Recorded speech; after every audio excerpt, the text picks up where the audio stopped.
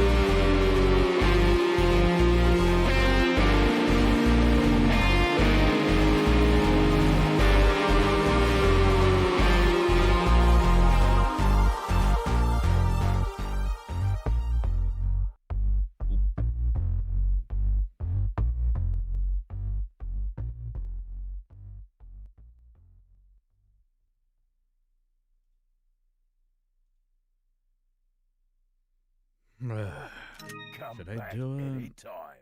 Hey, Fang. I have no clue what to say, so here's more money. Smile. Thank you. Should I do it? Is it worth the copyright claim?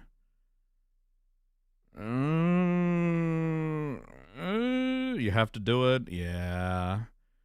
But, like, I don't want to get copyright claimed, though. Yo. Remember me from the Blight stream? You know why I'm typing. It's been 3 months since my last donation. And guess what? No SCP stream. Keep your word. Oh, no, I forgot. Bro has to play it. You have to do it, Don't risk it. Ah, fuck it, only 24 days left. Might as well. I haven't been able to do this in a while. So fuck it.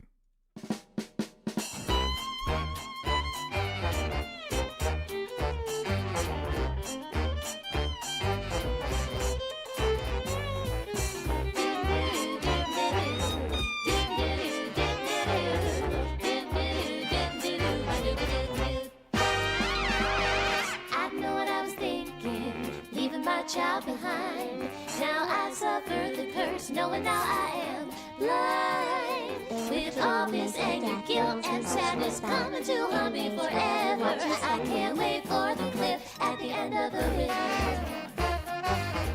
Is this revenge I am seeking someone to avenge me? Stuck in my own paradox, I want to set myself free.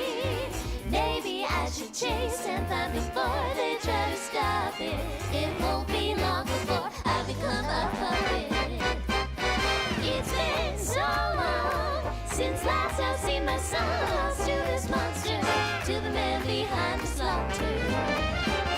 Since you've been gone, I've been singing this stupid song so I could ponder the sanity of your mother.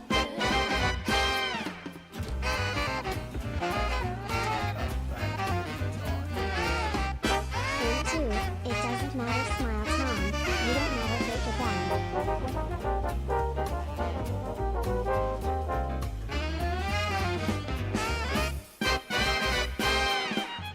I wish I lived in the present with the gift of my past mistakes, but the future keeps luring in like a pack of snakes. Your sweet little eyes, your little smile is all I remember. Those fuzzy memories mess with my The temper. solder behind the man.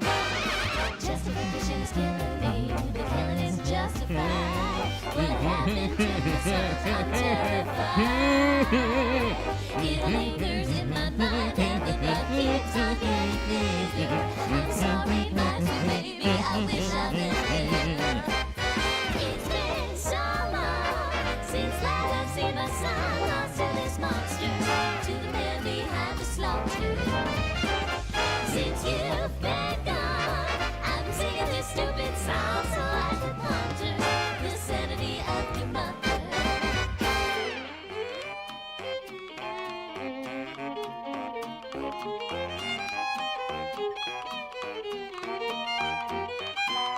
Come back anytime.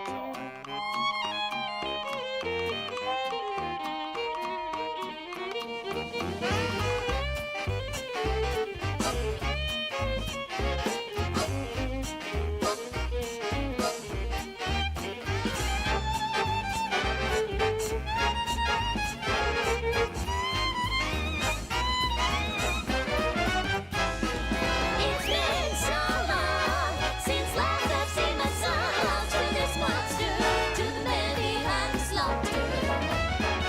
Since you've been gone, I've been singing this stupid song so I could ponder the sanity of your mother. So I could ponder the sanity of your mother. It's been so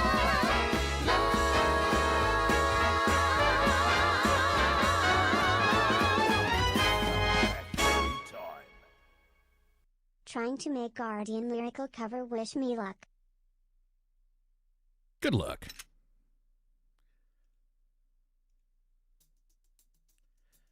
Oh boy.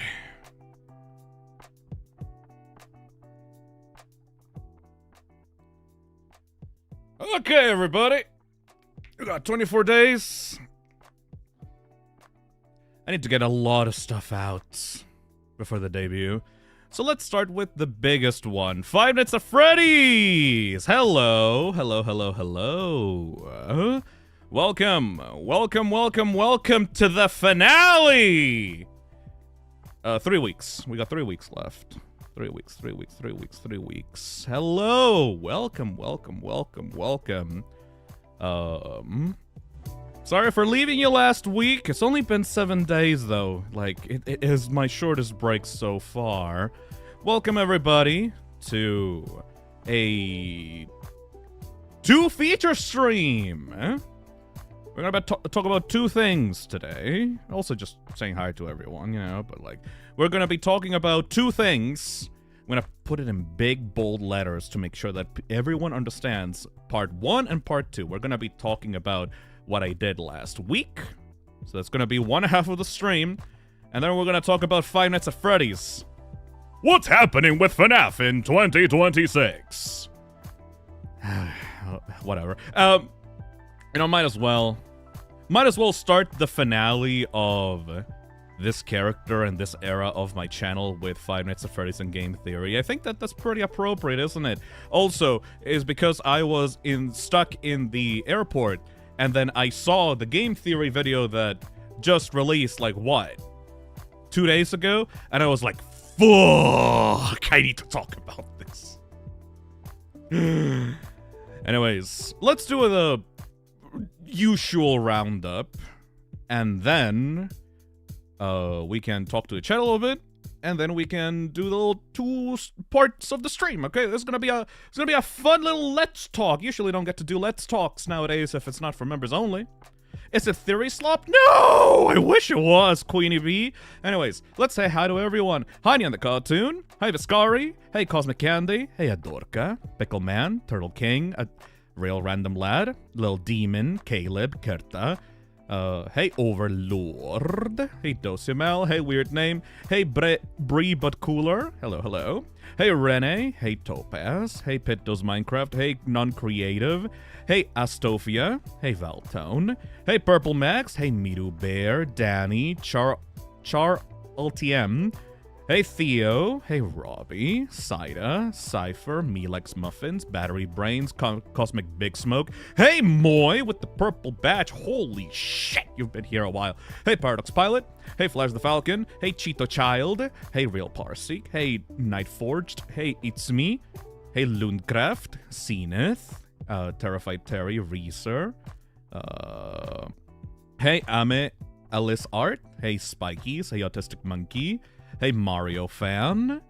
Mega Spinax, non-creative. Oh my god, you even brought back the old Hangout theme. That's the only thing that I haven't brought back in 5 years. Ebrana Boy, not Perino. All the regulars. Nice, nice. Hey, GPS. Hey, Lady Now. Hey, Shuffling. Autistic Monkey. Nicholas. James Giles. Dolly Snake. Hey, Starry Loves Strawberries. Lassie. Insane Fart Gamer. That's a wonderful username. Hey, TV Man. Hey, Old Man Game. Sup? Sup? Hey, Crooked Critter. And over on the Twitch side, because I'm now streaming on Twitch ever since, like, what, 2 months ago? Holy shit, level 2. What the fuck is a golden copper train? I still don't understand Twitch culture. Hey, Pie. Hey, thank you on Twitch. Hey, Mac and Cheese. Hey, Martha Gamer on Twitch. Hey, Task Manager. Tyrannical. Hey, Marionette Puppet Masters. Hey, MSN. Serpent Lord. Minta. Super Richter. Hey, Boo. My brain is fried. Fried even more, Slime Man. I can try to fry it a little bit, but honestly, this is less a brain frying stream and more of a... I think this is like the stream equivalent of like taking like an old doll from a toy chest. You know, the one that like you always beat up and dragged around the mud and like threw it against the wall to make a funny sound. And like I started using it for like acupuncture, you know? Like, this is me taking out the old shit and just, like, beating it senseless against the wall just so I can get, like, a little bit of stress out my body, you know? Hey, Bone the Cat. Hey, Ether. Hey, User83. Hey, little Vinci. Hello, I'm new to following, but I've been watching your videos for a couple of months now on YouTube. Welcome, welcome, welcome. Hey, Chibi Galaxies. Hey, Jevels. Hey, oh, hey, Trodos. Hey, Queenie B. Golden Kappa. What the fuck is a Golden Kappa? I am so sorry that I don't understand Twitch culture. Hey, Evil Cactus. Hey, Prosperous Moon. Hey, Epic Storm Chaser. Howdy. Howdy, partner. How's it going? Gonna be hanging out here since YouTube chat's just a bit too much as of now. Oh, yeah, that usually happens. If YouTube chat is too much, you can hang out on Twitch. It's both options. I have like a little window that shows both chats at the same time, so I don't really have to worry about it. Hey, Phil. After the new Avatar debut, will there be new chill reading streams? Yes, I've been holding off on a lot of stream gimmicks because of the VTuber stuff. Sorry. I just noticed that Phi doesn't have their lab coat anymore, Lamau. Yeah, because there's a fucking throwback. I'm here too. Hey, hell yeah, Trash and Channel. Welcome, welcome, welcome. What? Okay, something happened on Twitch. A lot of little emotes happened. What is a hype? Gold hype? What's a gold hype? I don't know. Why are people calling me? Now I have someone calling me on my phone. Fuck off. I don't need this shit right now. Anyways. Rare hype train. Okay. Well, I'm glad that people are having fun with the hype. Anyways, let's do the little queue for the super chats and donations, and then let's get talking, alright? Alright, good, alright. Hey, Ari60, thank you for the 9 months. FNAF, Freddy Daddy time. Ew. Well, thank you. Thank you, Mr. Carter, for the 31 months. Mini Fi took its first train ride last week. 3. Aww. I love you guys taking the little keychains out for adventures. Can't believe we Hey, Farcat. finished in 24 days. Leave Phil. You're not gonna perish. This model's gonna perish, though, so have fun while it lasts. Hey, Jace. $5, I wanna buy a packet of baked lays. I will not fall for this scam. Hey, Luke Nukem, thank you for the 15 months. Holy shit. Where's the fire? Don't scare me like that. It's fine. It's just, I just want to have, I just want to have opinions on the internet. It's my 21st birthday tomorrow. Ooh, happy birthday, happy early birthday. Hey, Purple Max, I believed in you. You lied again. How dare you? I will do it again. I'm like Goofy in that one fucking video. I'll fucking do it again. Will you remove all the streams that had your OG goober? Why the fuck would I do that? Absolutely not. I treasure this era. Come on. Hey, Liam. I'm watching your live stream on a plane. Ooh. That's a luxury. I don't get Wi-Fi on a plane. Hey, sucker. Just gonna say it was my birthday a few days ago. Happy birthday from a few days ago. I was probably in New York while that was happening. Hey, Fartface. Super crazy thinking the debut is not even a month away now. BTW, did you ever check out the Townfall gameplay trailer? I have not. I mean, good to go blind for that, right? Excited for your debut. Thank you, Star Sky. Thank you, James Giles, for the 9 months. Beat meaner new. I officially hate bombs. Implying that you loved them before that. Hey, Alyssa, thank you for the 34 months. Happy Monday, Phil. Can't believe we're less than a month till Tuber debut. Hype is real. Hype is a word for it. I had to unsubscribe to save money for an upcoming con, but I will be back soon. That's alright. I mean, good for you. Hopefully the con goes well. I personally recommend them. Purple help. Oh, you've been here for a while. Thank you so much, Old Man Games. Thank you so much, Non-Creator, for the 3 months on Twitch as well. Thank you, Nano Alco, for the 3 months. Sup? Sup? Oh, you know, just like about to have a fucking mental breakdown, but aside from that, I'm pretty chill. Hey, Burning Bad, thank you for the $2. How much did you spend at Skyline Serenade, Phil?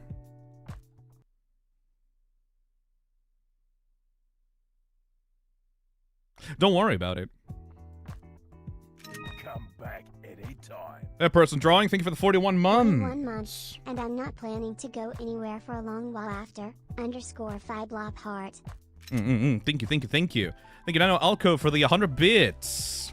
Thank you. Oh, hold on a second. Come back. Hey, Nicholas, thank you for the 4 months. Hey, Fi. God damn it, Phil. I've been Sorry. checking out this membership thingy. Also, did you manage to clean out the blood? Yes, actually, I did. Well, I got some of it still in the bag, sadly. Oh, thank you, versus Imposter, for the membership.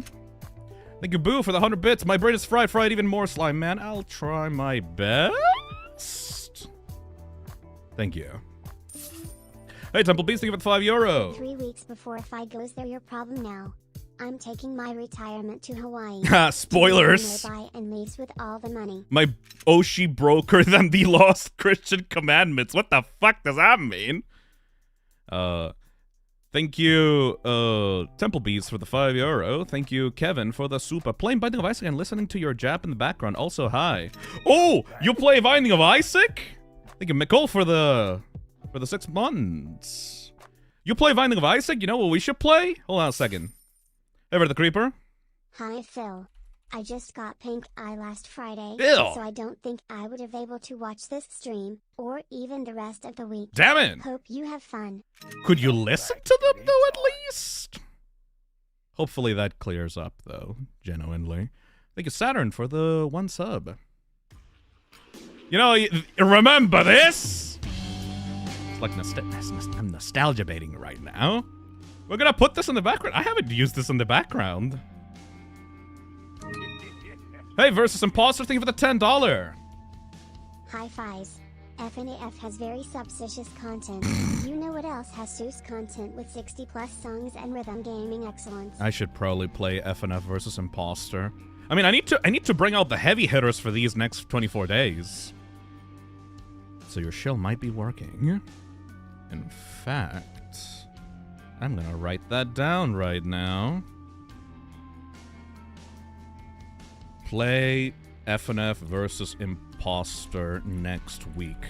There we go. Oh, thank you for the 1 sub. Gifted sub. Hey Fizz, we'll probably have to go later because of a medical emergency. Have an awesome rest of your day. I'm imagining you saying that as you're currently bleeding out. Also, Please go to the I'm gonna hospital. say this for chat. Don't harass people. Oh, And if you do, obviously. love your work, Phil. Thank you, Arm Vigilante. I will probably have to put up like a big fucking, like gigantic fucking wall of text during the second part of the stream just to say, don't be mean to people or I'll kill you. No, how do you say it? Because I'm not good at saying stuff seriously without coming across as a sarcastic prick. How do I say, don't be mean to people? Or, like, I will ban you? Be respectful? Yeah, that'd be respectful. That's also good. Yes. Because, like, you can have opinions on games and videos. Having opinions on that is good. Having mean thoughts about people is bad. I sound like such a prick. Because, like, I sound sarcastic whenever I say that, but it's true. It's such a... It's so difficult. It's so fucking difficult. Just say /SRS or something. Invoice? Whatever. Hey, Cat Boss, thank you for the 12 months. A year. Happy to see you back. Thank you, thank you, thank you. Bot. It's only been 7 days and you people act like I've been gone for months. It's kind of cute, honestly. Thank you for the 12 months. Hey, Crash Bandit for the 24 months. Hey Phil, can't wait for your opinions on the new GT vid. And speaking of 24, I've been a member for 24 months now. 2 years! Can't wait for your tuber debut. Thank you, thank you. Thank you, Dosiamal, for the super. Gentlemen, synchronize your death watches. Also, I got my plushie last week and I adore it. It will be punished for all your past sins. Oh, that's a lot. Ooh. Thank you, Medieval, for the 25 months. Boop. Boop, boop. Thank you, Foolish Fiend, for the super. My last 5 plush arrived a few weeks ago. Oh, neat. Thank you, Huduru Guru, for the sub. Thank you, Foolish Fiend, for the super. My last 5 plush arrived a few weeks ago. Thank you, thank you, thank you, thank you. Something like, please be respectful and mindful of what you say could work. That could be good. It could be good, yes. That could actually work. I think I'll copy that and paste it on the screen. Thank you, Angular Bubble, for the 5 months. You doing good? Thank you. Thank you, Scully, for the 18 months. Just saw your schedule for this week. So excited for Night in the Woods on Saturday. Hope you're doing well. Yeah, I am gonna push myself really hard with these. For this week. So excited for Night We in got the 3 Woods weeks on left. Saturday. Hope you're doing I'm well. gonna stuff them like Question. like kids in Do you think animatronic software suits. updates will come out before or after your debut?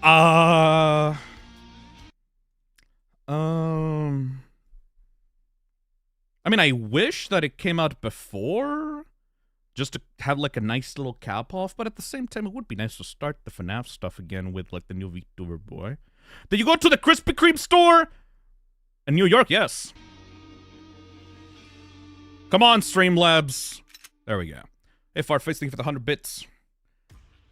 It's probably gonna be after. It's probably gonna be after. I don't want to pressure any developers into getting stuff out early for me. It's all right. I'll play it whenever. It will be really mean if they do it on the 17th, though. Anyways, thank you. Thank you to Stoey for the 31 months. Thank you, Queen Voodoo, for the 35. Hey Fies. Not an FNAF fan anymore, but saying hi. It's just preaching to the choir, Queen Voodoo. Preaching to the choir. Thank you, Dylan, for the $5. Thoughts on this weird security breach thing? I'm like, that's cool, but it's been a long while since I cared about FNAF. It's renal for me. I'll play it if it comes out, if I think it's cool. If not, whatever. It will be really mean if they do it on the 17th, though. Anyways, thank you. Thank you to Stoey for the 31 months. Queen Voodoo, for the 35. Hey, Dylan, for the $5. Thank you, Dylan, for the $5. Thoughts on this weird security breach thing? I'm like, that's cool, but it's been a long while since I cared about FNAF. It's renal for me. Did you buy the Big Apple donut? Did you buy the Big Apple donut? Did you buy the Big Apple donut? No, I bought pizza, though. I'll show you the fucking... I have a gallery of photos to show, motherfucker. Which is gonna be on the first part of the stream, by the way. I just want to point out. Currently, like, 1,000 viewers on YouTube. And I don't know how much on Twitch. Let me check. 150. That's pretty good. I know why you're here. I know why you're here. So this is how the stream is going to go, okay? For everyone that doesn't watch my streams often, this is how it goes. I have a 30-minute to an hour part at the beginning where I just say hi to people and I read the super chats and donations that come through. And I'm very thankful to them because people like to donate at the start, okay? I stall for 4 hours. Yeah, I stall for 4 hours, motherfucker. Then... after that, I'm gonna talk about why I disappeared last week. Because I went to New York. Can you fucking see in the photo? I went to New York. And I did a bunch of cool shit in there. And I'm gonna be talking about that for, I don't fucking know, however long I want. 2 hours, 3 hours? I don't fucking know. Regardless, that's gonna be the first part of the stream. Because there's gonna be a lot of fuckers that are gonna be like, oh, he's gonna talk about Five Nights at Freddy's. I can't wait for him to talk about Five Nights at Freddy's and how, like, oh, the new game theory video is, like, it's so bad. Oh, my God. That's fucking, like, the pig from, like, Looney Tunes or whatever the fuck. However, I will have to say, that's only the second part of the stream, and that's gonna be later. You know, you wanna know why? Because I want to talk about my trip to New York first. And also second, so I can get the guys that are like a little bit too aggressively mentally ill about FNAF out of the stream so they get bored and they fucking leave. And then I can just talk about the game theory video with my regulars that actually give a shit about what I'm saying beyond FNAF. Does that make sense? Does that make sense? Because, like, I don't care about the aggro FNAF motherfuckers. I want them to get bored and leave. And then I can just talk about game theory and, like, my thoughts on that video, because I want to talk. I do want to talk about that. I didn't ban myself from FNAF topics, at least not anymore. But I also want to make sure that people don't take this as like a big statement on game theory as a channel or like the state of Five Nights at Freddy's or whatever. Because like, no, I'm just a regular dude that wants to talk about a video that I watched. Because I have opinions, because I was in the FNAF community for like 10 plus fucking years. And I think that the stuff that Game Theory said in that video is very inaccurate to the experience of a FNAF fan during the Afton era. Does that make sense? Does that make sense? Does that make sense? Yes. Gotta filter them out. Yeah, I gotta filter the shit out of them. So yeah, we're gonna finish up talking and saying thank you to the supers. And then we're gonna talk about my trip to New York. And then we're gonna talk about FNAF. Does that make sense? It's gonna be like in 4 fucking hours at this point. We'll see. Hey, Sans Lason, thank you for the 20 months. Rare Monday stream. Mm-hmm. 5 welcome back. When have I done Monday streams? That's kind of weird, isn't it? Thank you, Sans. Thank you, Tech, for the $2. Hey, Phil. Recurrent watcher, first time member. Thank you for the membership. Oh. Thank you, Nixie Nirvana, for the 10 months. I got the day of the debut off. Did anyone else? It's September 17th. It's September 17th. Hey, Murderous Valentine. Welcome back with the milk. Ready for the yappin'. The New York milk. Heart. I milked it out of the finest gators inside of New York sewers. Or is that Florida? I'm not sure. I don't keep up with American lore. Regardless, it's September 17th. That's when this character gets killed. And it's replaced by an anime boy. That's people are gonna be like, oh my God, he's such a weeb. He likes anime. So like, you got 24 days to stare at this beautiful fucking mug before I get plastic surgery or however the fuck those Hollywood people do whatever with their bodies that makes them like really creepy looking. Hey, hot young blue stars, thank you for the 3 months. Why does Philo Key have a snatched waist? Porn. Thank you. Thank you, Nyan the Cartoon, for the 47 months. I don't think I'll be able to make a plush of Final Five before the debut. Sorry about It's alright. I'm very excited and nervous for the tuber. Me too. Don't worry about it, Nyan. You've already done so many, like, Fi plushies and stuff. You've done a really good job. Instead of stressing yourself out about the debut and trying to do something big for it, and then feeling really bad because you didn't manage to do it, and like beating yourself up and like hating yourself and doing like whatever, like bad, like, oh my god, like my life is over, I'm such a failure, or whatever. Just enjoy the time that you have. That's what I ask of you. I don't ask of you to do anything big or exciting or masterful or mind-blowing. I just want to spend time with you. Like, and enjoy what we have before it changes, okay? That's literally it. That's literally it. I just want to have fun. Let's have fun. All right? Hey, Lolbit, thank you for the 3 months. Can't wait to see the tuber model. Thank you. Books fill. Who gives a fuck about books? Thank you, Kerta, for the super. Hi, Fizz. Hope the stream will be awesome, but today I suddenly got a migraine. I felt a strong feeling of being invisible, so might as well leave early. Kind of weird to say that, and wanting to be invisible while also leaving a super, but whatever. Thank you. Got migraine, and I just felt a strong feeling of Be invisible. Be introverted. Hey, Crooked. Thank you for the 40 months. Finally able to catch a stream again. Thank you. Also, my Azerban keyrings have today. Fuck yeah! Which means I got all your merch minus a poster, I think, _5 block. A collection. Nearly complete. Congratulations. Hello, Lucy Loser. It's so Jover. Another Twitter war will begin.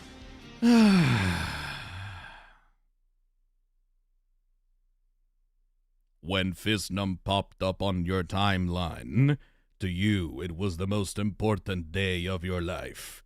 For me, it was Tuesday. Hey, Ham, thank you for the 6 months. Last bonus super chat before the re-debut. Mm-hmm. Glad to see you back, Fi's. Gotta say, seeing the old model again gives me both excitement and dread. Yep. Thank you, Ham, for the 6 months. Hey, Camel, thank you for the 5 months. Thank you, Dunko. Thank you, Silly, for the super. Can't wait for in 24 days. Thank you, Actually Maury, for the £5. Not sure why my first donut didn't go through. Sorry. But it was my birthday a few days, and I went to see the Living Tombstone. They were a great smile. Hopefully you enjoyed it. I think I did see the super. It's just, you know, Q stuff. Super chat Q. Happy birthday! Late birthday. Thank you, Maury. Thank you, Cosmic Big Smoke, for the super. The slime thing has attacked New York! And by attacking, you mean me getting lost in New York, because the streets are fucking nonsense in that place! What do you mean 50th Street combined with the 49th whatever the fuck? Why do you people name those streets like that? I fucking hate New York. We're gonna get it late. We're gonna get late. I fucking hate New York. If you live in New York, I'm sorry, but I fucking hate your city, bro. Hey, Watcher, think of the €5. Until the rotoscoped Phil gets mauled by an actual bear with a top hat. Shit, I would love to do that if I had time for it. Thank you, Versal Imposter, for the $10. Damn it, I thought you were gonna play hard to get. Okay. I had a whole bit planned. Excited for the tuber debut. Yeah, but like the FNAF Imposter mod actually looks good, and also we watched the Among Us show on the Discord server, and it was peak, so I was like, I kind of want to do it. It's alright. I kind of want to do it. Thank you, Banana Boy, for the 2 hours. You should play Hypno Lullaby demo. It's cool. Okay, I'm going to play hard to get for that, because like I usually don't play demos. Hey, Winston Miller, thank you for the $2. Who's up in the game theory right now? No, not right now, in like 3 hours, probably. Thank you, Dylan, for the $2. Damn, did my other super chat just not come through? No. For the ones that are not usually on these streams, I have a super chat queue so that I can press a button and release the super chats. If it doesn't go through at the moment, it's because like I'm reserving it for later when I can actually talk. If I get interrupted, I am not gonna be able to see shit. So I just push the button. It's like, let the next super chat come through. Yeah, it's like I'm sitting in a throne like a fucking king from the Middle Ages, and I'm like, let the next jester come in. What the fuck are they gonna say to me? It's like, you know, that kind of feeling, you know? Like, guards, bring on the next clown, or something like that, you know? Hey, Purple Slurpee. Hey, Purpy Slurpee. Nice to see you again, Phil. Looking forward to the re-debut. No matter what direction your content will take in, you'll always be my Yoshi. Hopefully, you like ASMR. Hey, Spider Hater, thank you for the 30 months. 30 months, and I'm ready to witness Phi's death. Ooh. We're gonna make a funeral stream. Hey, Lexi Knight, thank you for the $2. Got my hair dyed black, excited for the debut. Hell yeah, Goth Girl represents... Goth they them? Goth! Just in big, bold letters. Work for the tuber debut. Thank you, thank you. Good luck, King. Looking forward to it. I can't believe that people are using their PTO on my stupid shit. Thank you. Hey, Warren, thank you for the €2. Have you or will you ever play Nobody Wants to Die? That does sound familiar. I do kind of want to do that. Thank you, Chalice, for the $5. We get it, Phil. You just hate us so much that you ditched us for 7 days. I am afraid of how much worse you people are going to get once the debut happens. There's going to be a shift. Thank you, Grunt, for the $2 novel. I'm not going to read the book. Not going to read the book. Why am I fucking Italian? Fuck that. Hey, Lexi, thank you for the 20 months. Almost 2 years. Been watching for 3. THX Pizza Tower. Thank you, thank you, thank you, Lexi. Emoji. I do miss Pizza Tower, actually. Hey, Lousy, thank you for the $5. Disagreements on your take about Secrets of the Mimic. Ooh. But that video was so fucking peak. I've rewatched it multiple times. I feel like such a fucking asshole. Hey, Loose. As usual, I'm late. What are we talking about? Oh, we're doing the general, like, letting people talk and donate and stuff before we get into the main topics right now. It's only been 40 minutes. Gonna, you know, literally at the start of the stream, so it's alright. Also, I feel like such a fucking asshole because whenever I talk about Five Nights at Freddy's, my genuine opinion is always the opposite of what the community thinks. And I swear to God, I'm not doing a bit. People were like, oh, Secret of the Mimic was such a disappointment. Oh my God, Secret of the Mimic is not FNAF. Oh, it's not FNAF anymore. Oh yeah, I hate it. And I'm like, but this is the best FNAF game that we've ever had in fucking years, though. And like, I feel like such an asshole because like it feels like I'm trying to be contrarian about it, but I genuinely loved and enjoyed that game, and it made me genuinely love the Mimic as an antagonist moving forward in the FNAF series. And I'm like, fuck, you know, like, I would say, like, if this was old Phil, like, if this was Phil from, like, 5 years ago, it would be like, haha, yes, I am being a contrarian. Oh, boo me, haha, look at me, I'm so evil, haha, I'm just saying stuff to rile you up. But I'm like, no, I just genuinely fucking like that game, I'm sorry. Like, it's so much worse because I'm like, no, I just genuinely like that game.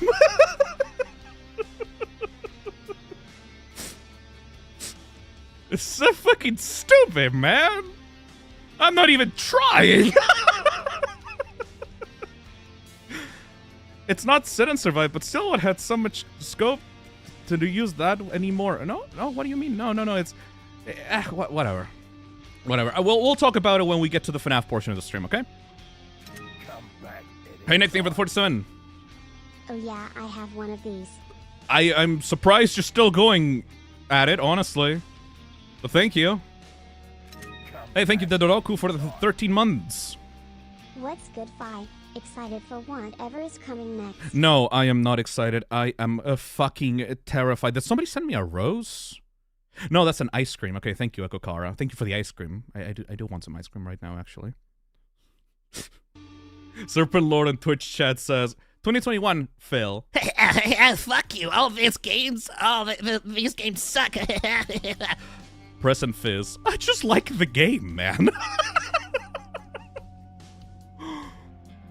Come Thank you, back. Saito, for the 15 months. You should also do Hotline 024 and rewrite round 2 or the Hypno Lullaby reboot. Fuck. Also, I feel excited for these 3 weeks. Try not to burn yourself out. I am going to burn myself out. I'm sorry. I'm sorry. That might not be the healthy thing to do, and whenever creators are like, you know, pushing themselves a lot, people say, don't burn yourself out. It's not worth it, man. Your health matters more. But I'm like, yeah, but what if I want to do it, though? But what if I want to do it? What if I want to do it? Because it's fun. What if I want to do it, though?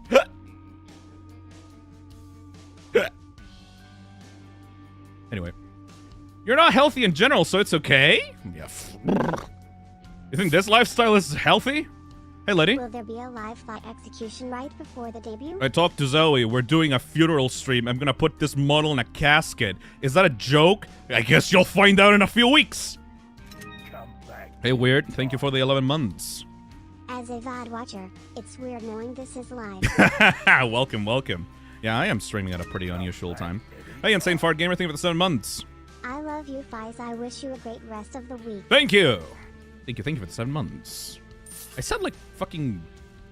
Hey, Fies, glad to make to Hey, another Overlord. stream. Love your Indicopia VODs while I was making my lunches for the week and a cheesecake. I wish that Endocopia was longer, because I really enjoyed those streams, actually. Thank you, Overlord. You know I love a game when I try to squeeze as many streams out of it as humanly possible. You know when, like, a game, like, I'm obsessed with a game and I can't stop thinking about it, when I'm like, what do you mean there's, like, a secret ending that you can only get if you do, like, a super advanced ARG, like, super mega detailed ARG super secret ending when you have to replay the entire game all over again and do, like, a super specific, like, series of steps to be able to get, like, a 15-minute ending. And then I just do it because I want to do it. Same with Secret of the Mimic. I finished that game 100%. And I was like, okay, how could I possibly make another stream about this because I loved playing that game? Oh, we're gonna do a lockerless run. Because I just want to play more of that game. Or like with Uma Musume Pretty Derby. I've been streaming that shit nearly weekly since I started like playing Uma Musume. You can tell when Phisnom fucking can't get enough of a game. Hey Theo, thank you for the super. Been taking my 5 plush with me everywhere lately. It's a really good Squish toy. Hell yeah. Also, the evil and intimidating 24 days left. It's so close. Anyway, hope you had a good trip to NYC. I had a good trip. I don't like NYC, though. Come back. Hey, Burpy Slurpy, thank you for the 2 months.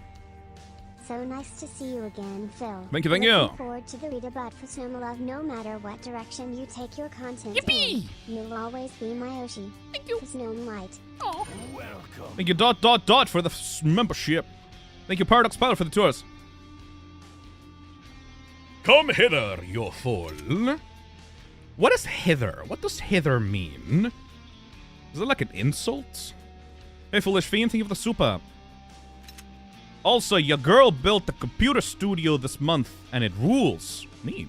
Perfect for playing Lunacid, the hit dungeon crawler by Akumakita, while listening. Neat. Thank you. Here. Oh, okay. Excited for the tuber. Hey, Kappa. Hopefully, I'll be able to catch it live. Hopefully. Might have to just VOD watch. Thank you, Issy the Fae, for the 37 months. Phil, you could do the noise P ranks if you wanted to do P I could totally do that. It'll take a while. Hey, Crockett Box, thank you for the 2 months. This marks roughly a year since I became a fan. I have no regrets. Yippee! I'm glad that you've been having fun. Back. Thank you, Surfbone, for the 13 months. New York does suck. You're not alone there. Yeah. Hey, Phil, if you see this, can you give advice on what I should do to start being a PNG tuber? I want to try it. Literally just do it and learn along the way. Because I started with some bullshit. Like, literally throw everything at the wall, and I'm just mixing it up in the kitchen, and I'm like, this is some bullshit. And then slowly review the streams that you did and go like, okay, I can improve in this area, and just slowly build yourself from there. When you're a PNG tuber, you could do fucking whatever, man. The bar's in hell. So just like slowly start rising from there. You will never start perfectly. Just do it and then continue slowly improving from there. Does that make sense? I think that makes sense.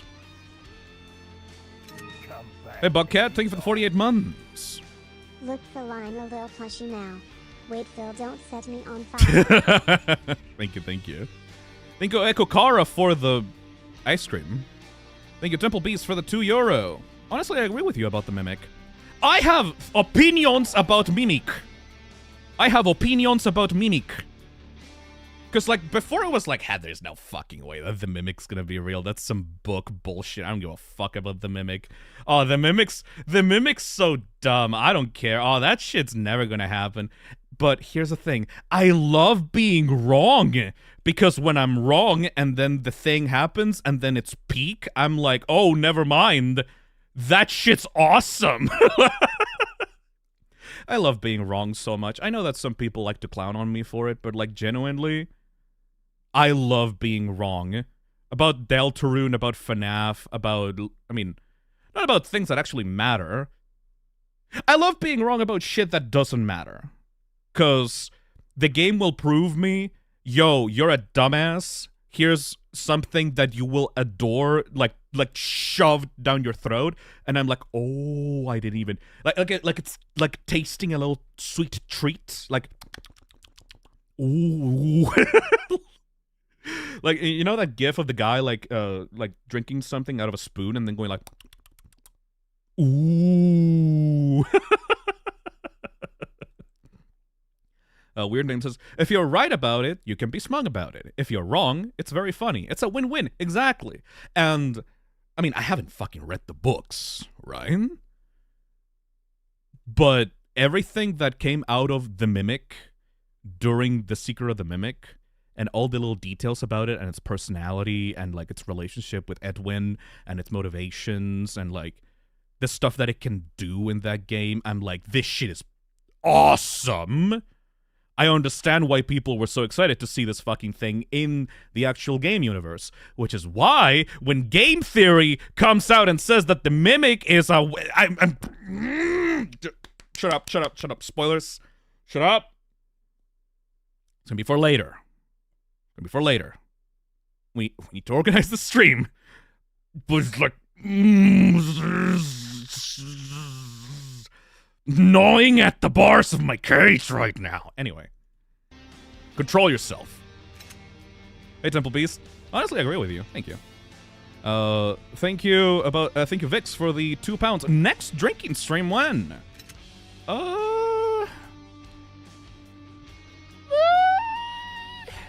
After the debut. Come back. Can it, Phil? Thank you. Thank you, Beam the Chimera, for the 5 months. 5 months, woohoo, also Woohoo! 24 days left, slime boy. Thank you. Thank you, Danny, for the super. Yo, Fizz, finally got done with customs. My Azorb and Keychain will be with me soon, hopefully. Thank God. And thank you, Silly ARP, for the super. Will you revisit the Toxosonas after the re-debut? No, I'm going to do the review, like, in these next couple of weeks. I know that I said that it was going to happen last week, but, you know, I went somewhere and I couldn't really bring a fucking laptop to New York to do it in the middle of doing all that. So I'm really sorry that I didn't get to do it yet last week. I'm going to try to do it, like, during this week. Hopefully we can get that started and then do the reviews in the next few weeks. Thank you for your patience, and I'm sorry to not be able to do things that I wanted to do. Hey, RE6 Draft. Have you ever taken a look at the FNAF Theories tier list maker? No? There's like 170 theories out there. It would be so funny to try to see you make sense of the acronyms. For real? What is that? FNAF Theories list tier list maker. FNAF Theories Ultimate. What the fuck? Whoa! I'm not gonna do this right now, but take a look at this. I kinda wanna do it on another stream. FNAF Theories Ultimate Tier List Maker. I'm just gonna scroll.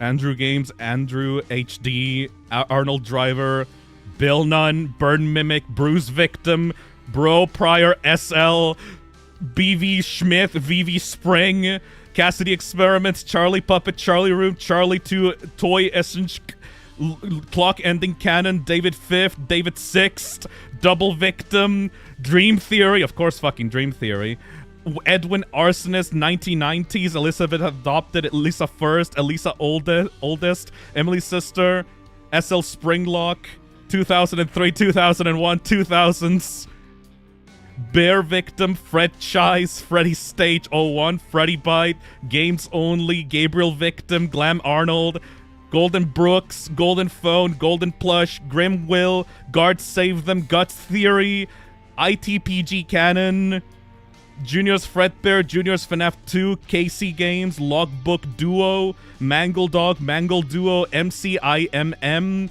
MCIUCN, MCI Span, Mike All, Memory Pit, Meta Redesigns, Mike Hero, Mimic Baby, Jeremy's, Neutral Henry, Oldest Bro, OMC Bro, Pit MCI, Pit RWQ.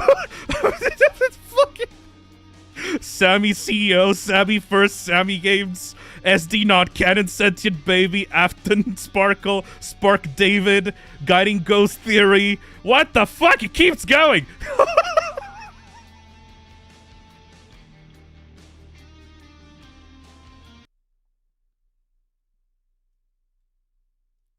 Fucking Five Nights at Freddy's fans. Oh my god. Hey, Wyona, thank you for the super. Where's it on the list? As someone who always takes all-nighters to do stuff, streaming for a full week doesn't sound as bad. We got more fist time to spare before he dies. Yippee! Thank you, Riot Run, for the $5. I'd love to stick around, but my autism won't let me. It's alright. Have a great stream, you all. Thank you, thank you! Thank you for your support regardless. Thank you, Lexia, for the super. When you had a job, how'd you balance work and stream? Badly. Struggling to figure out a healthy mix. There's none. Thanks for showing me how to be confident in myself. Oh, no problem, Lexia. Face emoji. If you are asking me about how to find a healthy balance of life, I am sorry to tell you, but I am not healthy. I am not the pinnacle of health. You want to know how I balanced it out when I had a job at a work at a college? I didn't. I just did not sleep. I was a caffeine addict. I just did shit until I passed out on the floor, and then I kept going. What's the healthy way of balancing streams and work? You just don't do one of those. That's kind of bad to say, but like I really don't have any answers because like I was just bad. Thank you, Luke Nukem, for the super. Sutton was actually a good playing experience. I lost my mind playing Security Breach. How could people dislike Sutton? I have reasons that I will talk about on the stream. Why do people dislike Secret of the Mimic? I will tease your balls a little bit for the answer and see if like you're in the same page as me. You know, I'm gonna tickle your pickle and like tell you very vaguely what the real answer to that is. You want to know what the fucking answer to that question is? They miss being a kid again. And that's okay. People grew up. And some people don't know how to move on from things. And that's not bad. I'm not saying that people are wrong to do that. You want to feel like a kid again, and you can't, and that sucks. Because the world sucks. And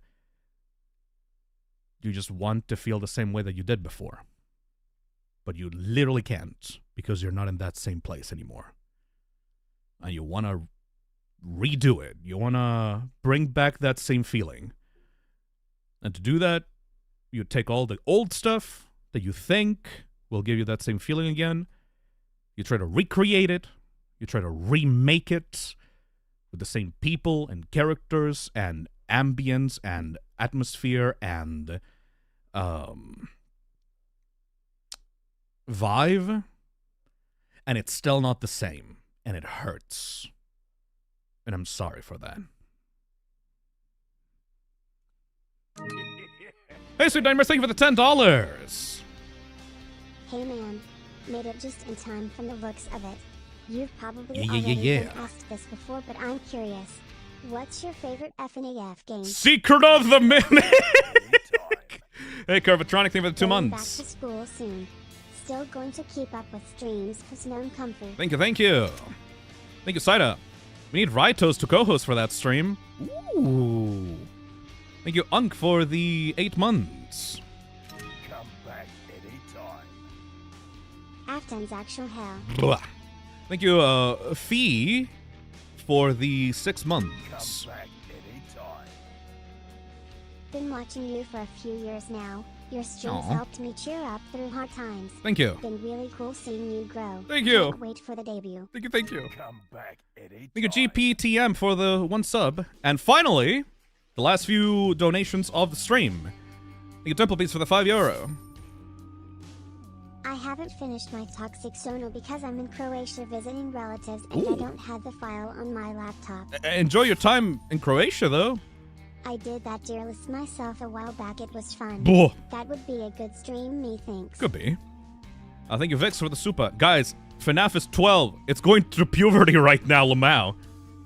I mean, you joke, but yeah, it literally is doing that. It is changing, and people are dislike that. But we'll get to it in a bit. Thank you, Kurta, for the super. Watching your streams always make me feel better, so thank you, Fizz. Now I only have a headache. Oh my god! Fucking alarm bullshit. Why do I even have that alarm? Thank you. Hey, Surfbound for the We don't $5. got enough people talking about Mega Cat I Studios fucking into the know, post. That dude! game It's was so good. fucking good! Anyways, that's it. That's it for the donations. Thank you, everyone. We need to get a fucking move on before people start complaining and stuff. But thank you for the donations. I really appreciate it. Anyway, so let's add this little piece of text onto the screen just to make sure that everyone is aware. Part 1 of stream. Talking about my New York trip. FNAF stuff later. There we go. So just increase that. Put this here. Where do I put this? Like at the bottom? Oh, like there. And just decrease the size of that. Make it green. It's the green, it's the green, it's the green you need. And when I look into your future, it's the green that I've seen. I need to rewatch The Princess and the Frog.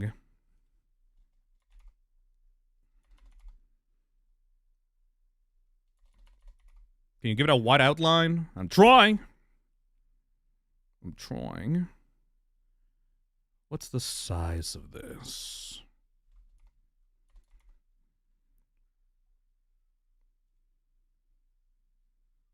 Are you ready? Are you ready? There we go. If you don't see this message, well, fuck yourself. There you go. I would love to hear your cover of Friends on the Other Side. I don't think I am built for that. I cannot compare myself to Keith David, man. That seems a little bit impossible, standards-wise. Alright. Okay. Let's begin. Part 1. I went to New York! I'm so happy about... So, to give context, last week I told people that I was going to go meet up with family and do family stuff, right? And that was a fucking lie. You should not trust me. I am untrustworthy. You should not trust anything that comes out of my fucking mouth. My Oshi finally going outside on a regular basis? No. No regular basis. I went to Offkai because of a concert. I went to New York because of a concert. There are no more concerts on this year, so I'm gonna just stay inside and just no life this shit out of the rest of the year. My Oshi lies to us. He hates us. No, I don't hate you. But I do like to lie to you, because I love my privacy. So, why did I fucking go to New York, you might ask me? I wanted to go to Anime NYC. Cause I love anime. Hey, for the FNAF people at the back, I fucking love anime! And I'm gonna get worse about it. Several times worse as I continue existing online. So, I fucking love anime, and I wanted to spend some time at Anime NYC this year. Specifically Thursday and Friday, because like I didn't want to spend too much time away, because like the debut is going to happen soon. So I wanted to make sure that I spent as little time as possible outside. And also, I wanted to go to a concert. Skyline Serenade, live at the Beacon Theater. Beacon Theater. Not the Bacon Theater. The Beacon Theater. It's a VTuber concert that I wanted to go to. Guess who was there? Shut the fuck up! Anyways. So yeah, that was the reason for why I wasn't available last week, even though we have such little time to spend together before the debut. And I got some photos! I got some photos to show you guys! Just to make sure that, you know that it's real and I didn't fucking lie to you. There are VTuber concerts? Yeah, there are many VTuber concerts. Usually in cons, or like around the time of cons. I really like them. I haven't usually spent time outside in my life. I have never gone to concerts before this point because I'm an introvert that gets really, really, really overwhelmed with loud sounds. So you would figure I would be, like, a concert would be kryptonite for me. However, I gotta tell you, from the bottom of my heart, because I know how my viewers are like, if you can bring yourself to do it, it is one of the most fun experiences you can have in your life. And things nowadays are very miserable and stressful and horrible every single day. So, I beg of you, if you have the capability, monetarily, time-wise, physicality-wise, if you're able to go to a VTuber convention in the future, or like a concert, I recommend you go. Especially with a friend. Or you can meet people there that will be friends. I am an introvert. I don't like spending time outside. I don't like spending time with people. They stress me the hell out. But still, if you are around people that you trust, if you're around people that have the same interests as you, if they have the same knowledge that you have, it is infinitely easier to enjoy yourself in these things, right? I have sensitive ears. Do you think I could go to a concert, like sensitive to high volumes? Yes. You can buy plugs. You can buy noise-canceling headphones. You can buy a lot of equipment that will help you mitigate the noise while also help you enjoy yourself. It sounds fucking stupid to put on plugs when you're going to a concert, I know. But, hey, once again, I've been in these situations before. You know, when I go outside, you know what I have? I have little earplugs that block not all of the noise, but most of the noise, because most of the noise outside is very overwhelming to me. So if I just block a little bit of it, like 50%, 75%, then I feel much more at ease and at peace with myself. So you can still enjoy the concert experience while not completely overwhelming yourself. you know? They don't mute everything, but most help with anxiety. Exactly, Lexia. Oh, that sounds like heaven. It's really not that difficult and not really that expensive. You don't really have to buy like a $200 fucking dollar like noise isolating headphones for that. You can buy some plugs like that let a little bit of sound through, you know? So yeah, I just want to tell you that as an introvert that hates people and hates loud noises, the key to this is you have to find something that you actually enjoy. For most, 90% of you, you know, it would be really good if you had the ability to go do that. Go to the Undertale Orchestra concert with a friend. I think that it's sold out this year, but if you have a friend in the Undertale space and the Undertale Orchestra is playing around your city or in your state, make time with that friend to go to the Undertale Orchestra with them and experience that with them. Finally, Argentina. Hell yeah, yes. I would love to go there, but like I've spent too much money already this year. But yeah, just if your life is miserable and you're stressed out all the time and you don't really know what to do with your life and you're just generally lost, I can't really tell you what to do with your life because that depends on the individual, but I can at least tell you that going to a concert, going to a con, going to a gathering of people and planning to do that will give you a goal. A goal to make yourself happy.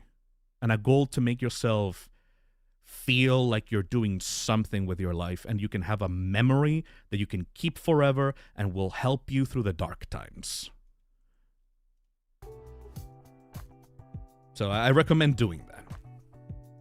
Also, totally not because I'm also going to try to do these things myself and host these things myself for people. I'm totally not saying that because I'm also going to try to do that in the future. Totally not. Anyways, just saying, please consider it. So yeah, that's one part of it. Second part of it, I fucking hate New York, though. Anybody here on chat right now? Everybody here on chat? Can you raise your hand if you live in New York? Raise hand emoji. Hand emoji. Do you live in New York? Do you live in Manhattan? Do you live there? I want to see where are the New Yorkians here? Kerbatronic, all right. Okay. Kowalski, okay. Mega SSBU, all right. Okay, Blue Rain. Okay. Technomark, all right. Galaxy. Yeah, there's some New Yorkians here. Zoeza. Stranger. Prosperous Moon, but not in Manhattan. Fair enough. New York is a whole ass city outside of Manhattan, yes. Okay, so there's a few of you here. There's a few New Yorkers. I gotta ask the people that raised their hand, do you like your fucking city? Specifically, do you like Manhattan? Specifically. Do you like your city? Do you like Manhattan? No, hell no. Upstate New York? I hated visiting NYC. Meh, it's meh. Get me out! No, get me out! Ultrawave Productions donates $10 and says, I visited NYC twice. It's a great place to visit. It would be hell to live. Yeah, so I've visited NYC, specifically Manhattan, twice. First time, it was a connecting flight to go to another place, so I'd stayed there for 12 hours, and those 12 hours were one of the most stressful travels of my life because I needed to go from JFK to the New Jersey airport, so I had 12 hours just to walk around the Big Apple and find some shit. Because I'm a fucking Spider-Man nerd, I went to the one bridge in Spider-Man 3 to take a photo of that, and the Central Park, and I went to like the fucking Empire State Building and like all the big landmarks. It was great. It was awesome. Holy fucking shit, that city sucks. It feels claustrophobic. I've told this before. I don't know how you can make a city that feels claustrophobic. most of the buildings and streets in the middle of Manhattan feel like you're trapped in the back rooms because they're so tightly packed and there's so many people around doing like screaming and crying and yelling, and the streets are always so busy with cars and shit, and like okay, why the fuck is there steam coming out of the manholes? Why the fuck is there steam coming out of the manholes? Americans, does that happen in every city? There's fucking steam coming out of the place where the sewers are. You know the shit water? You know the shit water with shit on it? Steam comes out of the holes in there, and it's just propagating all around the fucking city. No, that's specifically an NYC thing. That's the demons. It's not the sewers. It's not the fucking sewers! Now where did this shit go? What are you talking about? I don't know, it's some mysterious sludge when I went there. I don't know what the fuck that was. Why is there steam coming out of there? It's a fucking dark world living under NYC. It can't be hygienic. It's a fucking dark world. Like, it's like white steam. And also, most of the streets smell like piss. I am sorry. I feel like such a fucking hater. I should not be a hater of people. Maybe like people live in Manhattan and they like it and they like living there, and it's like they feel hurt about their city being trashed by like a creator that they like. But like, I'm sorry, how the fuck do you live there? It's so loud and dirty, and there's like trash everywhere and trash bags everywhere, and like half the fucking city is in the middle of construction while people are walking around, and like oh my god, the subway is so dirty, and the floor of the train cars on the subway are like literally filled with dirt, and like there's not enough like spaces.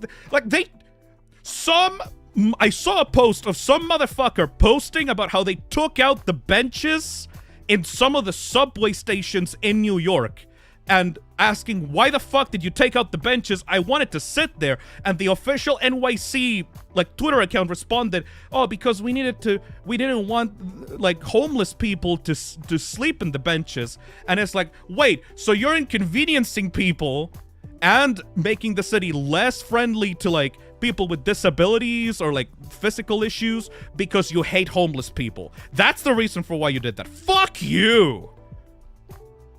Isn't Manhattan known as the city of dreams? It's the city of fucking nightmares.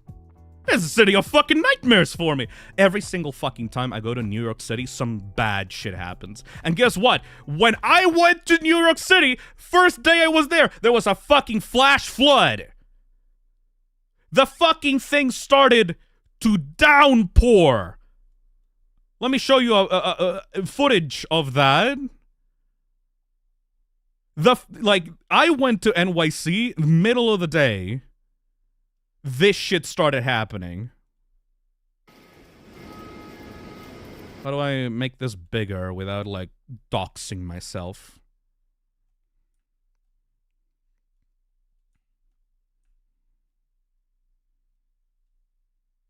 Hey, Aristotle, thank you. Aristotle, my heart, thank you for the $5.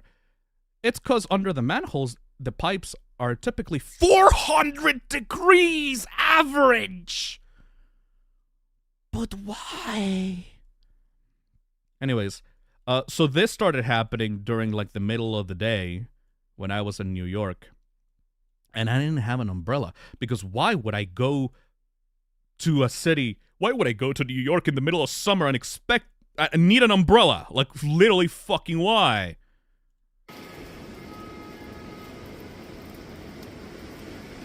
I was soaked to the bone. Summer storms. I don't understand that concept. As a Chilean, I don't understand that concept. Look at that fucking thing. Hey, Rocky Stan. Oh boy, FNAF stream. I'm so happy. Oh, he's talking about Min Phantom NYC Skyline Serenade concert. It's a half and half stream. It's not just about FNAF. It's about everything. Part 1 of the stream is about the NYC trip. Part 2 is about FNAF. I wanted to talk to people about NYC. Thank you, Axie, for the 12 months. Glad to see I haven't missed anything. A whole year. Damn. Look, some people in the fucking comments of this post went like, Oh my god, Phil, it's so beautiful, though. It's so beautiful. Oh, I would love to be there under the rain. The rain is so peaceful. I loved it. Oh, that looks so pretty. Hashtag good vibes. Hashtag such nice, pretty fucking visuals. Oh, that's a mood. It's not fun when you're actually under it. When you're actually under this thing without any umbrella, soaked to the bone, having to walk back to your hotel, it ain't fun. The city is not pretty. Look at the fucking trash bags at the bottom right of the screen. That's not pretty. It's just fucking disgusting and it smells like piss.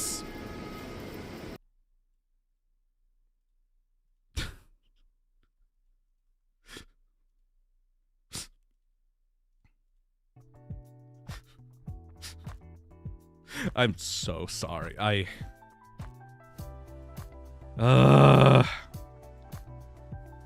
Nova, 32 months and haven't seen the GT, but also it's currently hurricane season for the US, so it rains like 1 or 2 times a week where I live. I guess that would explain it. This is the moment that Phisnom became Phisnom. I don't fucking get NYC. Like, it feels... NYC feels like the city equivalent of, like, a tower of duct tape. That shit was established hundreds of years ago. And you walk on one street, and it's like there's a building that was made in the 70s. There's one building that was built in the 1800s. There's one that looks super fucking modern and is like reflective sci-fi ass looking building. You go underground and it feels like a Silent Hill torture chamber. Like for real, like look at this shit though. Like look at this shit though. Like what the fuck? I was like I was taking like refuge from the rain, and I was like, why am I literally in the Silent Hill 3 subway level? Like that shit's scary, man. like that shit's scary. Silent Hill 3 subway level. Can you imagine being trapped in there in the dark? We have to show people the fucking... Yeah, there we go. I did not think that it was going to be this one-to-one with Silent Hill 3. Like, I knew that they took inspiration from the NYC subway for the Silent Hill 3 subway level. I did not think that it was going to be that fucking accurate to the real goddamn thing. And it's, you know what? It's even more fucking claustrophobic than in Silent Hill 3. Because the hallways and stuff are even more cramped than the actual game. Look at the fucking... What the fuck is that? What is that? You know the dripping blood from the hospital in Silent Hill 3? That just literally looks like that.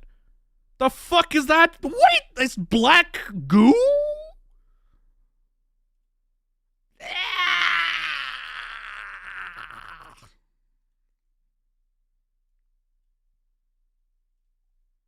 Ratman Dirt, been there since 1920s.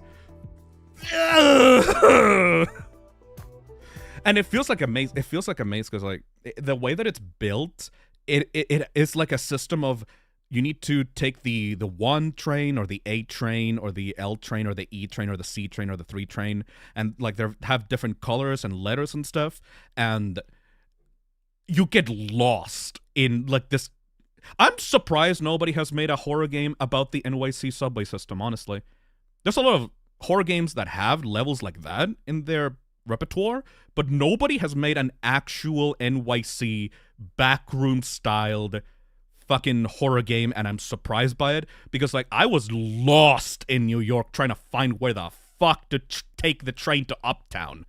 No, wait. Okay, I needed to go back to the airport, and I needed to go downtown Brooklyn, go down, and then try to find the E train to Uptown to go into JFK.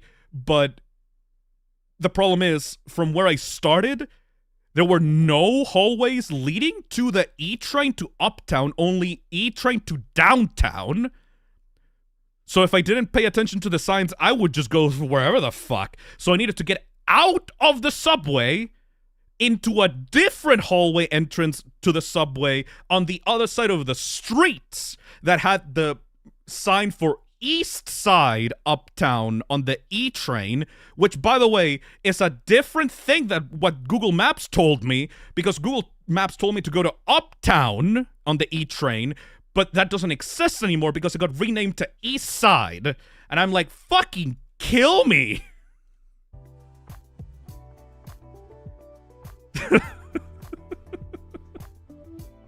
I'm spacing out already. What the hell? I just hate New York. I am...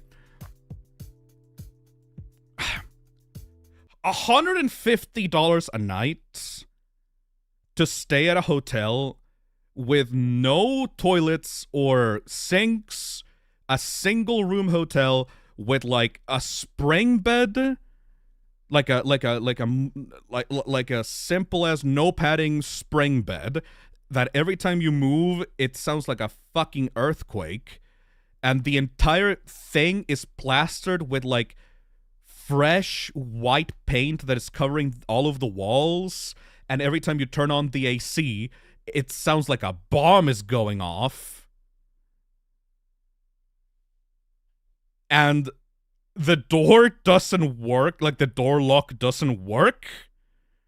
So you have to put in the chain door to prevent people from coming in, but people can just still open the door if they want to, and they can see you sleeping, and then you get woken up by like the cleaning lady watching you sleep through the fucking opened, like linked door, asking if like you're gonna leave, even though I have 2 hours to check out. And it's like,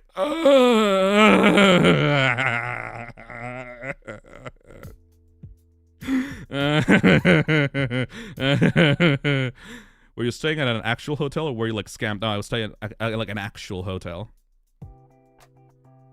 Like, you know the part at the end of like No Way Home where Peter Parker opens up like the door to his like new New York City apartment? You know where like Peter Parker has like his fucking box of shit, and then he opens up and it's like the worst apartment ever? Okay, imagine that, but like half the size of that apartment was the thing. No, you know what? You know Judy Hopps in Zootopia? That is the size of the thing that I was staying at. It's like that. It's like Disney movie level shit. I'm sorry for being such a whiner. I actually had a really good time. Just not because of the city. I had a good time in spite of the city. It was so wet as well. It felt so disgusting. I fucking hate feeling sweat. But I wasn't even sweating. It was just so humid in that city. Like, it was like hot and wet. I could feel the air mist around me and breathing it in, and it's like... Just go to a prison at that point. It felt like a prison. It felt like a prison bedroom because I could see the pipes for the rest of the building installed in like the ceiling of that and painted over with like white paint, and it's like I could 100% see someone getting chained up to a pipe in this room. Like, this is a murder room. It's a fucking murder room.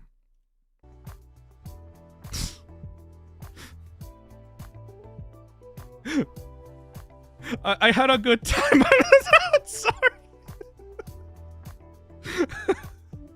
I'm just getting the bad stuff out of the way. I'm sorry. Thank you, Noah, for the 32 months. 32 months, haven't seen the GT live, but currently in hurricane season. Thank you, and my existence for the $10. I can imagine the stench as the rain reactivates the NYC Wii that dries out in the hot weather. Yeah, it smells like piss. Thank you, Penny Cat, for the £5. Me and my dad got caught in the rain a few years back, and I was the only one with umbrella, so I just laughed at him. Oh my god, not even help him. You Astrid for the $5. So funny to see your reaction to the NYC subway. It can be an absolute pain, but glad that you managed. Haha, I understand if you hate NYC. It's a bit of hit or miss. It's mostly misses. It's so funny hearing you talk about your experience in NYC as someone who grew up there. God, glad that you got out of that nightmare. Thank you, Fireface, for the $5. The NYC apartment economy is literally a scam. That's the average living standard of cheap hotels there. Yes, 150 is cheap for NYC. Yes, it fucking is!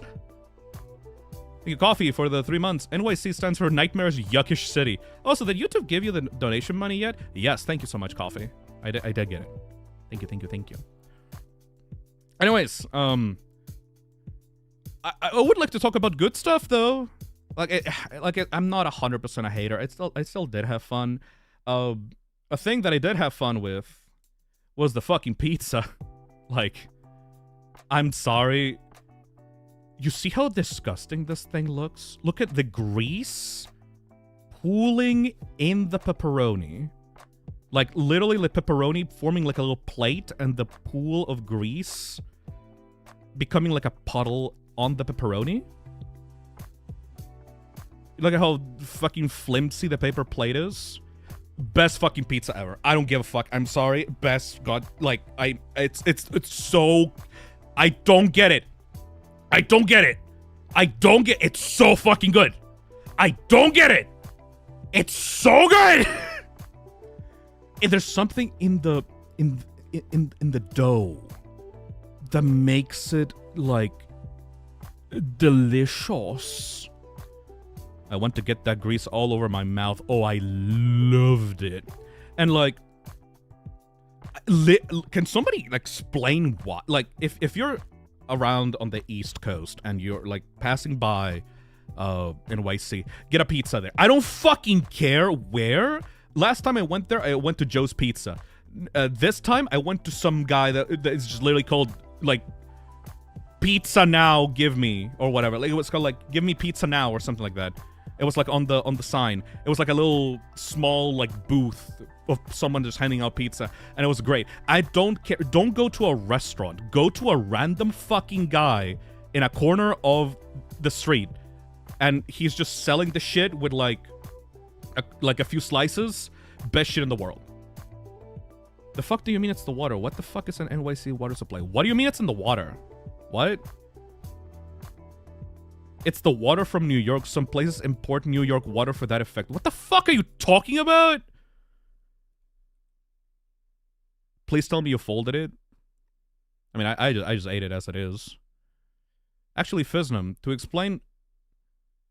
to best explain why New York and New Jersey have great pizza is that there is an extremely high amount of Italian Americans in the region. Oh, that's nice. You fold the slice in half, for fuck's sake. I just ate them, man. I just opened my mouth. What do you mean that the fucking... I think it's the fluoride? The water makes the pizza taste. The fuck is in the water? That's scary. They made a food theory about this? Yo, what? Let me check. Why is NYC Pizza so good? Oh my god! MatPat made a fucking video about it. I mean, it's in theme with the stream, I guess. Food theory. New York pizza is best, and I can prove it. Why NYC's $1 pizza tastes so good? Okay, MatPat, tell me, like, the fucking water, really? Now, if you've been following our theories for a while, you might be aware that I lived in New York City for about 2 years. Okay, we're not gonna watch the entire video. I just need to know, like, why. Is there, like, a specific reason? What? Pizza or its dough, this time on the waters themselves. What? It's not easy to isolate just one difference in the water between two regions. Heck, even within the same city, different water sources can have slight differences in their composition. New York City itself pulls from 2 different sources at times, leading some residents to complain that their water tastes differently from other parts of town. So, just to make it crystal clear, from this point forward, I can't really make any statements about New York water, New Jersey water, or even Virginia and North Carolina water, because those categories are just way too broad. What NYC Pizza is best when you get it from a shady little pizza shop. Agreed. Hey, Phisnom, recently joined the channel because I think that you're pretty cool and based. Thank you. Can't wait for your big debut. Thank you! Our water is incredibly clean. It doesn't travel far from when it comes up from upstate. And remember how our water is carried at such high temperatures? It's to keep it clean from bacteria. Oh, so the steam is actually... It actually cleans it?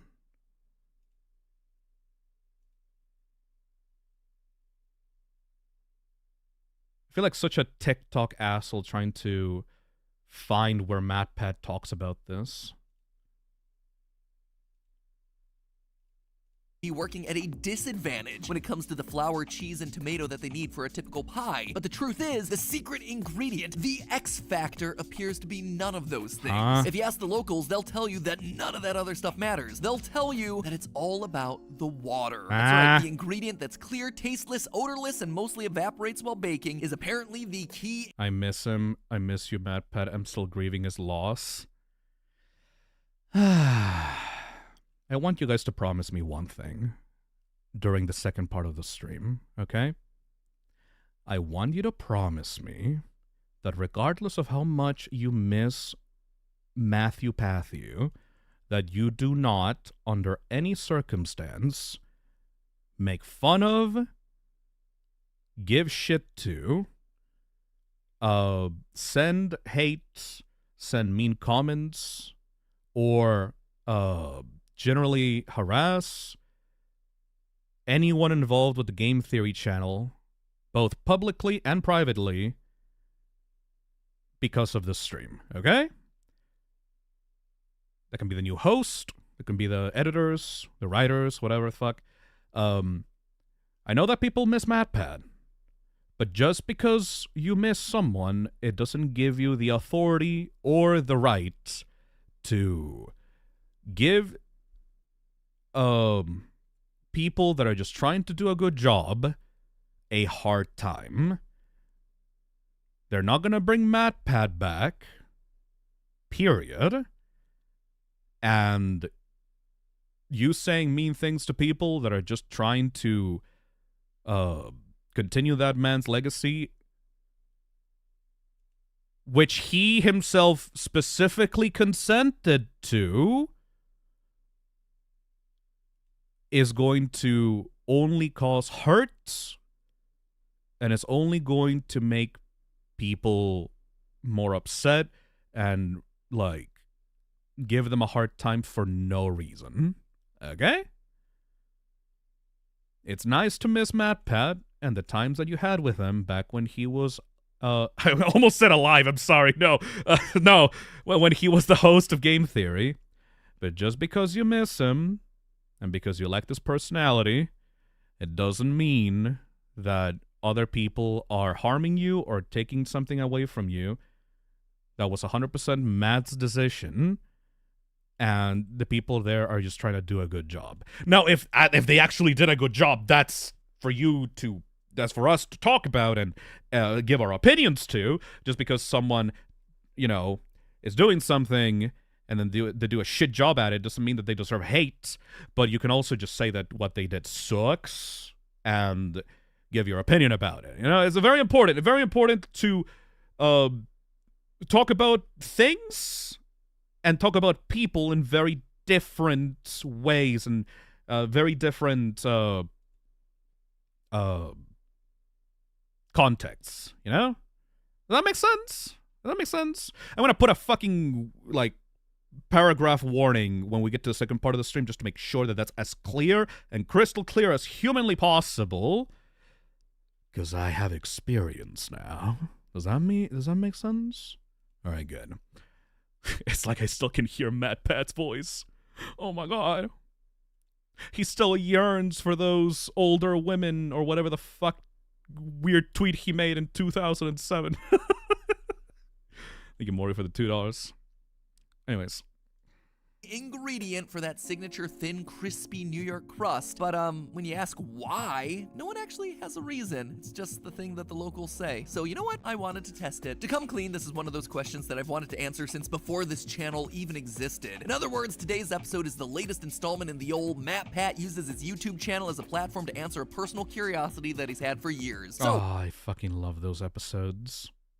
does the water in New York make that much of a difference? And if so, Why? what is the secret ingredient inside of the secret ingredient? Let me tell you, when I started breaking down this mystery, it got way more interesting than I could have ever imagined. So do not click away. You're not gonna believe what I found. All right, I really don't want to watch the entire video. I just want to know specifically what's up with New York water.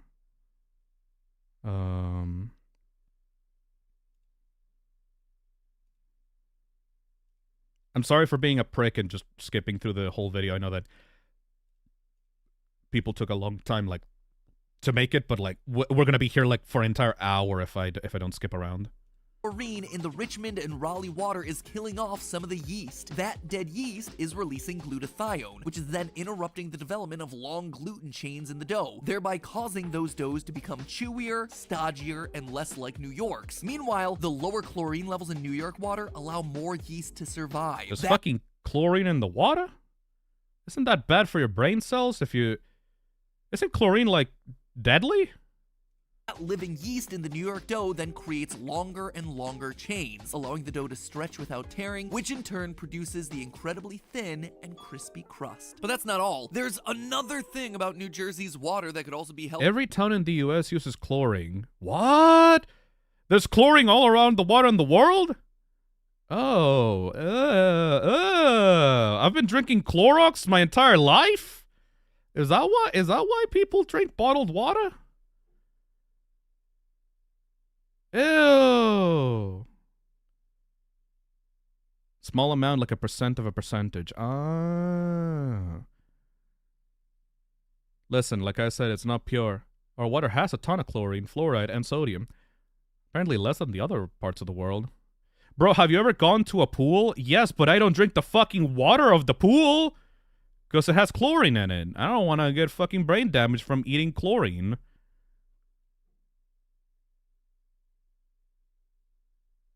We super filter out for consumption first, of course. Huh. Does that mean that you can drink enough water in your life that you will get brain damage from eating tap water, from drinking tap water?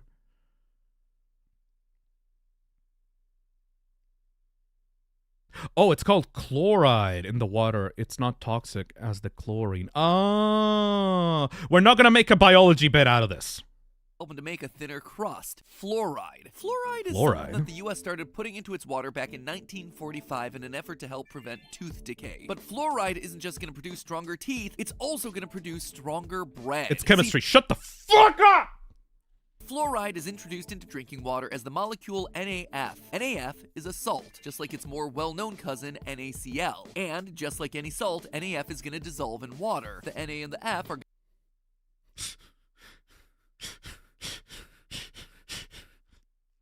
What if you put what if you put another F on the it's like Shut up. No. Sorry. We're gonna go their separate ways and react with lots of different things. It's and like science it's in the water. No. Scientists have actually studied what this process does in dough. It's all connected.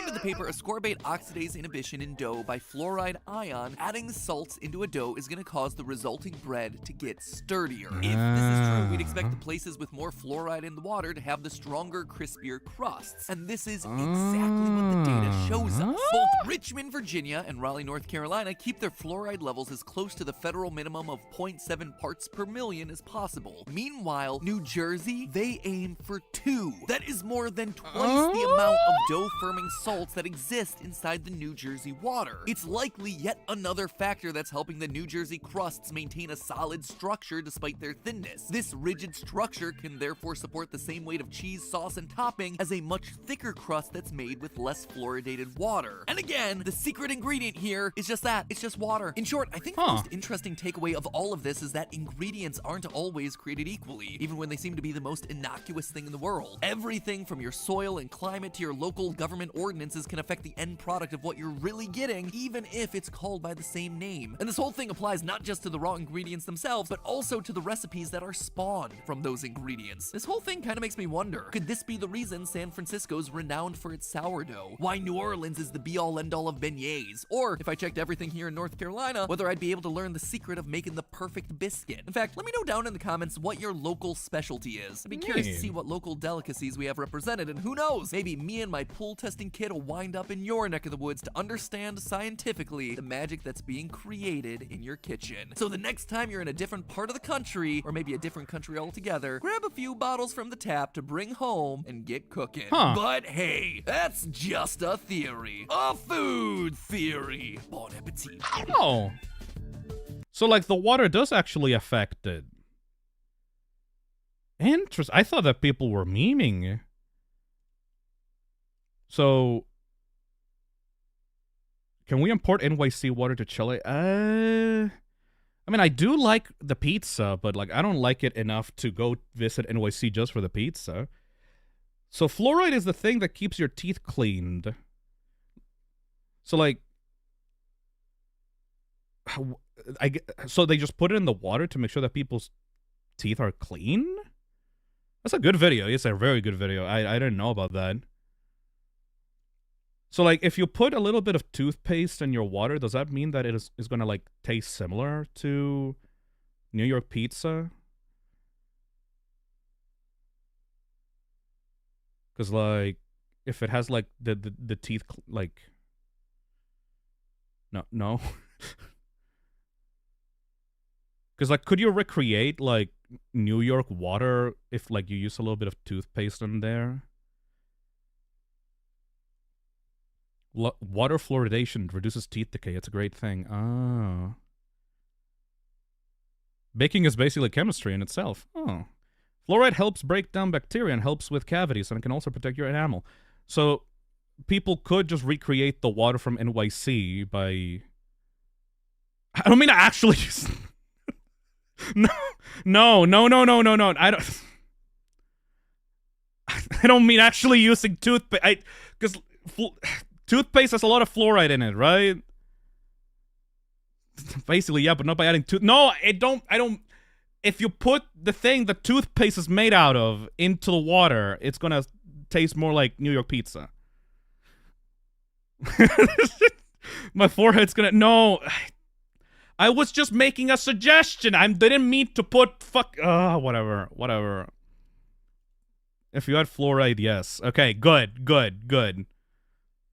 Thinking with a little noggin. I'm fucking whatever. I'm not gonna toothpaste pizza. Thank you, Nate Waker, for the super. Fail unlocked this new gamer subs flavored toothpaste. I mean, toothpaste does taste pretty good. But not enough to, like, use it as a cooking ingredient. I'm pretty sure... Can you eat toothpaste? No. Oh, that's bad. Ew, no. It does taste good. Not literally eating it, but tasting it, assholes. Don't eat toothpaste... But, like, they have to make it taste nice so that you can put it in your mouth and use it to clean your teeth. Only the kid ones? No! Like, regular-ass toothpaste tastes nice. It carries mouth germs with it into your belly. I'm not saying to eat the toothpaste!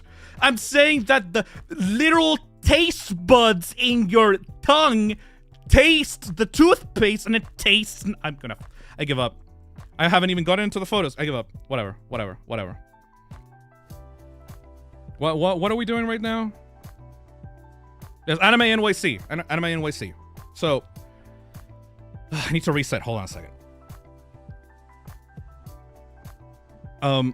So I went to Anime NYC, and if I have to be honest, this shit was overwhelming. Like, so overwhelming. You brush your teeth with NYC Pizza? No, it's so greasy that would just be horrible. Actually, don't do that. This shit was overwhelming. I went to Offkai like a month ago, and that was like the perfect size for me because the crowds were big, but it was not like overwhelmingly big. Look at this fucking shit. Can you see the end of that part? No, you cannot. It was just a giant fucking word. The Javits Center is gigantic. Look at that shit. I guess you can see the wall there for a little bit, but like this shit, it looks never ending. So I had 2 days to like visit the artist alleys in Anime NYC, and I gotta tell you, I did not get even half of all the artist alley stuff. A lot of figures, like a shit ton of figures. I wanted to get Nick some figures, but there was not many articulated ones, only the statues, and you could get everything here. Like I'm mostly a VTuber fan. I am a weeb and I do like anime stuff, but there were a lot of super mainstream stuff. If you're like a mainstream anime fan, if you like Dragon Ball, if you like Demon Slayer, if you like JJK, if you like the stuff that everyone else likes, if you go to NYC, you will find all of it. Uma Musume Pretty Derby as well. Uma Musume Pretty Derby, I did not know it was that popular. Like half the fucking artist hall stalls in NYC had something Uma Musume related. Either like keychains, statues, cosplayers. There were so many cosplayers of Uma Musume in Anime NYC, and really good ones as well. There were so many, like, I saw Tachyons, I saw, like, Haru Uradas, I saw Rice Showers. I deadass, when I was, like, sitting around taking photos, I deadass heard someone walking behind me and then saying, "Oh, yo, totally, yo, dude, yeah, no, my little sister looks just like Rice Shower." I didn't understand. That was it. I did not hear the rest of that conversation, but I don't know where that could have gone. I don't know where that could have gone, but like, maybe she's gonna cosplay or something. I don't know, but I was just taken aback by that conversation. But yeah, like, fucking love how much anime stuff here. If I was a kid, back when I had like my deep anime phase, this would have been paradise for me. Look at Miku! Look at the Miku plushies! Look at $35 for Miku. Will you buy her? A teto! Slightly concerning, but I choose to assume that it's wholesome. Me too. But yeah, like, look at it, fucking thing. Chainsaw Man. I have not watched Chainsaw Man. $34. Yeah, that's cheap, dude. I don't know what to tell you. For Miku, for the Miku plushies, like, that shit's cheap, honestly. If you buy this shit online, it's like almost double the price. And I fucking course, I found her as well. I am very glad that my Kamiyoshi is as popular as she is, because I managed to find a lot of artist hall, like, alley people selling mint merchandise. This one specifically, I'm really glad that I found, because that's one of the first plushies that I try to buy from, like, of mint, and I try to buy it on Etsy, and it never arrived to my country. And it's not because the Etsy store was scamming me or anything. It was the official, like, one for the artists that make those plushies. It's just that my country sucks on shipping, so they just stole the package. So I'm so glad that I finally have this one! Is that Mousy too? Yeah, that's Mousy. And Doki Bird. I'm not sure which one. I think this is this is Mari from Omori. I also found this Aibu plushie, like, coin bag holder. It looks so peaceful, and you can split his fucking head in two. I love him. Oh yeah, there was a takodachi as well. Another, like, coin purse. And they had, like, a Pipkin Pippa, small Pipkin Pippa. I love Pippa. She's very nice. Pippa is, like... I'm not gonna call Pippa my Oshi. But she is, like, the VTuber that I followed the most. I don't consider like specific creators my Oshis, because there's a very specific feeling of an Oshi that nobody else has been able to, like, give me. But Pippa is like, you are fucking cool and you deserve more support, and like I've been seeing her journey throughout the years as a creator, and I'm very happy that she's as popular as she is right now, you know? Didn't she say anti-Semitic stuff or something? It's fucking Face Connect, dude. Like, fucking... I love how Pippa has been able to, like, grow and, like, change and be able to, like, be a little bit more herself instead of just, like, someone that tries to be mean for, like, to push people away. As someone that connects with that, I'm just glad that she's, like, in a better place right now, you know? Also, Big Pippa! Look at little Big Pippa! This fucking... I wanted to get this because of how amazing the plush is. Narf says, she's kind of like you, but more depressed.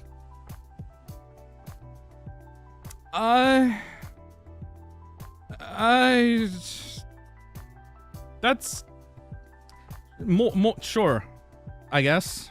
Anyway, Big Pippa! And also Big Ina that I didn't take a photo of, but you can see the Big Ina on the right. And the Fuwamoko plushies on the left. Fucking thing! That's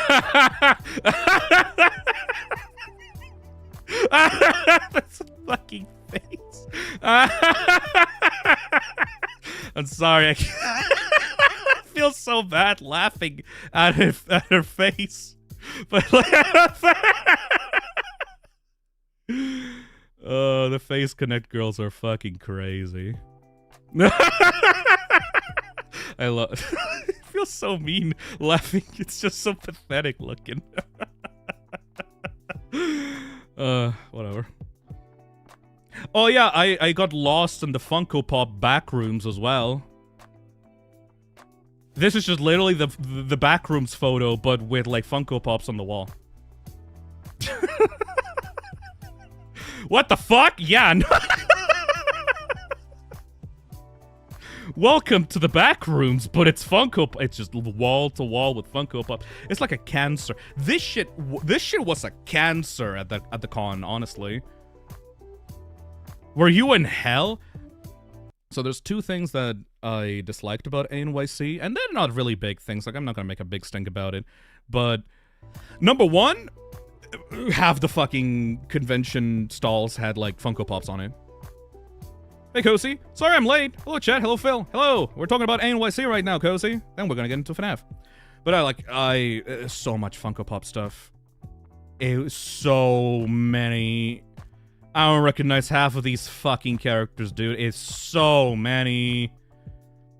It's like a cancer. Like, if it just decorates wall to wall, like almost every single Artist Alley stuff.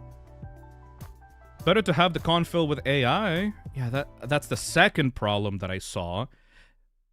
Because, yeah, sadly, I did notice a bunch of Artist Alleys had, like, AI art or AI promo stuffs in banners and things. And it's kind of uncomfortable to see, because on one side, you have the really pretty, like, cottagecore styled, super nice, handmade stall with, like, an artist that is just trying to show off their art, and it looks amazing and beautiful, and like a lot of thought got put into it.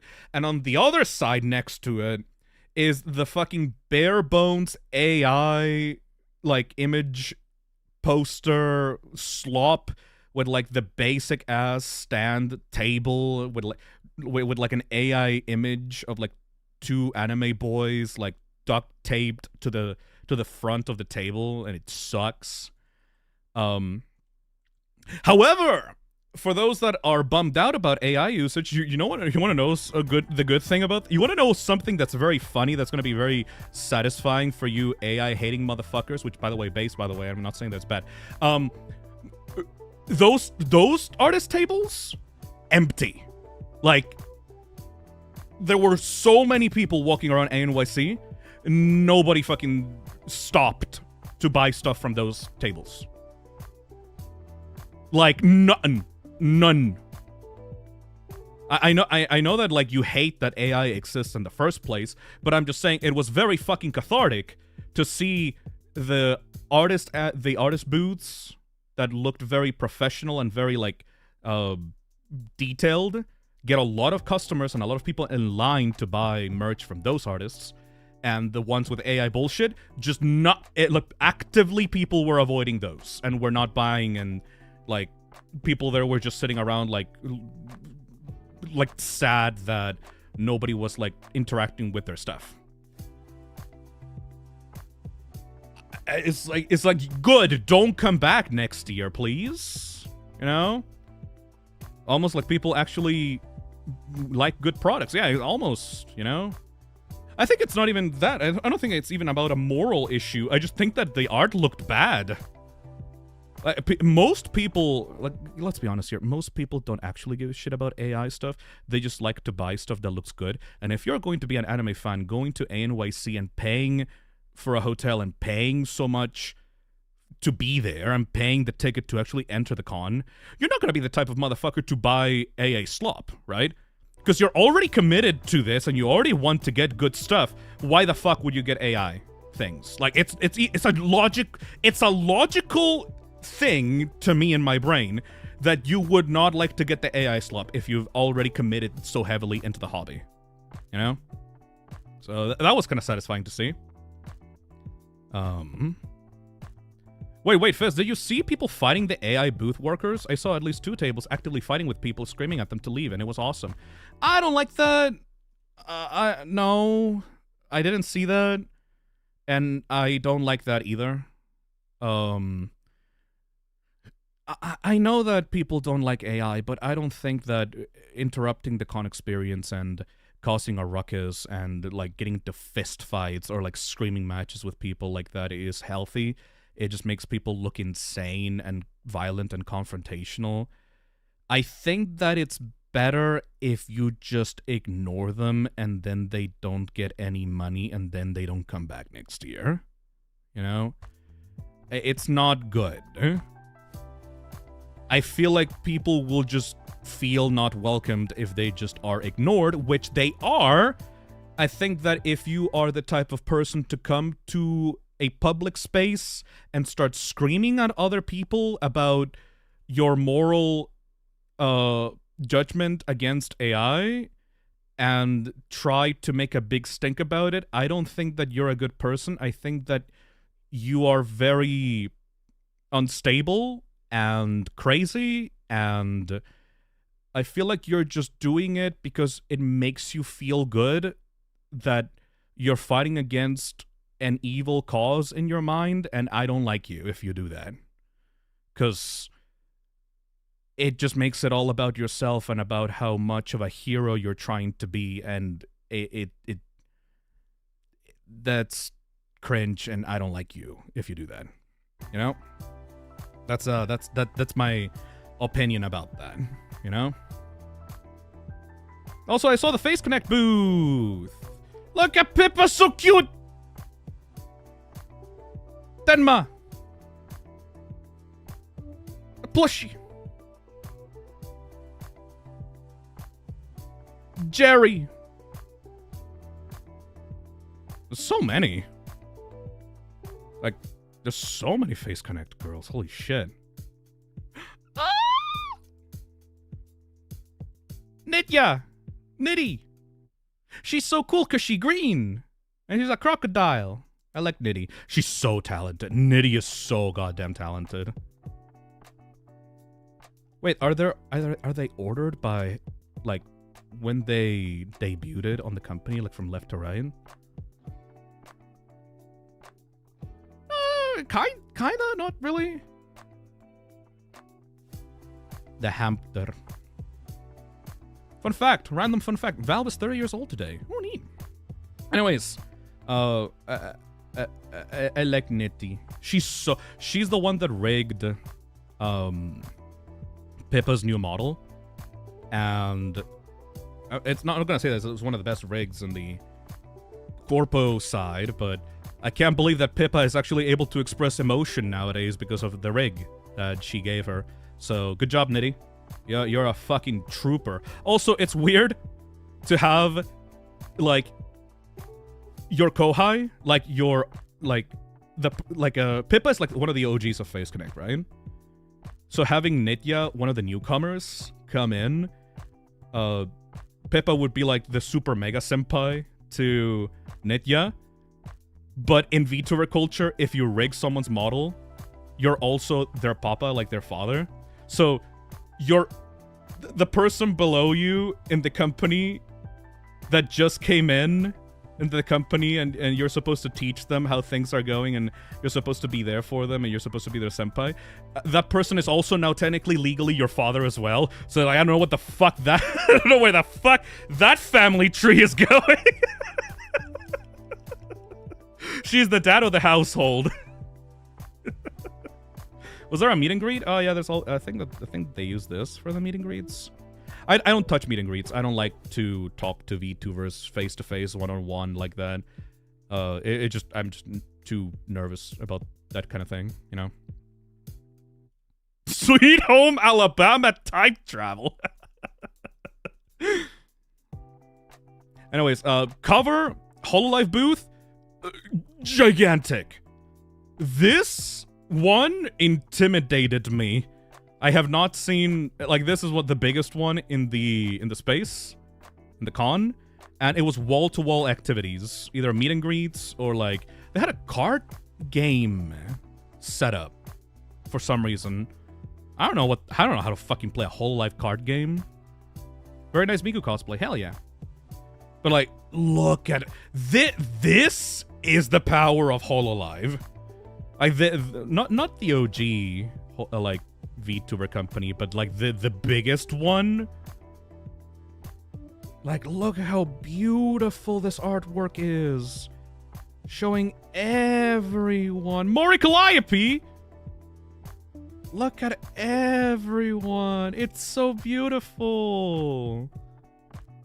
They were doing a meet and greet there with people, and when I was passing by, I saw the meet and greet with Cece and Ina.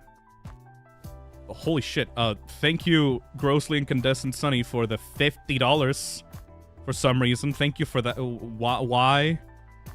Thank you. That's a lot. Thank you, but why do you keep sending me eggs? That's a lot. Is that foreshadowing for something? Thank you, but also hopefully you're gonna be alright monetarily. Thank you for the $50. There is a man here. His name is Grossly Incandescent. Anyway, but yeah, I fucking love HoloLive, and it was really nice to see the meet and greets with the talents in there. It was a giant screen.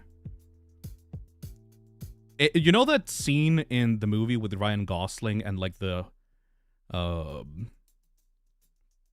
and with the holographic woman, and the holographic woman says like, "You look lonely, I can fix you."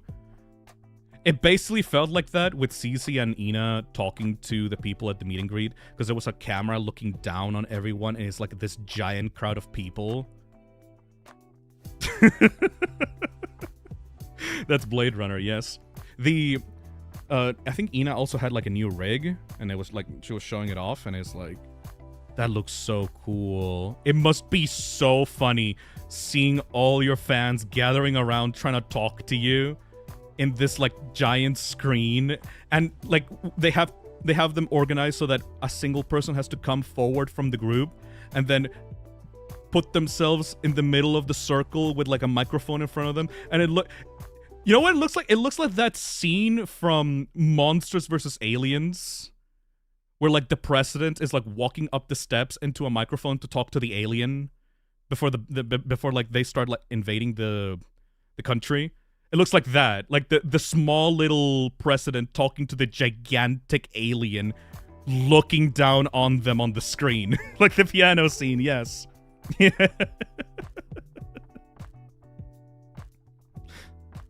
Mr. President, you need to talk to the VTubers. Talk to them in their language.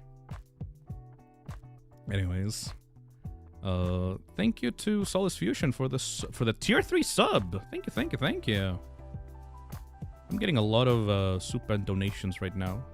Sorry that I can't answer all of them. I'm in the middle of talking about stuff, but thank you. Me talking to Ninomai Inanis. I'm getting sacrificed to an eldritch god. Also, I went to the Iron Mouse Club booth, and they had the art for these, for like the Beasties and like Henya, and I mean they're not part of a company. They're just like Iron Mouse's friends. Look at Barry. You guys see the new pajama model outfit that she debuted like 2 weeks ago? It was great. Croc. I love this art. I'm not sure what the artist is, but like this art is like absolutely delicious. Lamau, I subbed to Twitch like 15 minutes ago. Sorry. The donations weren't coming through. Sorry about that. Loki, late to the stream, but welcome back. Thank you, Lexi. Look at the stands. I love them. Somebody stole this one. No, somebody bought this one? I saw a picture of someone walking around with this standee in the New York subway. Also, the first stage production booth. The only corpo that focuses on English male VTubers. Well, that's fucking zombie guy. Roscoe Graves. Ooh, I like that his eye is kind of like lazy on the left side. I will probably be rating you guys into them in the future more. Oh shit. Okay, this is I don't have a plan to transition into this smoothly, but you guys seen Little Shop of Horrors? Little Shop of Horrors? Audrey 2? Yeah. Okay, so this is not ANYC. This is not Anime NYC, but this is still part of my New York trip. So I went to the Little Shop of Horrors Broadway show with some people, and I gotta be honest. When I was in high school, I was the type of nerd. I was the theater kid when I was in high school. My passion for it has kind of dwindled over the years, but I was like the one that was doing like fucking Romeo and Juliet with people in my high school class. Of course you were. We know? How do you know? When did I say that? Yeah, we know. When did I say that? Oh, a while ago. Fuck, I'm starting to forget the stuff that I tell you guys. Oh. You said that, yeah. Oh, well. I was a theater kid, and it's been a while since I watched, like, a theater production. I think that the last one that I watched was, like, 50,000 Leagues Under the Sea in my country. Probably the vibes, to be honest. You did say it, it's just kind of obvious. What fucking part of this? I'm pointing at myself. What part of this makes it obvious? Whatever. I watched Little Shop of Horrors, the movie, when I was a kid, and I loved it. It was like one of the first horror movies that I watched, and I wanted to see the production, the theater production in New York. So I left Anime NYC early. Tell us about your nosebleed. That'll be for later, Coden. But I wanted to see Audrey 2 in all of, like, her puppet glory. I took a bunch of photos while I was waiting in the lobby room. They had such good puppets. for Audrey 2. Oh, if I always use this Kurimanju to like represent myself in photos because I hate showing my face. You said it during like the one Gunnar RE like game. Oh shit. Bro over here acting like he hasn't talked about the Phantom of the Opera before. What the fuck? What's your favorite song from that movie?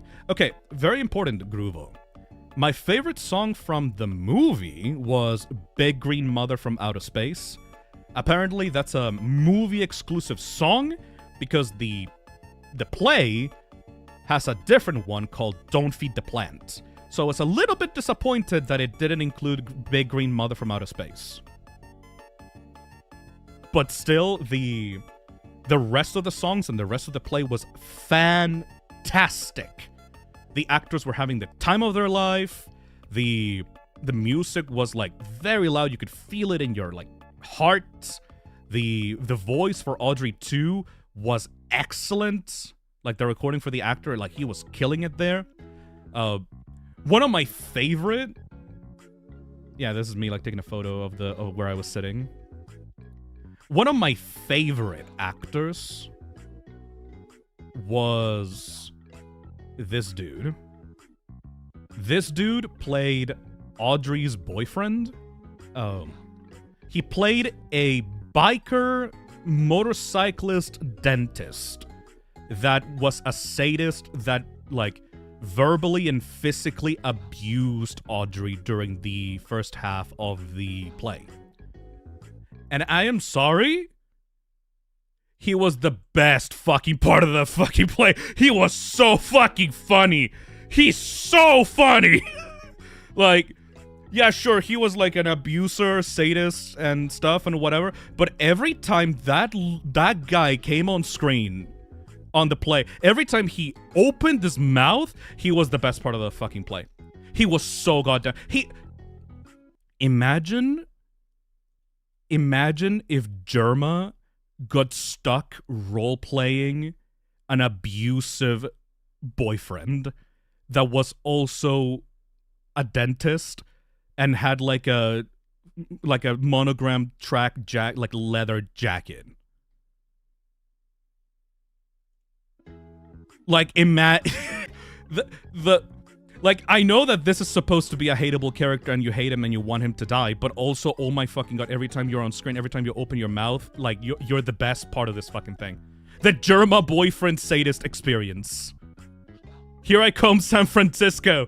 Oh, okay, imagine if Flowery was your abusive sadist boyfriend and was also really into dentistry.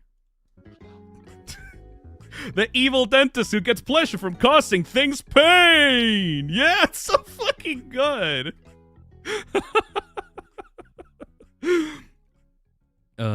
Thank you, Kurta, for the 3 months sub. Yay, 3 months! I also need to go, sadly, because of my PC crashed while I was watching. I also have work. Good luck, Kurta. Good luck. Good luck. Get some rest. I was Jesus in a play at school once. They even crucified me. It was so much fun. Yellow hair dye was a good choice. Hell yeah, Danny. Hey, Brimstoner. Oh my god, Phil. Yesterday I got to meet Ellen Green, the original Audrey from Broadway and the movie. She sang Somewhere in That Screen for us. Oh, holy shit, Brimstoner. I'm so happy for you. That's amazing. Yeah, obviously, like, you can't take pictures of the show itself. Like, you can't take pictures while the show is happening. But I took photos, like, before and after, and look at that Audrey 2 puppet. Look, it covers like almost half of the entire set. Look at the vines, like holding the entire thing all over the walls and stuff. Like, they had to put up this thing in the middle of production, like in the middle of the play. They had like a 10-minute like break time so that they could install this fucking thing because of how big it was. It was so cool. And they had to move it around and lip sync it to the music, and the tentacles like had to move around to like grab the characters and have them get eaten by Audrey.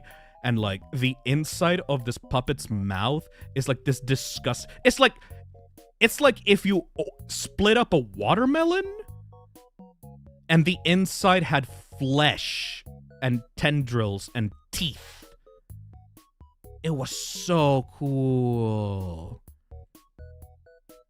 I haven't been here in a while. Hey, Wasser. Welcome, welcome. There's some exquisite puppets. Yeah, I really wanted to watch the puppet stuffs. Like, physical effects like this are so cool, which is why I love the original movie so much. So I'm really glad that I got to see it live. At the end of the play, they had Audrey 2 come forward on the set, like opened up, like she came forward and then started screeching and pretend eating the front row of the audience, and then had the tentacles come out from the stage itself and like flood the front row. And then they had like a smaller puppet inside of the thing's mouth, and like an alien-style double mouth tentacle came out of the middle and then shot out pollen into the stands. It was so cool. So that was great. Physical effects and things like movies will almost look better than CGI. Yes, but imagine seeing it like in the theater, like not in a movie, but in the theater. So I had so much fun with that. That sounds like your shit. It is 100% my shit. I'm surprised that they took the original movie ending, not the musical ending, but the first OG movie. Yeah, I think that this is based on the original, so like they didn't have Big Green Mother. My school had little pigs play. The two little pigs were eaten. The wolf got shot by Little Red Riding Hood and wore his tail and ears. The end is Dark Red Riding Hood shoot the third little pig, uses him as a bag. Ew, what the fuck, Zelda? Do you prefer the original ending of the movie or the theatrical ending? I think everyone prefers the original, including me. I love the original ending because it actually shows the fucking plants destroying the world, and I can't believe that they cut that out of the movie because they wanted to make like a happier ending. I thought that the entire point of it is like, the horror starts in this small little shop and then extends out into the rest of the world, you know? Definitely the original. Hey, Rudolph. Hey, Fizz. Nice to see you're back. Do you know about the Twitch auto opts and channel to train their AI? Yes, I turned it off. Anyways, that was the little shop of horrors. It was great. I loved it. The one good thing about NYC is how the streets look after it rains. This looks legitimately beautiful. Like, NYC during the night, with the streets being covered in, like, water, and, like, the lights shining down and reflecting off the pavements. Genuinely beautiful stuff. It actually looks gorgeous. But then you have to go into the fucking subway and experience the nightmare of the subway, but, you know, at least it looked nice after it rained, you know? So beautiful, yes. Oh, that's the steam. Yeah, you can see the manhole in there. The steam coming out of the fucking ground also kind of helps with the vibe, but it's really creepy. Hey, Brimstoner. At yesterday's meet and greet, Ellen Green said that they would be releasing the 40th anniversary edition of the original ending for the movie. Oh, I'd love to watch that. Holy shit. I actually made it into a Phisnom stream. Hey, Doubloony, welcome. Oh, a few more things about Anime NYC.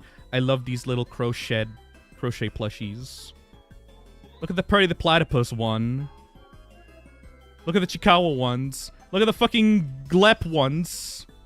The Kirby ones. Look at them. They're adorable. $30, but like, you know, still adorable. I don't know. I'm not sure about $30 adorable, but still. I have one. They're so cute. Yes. This one looks like big forehead. Ah, shit. So the main reason I went to NYC though is because of Skyline Serenade. So Oh boy. There were two big concerts that I wanted to go to this year, and one of them was Legends Anew. So the main reason I wanted to go to Offkai was not because of Offkai itself, but because of the Densetsu first 3D Live Legends Anew concert that was happening at the same time as Offkai. Phil, did you find out what the subway juice was? Nope. Thank you, Funks. And then it was announced that a second concert was happening. Not an official Densetsu concert, actually. Not officially a Densetsu concert. It's more like a Mint Nimi concert. Not really sure how it's like described, but the main attractions to Skyline Serenade were Nimi Nightmare and Mint Phantom. Well, I think Kikihime is also really, really popular, and I feel really bad because like a lot of people were really excited for Kikihime, and I'm like, I don't really know who that is, but she seems pretty popular as well. But I mainly knew about Nimi Nightmare and Mint, so I was there for the Green Women. Yeah, the Green Women, you know? This is the Fist is trying not to slip up and go full VTuber fan mode segment of the stream. Yeah, a little bit. You don't know Kikihime? Yeah, I don't really know Kikihime. And Phoebe was there because like, I really like Phoebe's like 2.5D thing where like she shows up sometimes as like a VTuber and sometimes as like a little as herself. I've been watching like the documentary on Phoebe and like the way that she handles a crowd in concerts, and it's like a genuinely impressive work.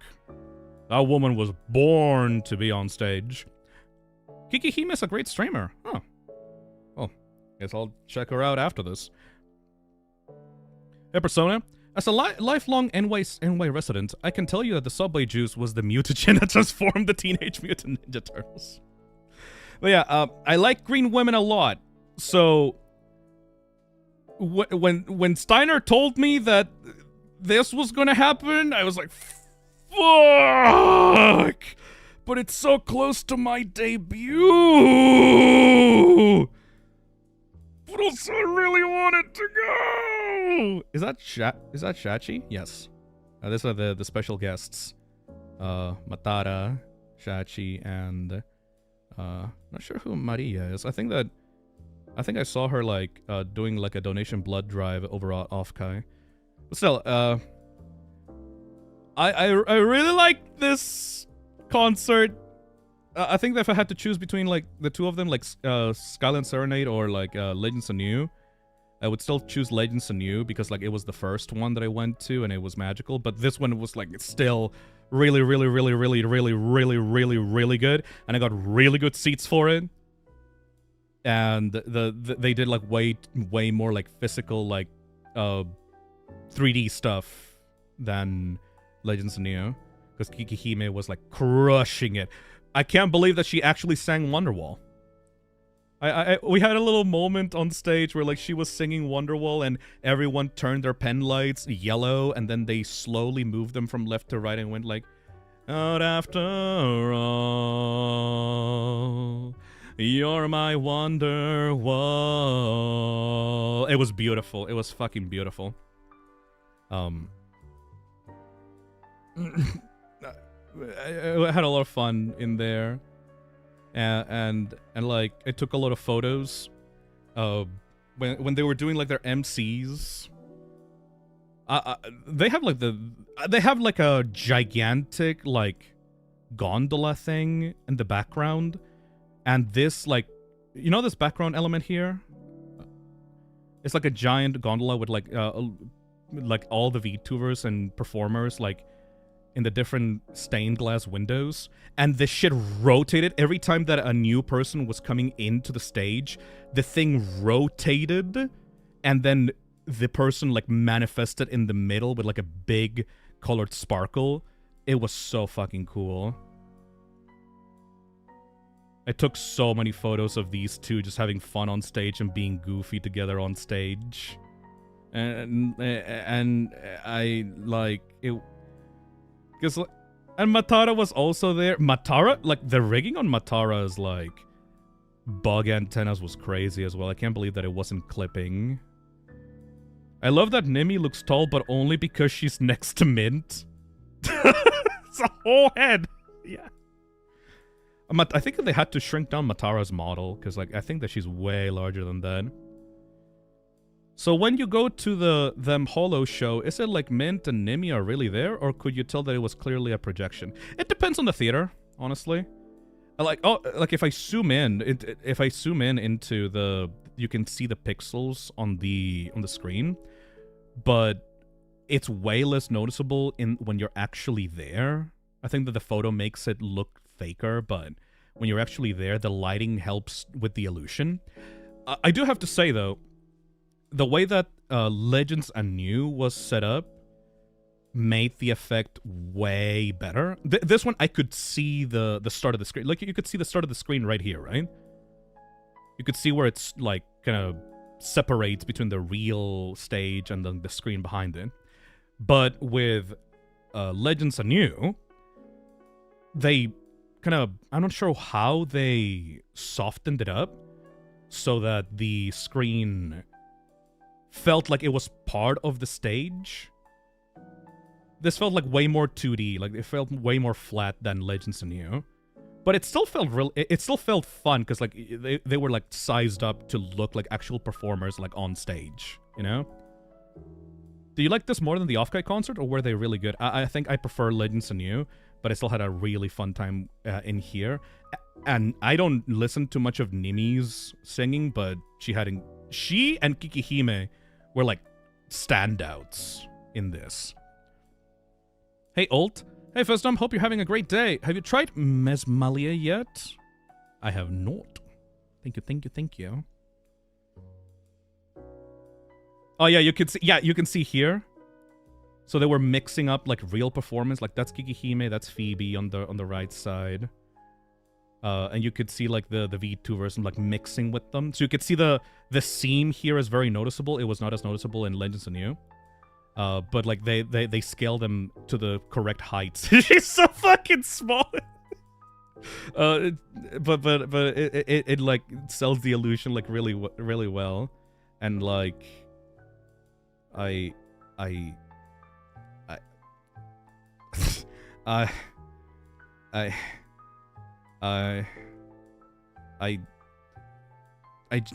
need okay. It's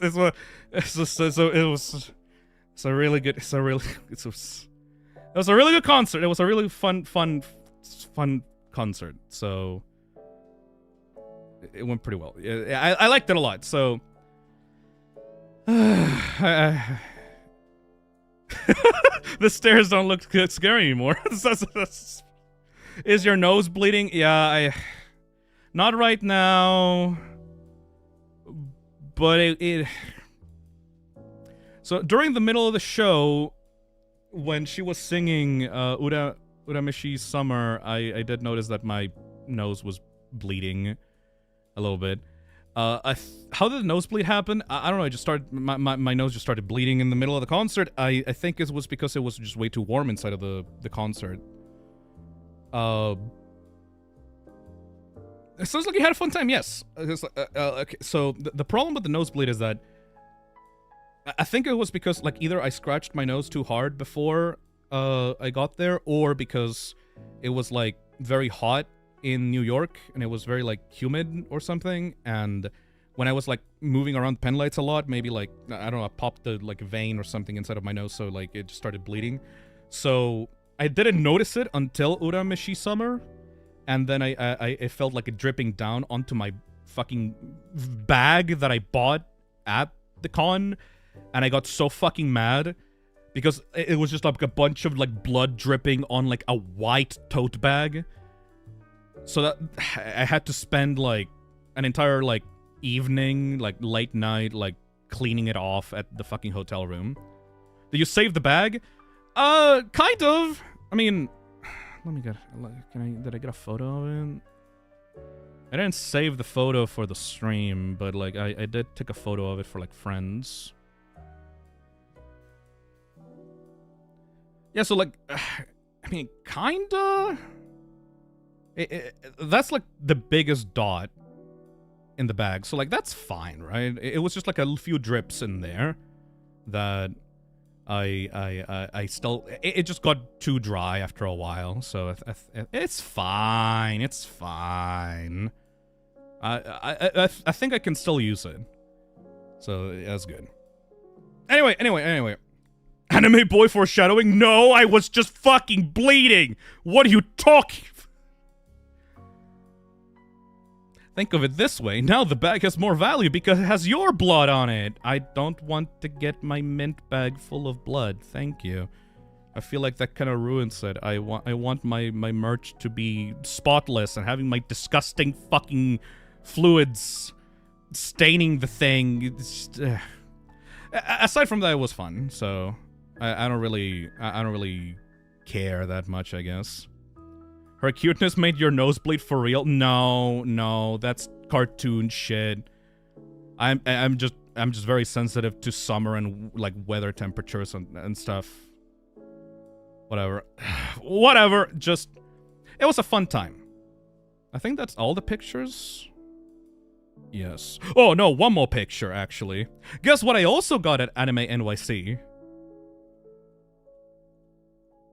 I got fucking contraband, motherfucker! So, as you may have known, I had to throw out all the gamer subs that I had on my person because Zoe told me that it, like, apparently it's not good to drink expired gamer subs, so I had to throw out the tubs that I had off the fridge. So I went to Anime NYC and I went to the Gamer Subs booth and I bought a bunch of new flavors for Gamer Subs. So I have Gamer Subs again! I got Doggy Style. I got Good. I got Goof Juice.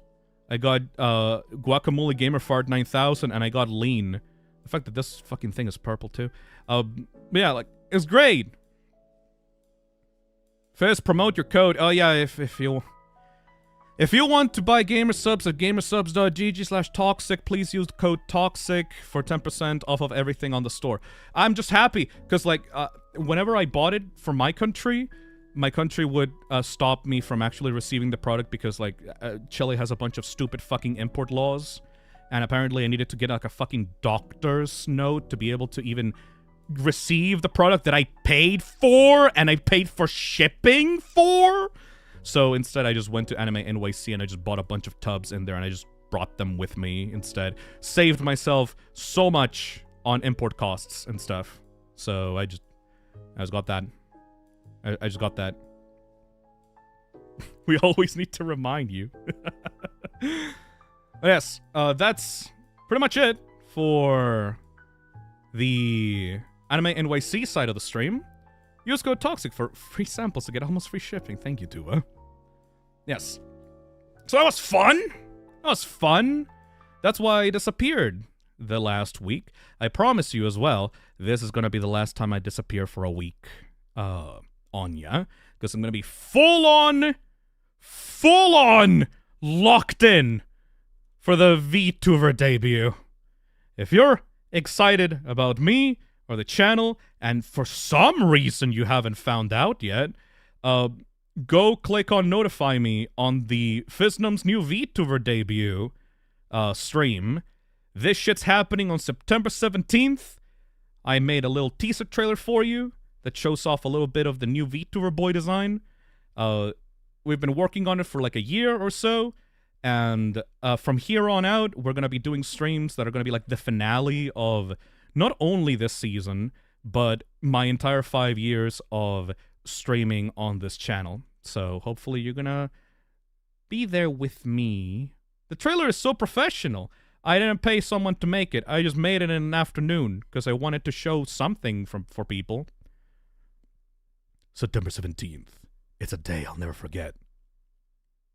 Foreshadowing. Guys, don't be tricked. The debut is an excuse to replace himself so he can go to more conventions. I'm not going to go to more conventions this year. And I'm not saying that because I'm lying to you. I'm saying that because it's true. I made a new logo. Well, I didn't make it. I commissioned someone for a new logo, and it looks so fucking spiffy. I got a new logo. I will tell you who made this logo. Oh, no, wait, no. It's on the credits, actually. Yeah, a new logo by Zeitgeist Owl. There's a bunch of... you can see the credits here for who the new artists for the cesspit are going to be. And a bunch of them are fucking crossed out. Because I don't want to reveal stuff yet. But I think that you're going to be very happy with the people that I chose for this. With some secrets, yes. Be excited. Because we only have 24 days left until a new era of the channel after 5 years. And that's scary. Hey Phil, just wanted to let you know my 5+ came in a few days ago and I love my little scrambled criatura. Thank you. Thank you. Legitimate. Thank you, Purple Tangerine, for the 31 months. And now that we talked about all the future stuff and all the cool anime stuff,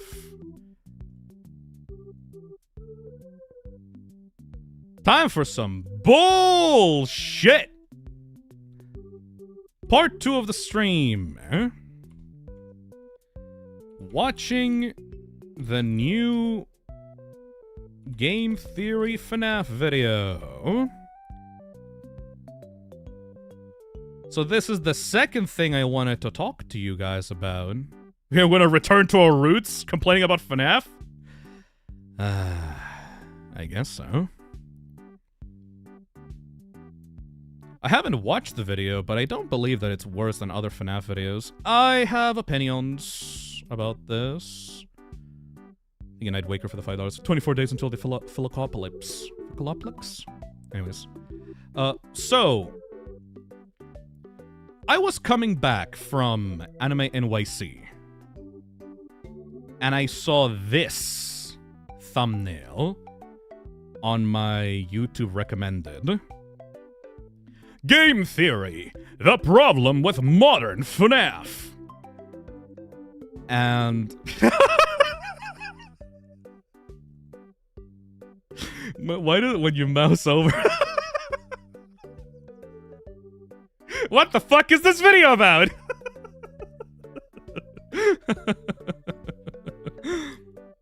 They said...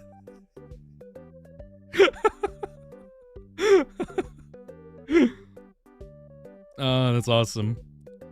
I'm back in the fucking building again, our moments. So I haven't personally watched Game Theory in a bit. Actually, when's the last video that I watched from them? Let me go through this. Oh,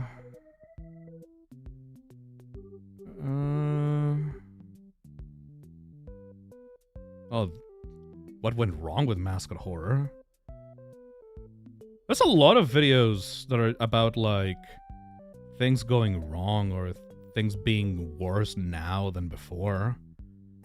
It's kind of sad. What the fuck is Chica's secret party? I don't know, you tell me. Because this is your posture check. Don't be shrimping on the job. Shit. Let me get some water. MatPat did the bite of 87. Can you imagine the plot twist? I heard that the new Deltarune theory was bad. What is this theory about? I'm not gonna watch that today. But I just, when was the last time I paid... Okay, last time I paid attention to this channel was a 2-hour The Complete Lore of Secret of the Mimic video. I don't even remember this one. Oh yeah, they've been at it for a while. So, the reason for why I watched this video is, one, I was bored at the airport. So I needed to watch something to take my mind off of, like, flying back home. Second of all, I was genuinely very curious about the title, The Problem with Modern FNAF. Because I remember being a youngin'. Oh, okay. I remember being a teenager and being like, Modern FNAF sucks. They need to go back to Sin Survive. The new 3 games suck. I hate Security Breach. Security Breach is a bad game. which it is. I was right about that. I will never not be not right about that. But also, isn't it kind of wild that this video exists, though? Because, like, think about it.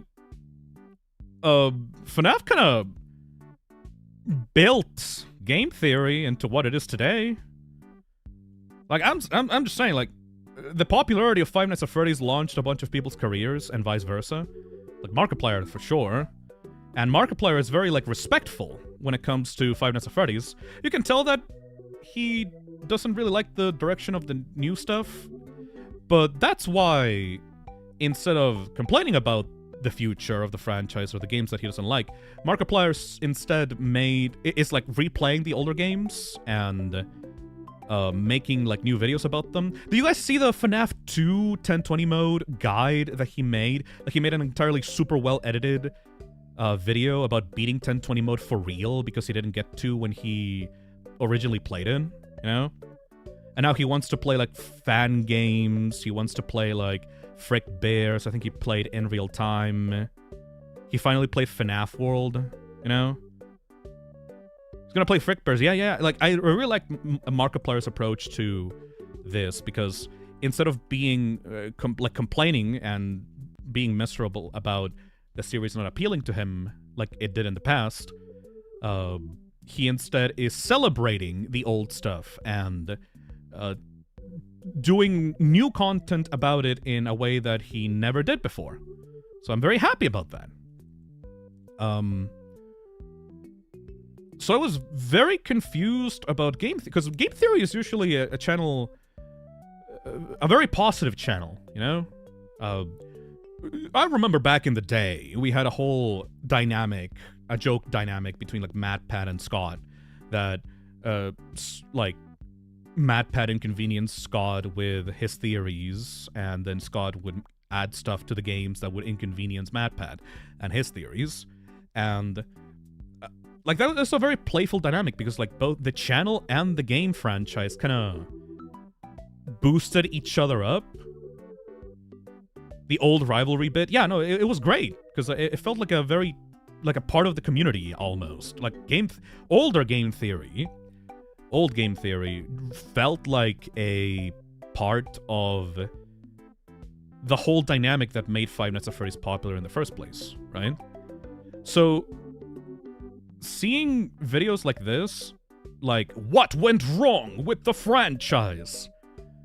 It doesn't feel mean-spirited, because, like, they can do whatever they want, but it feels like there's a disconnect here that wasn't there before. And it made me want to go, okay, let's hear it out. Maybe they had, like, a specific idea that they want to push, or, like, a specific suggestion to the series. MatPat used to do this thing before.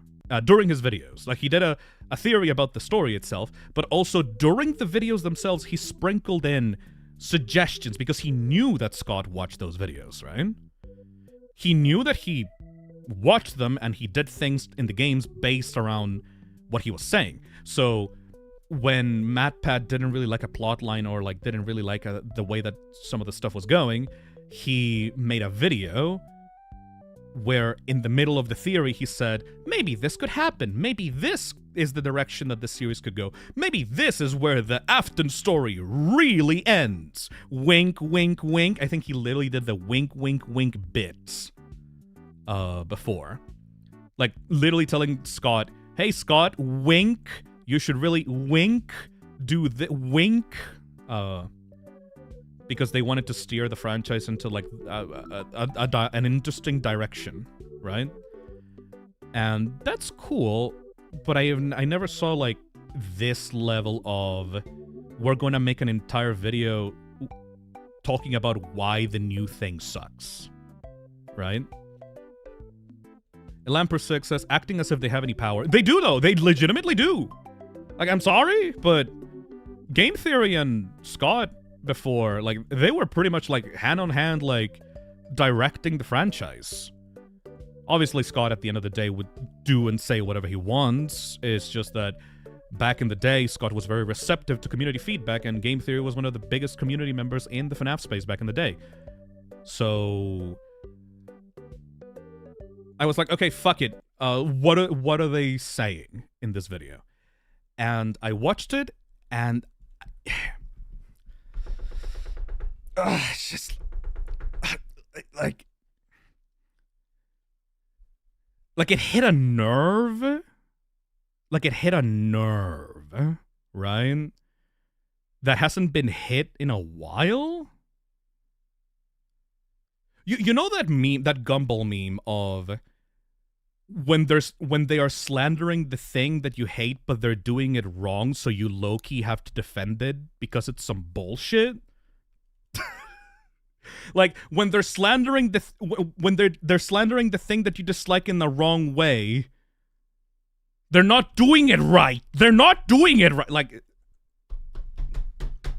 I needed to talk to someone about it. But the problem is, the people that I talk to nowadays don't fucking care about FNAF anymore. So, like, I have to do it. You are now my victim for this. Because I need someone to vomit my thoughts about this video onto, okay? But before we do that, just in case, because, you know, people are crazy, we're gonna put up a big fucking thing here, okay? Let's type it out. Let's type it out, everybody. I want to talk about my opinions of this video, but please, please, please, do not harass, make fun of, inconvenience, put down, or otherwise be mean to Game Theory or anyone involved in this video. The Game Theory folks are nice people, and you shouldn't make... oh, fuck. Like this? Oh.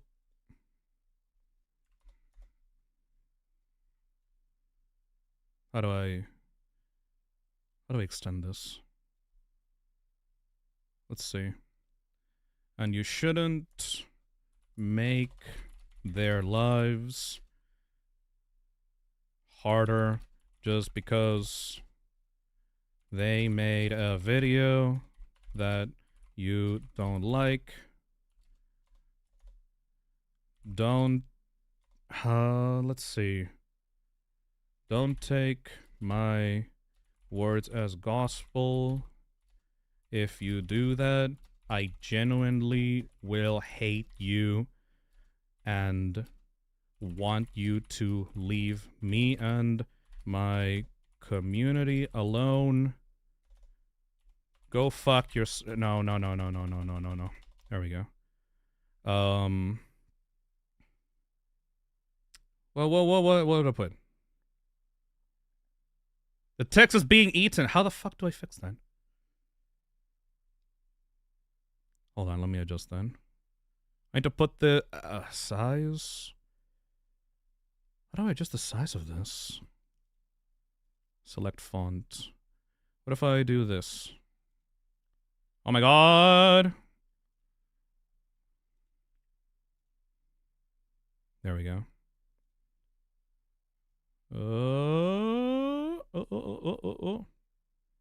There we go.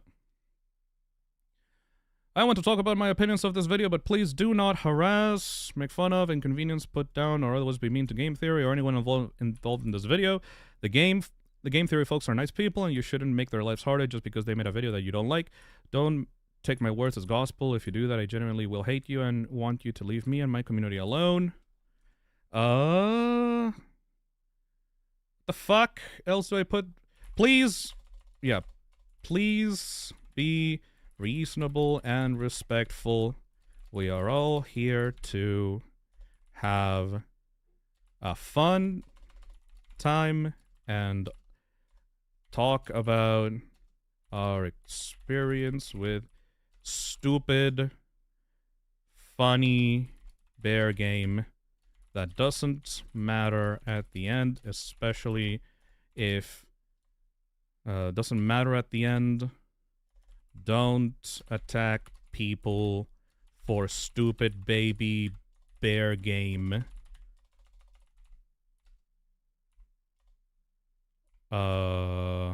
That's it. There we go. Is that good?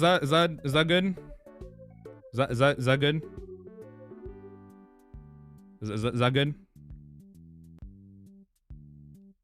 Do I need to make it even more clear? How can I make this even more clear? Hold on. Do I need to, like... What if I, like, add effects to it?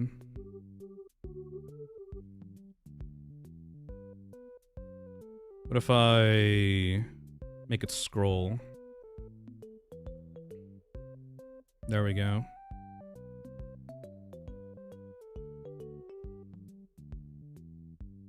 Just make it cover the entire fucking screen.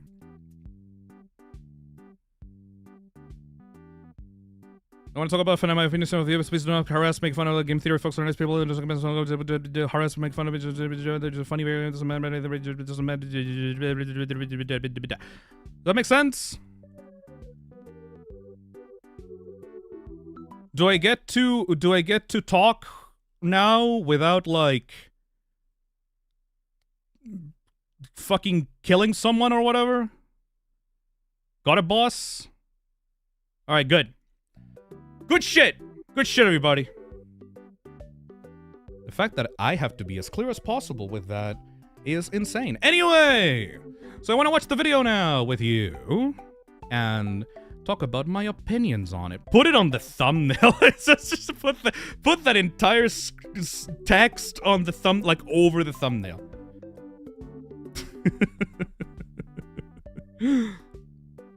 Alright. Anyway, that should be good. Let's talk about game theory. The way that we're gonna do this is we're going to look through the video together. I have a little MS Paint.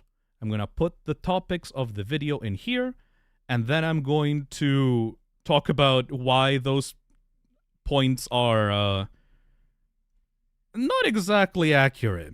Does that make sense? Alright, good. Anyway, let's begin. In 2020. What's up with FNAF in 2026? I barely fucking know. Since the release of Secret of the Mimic, I've noticed a trend within FNAF YouTube that says a lot about the state of the franchise and why its audience feels the way it does.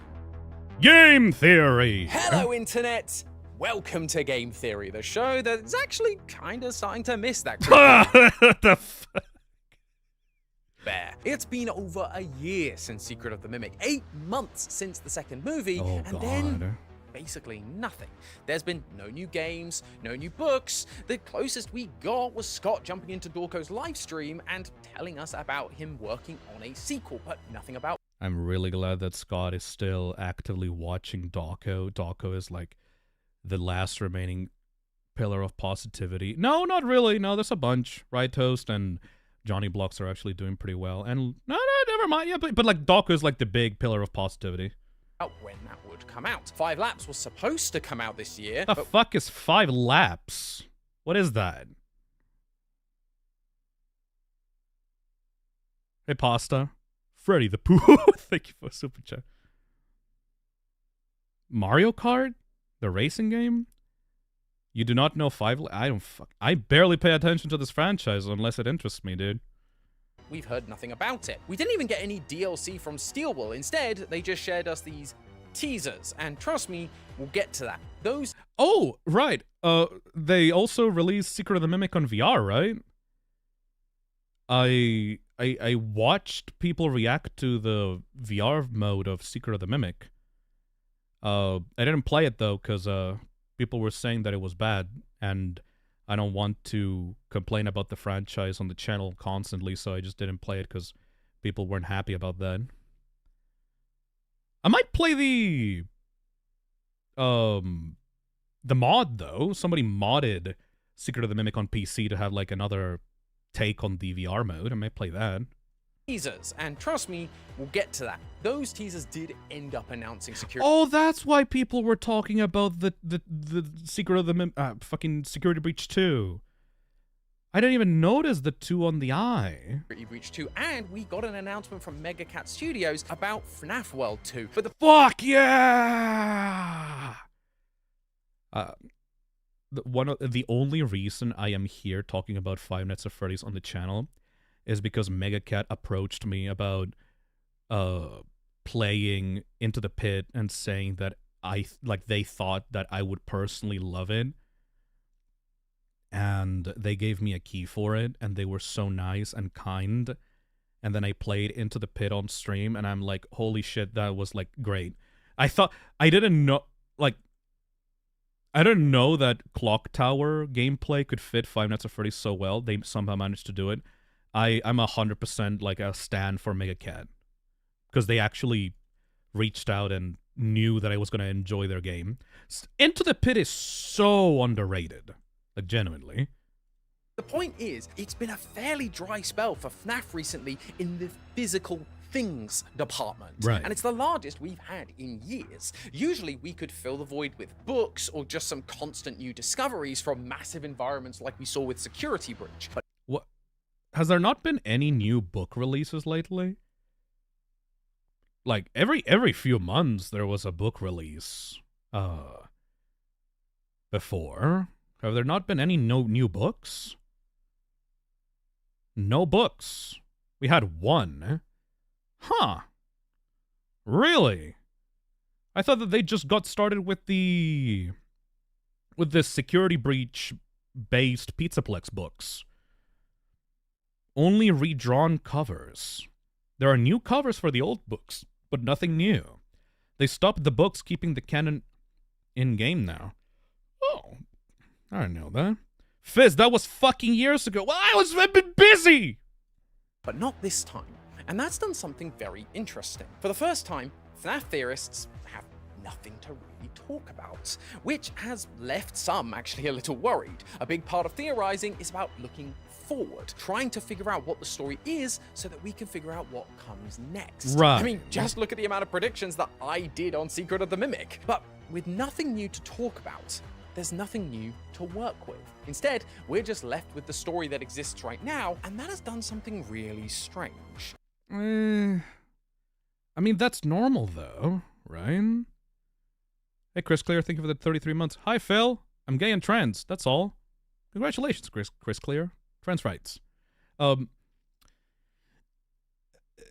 That is just Five Nights at Freddy's becoming like any other franchise, though, right? Like, you know, Resident Evil. Like, Resident Evil gets a new game every like 2 years or something.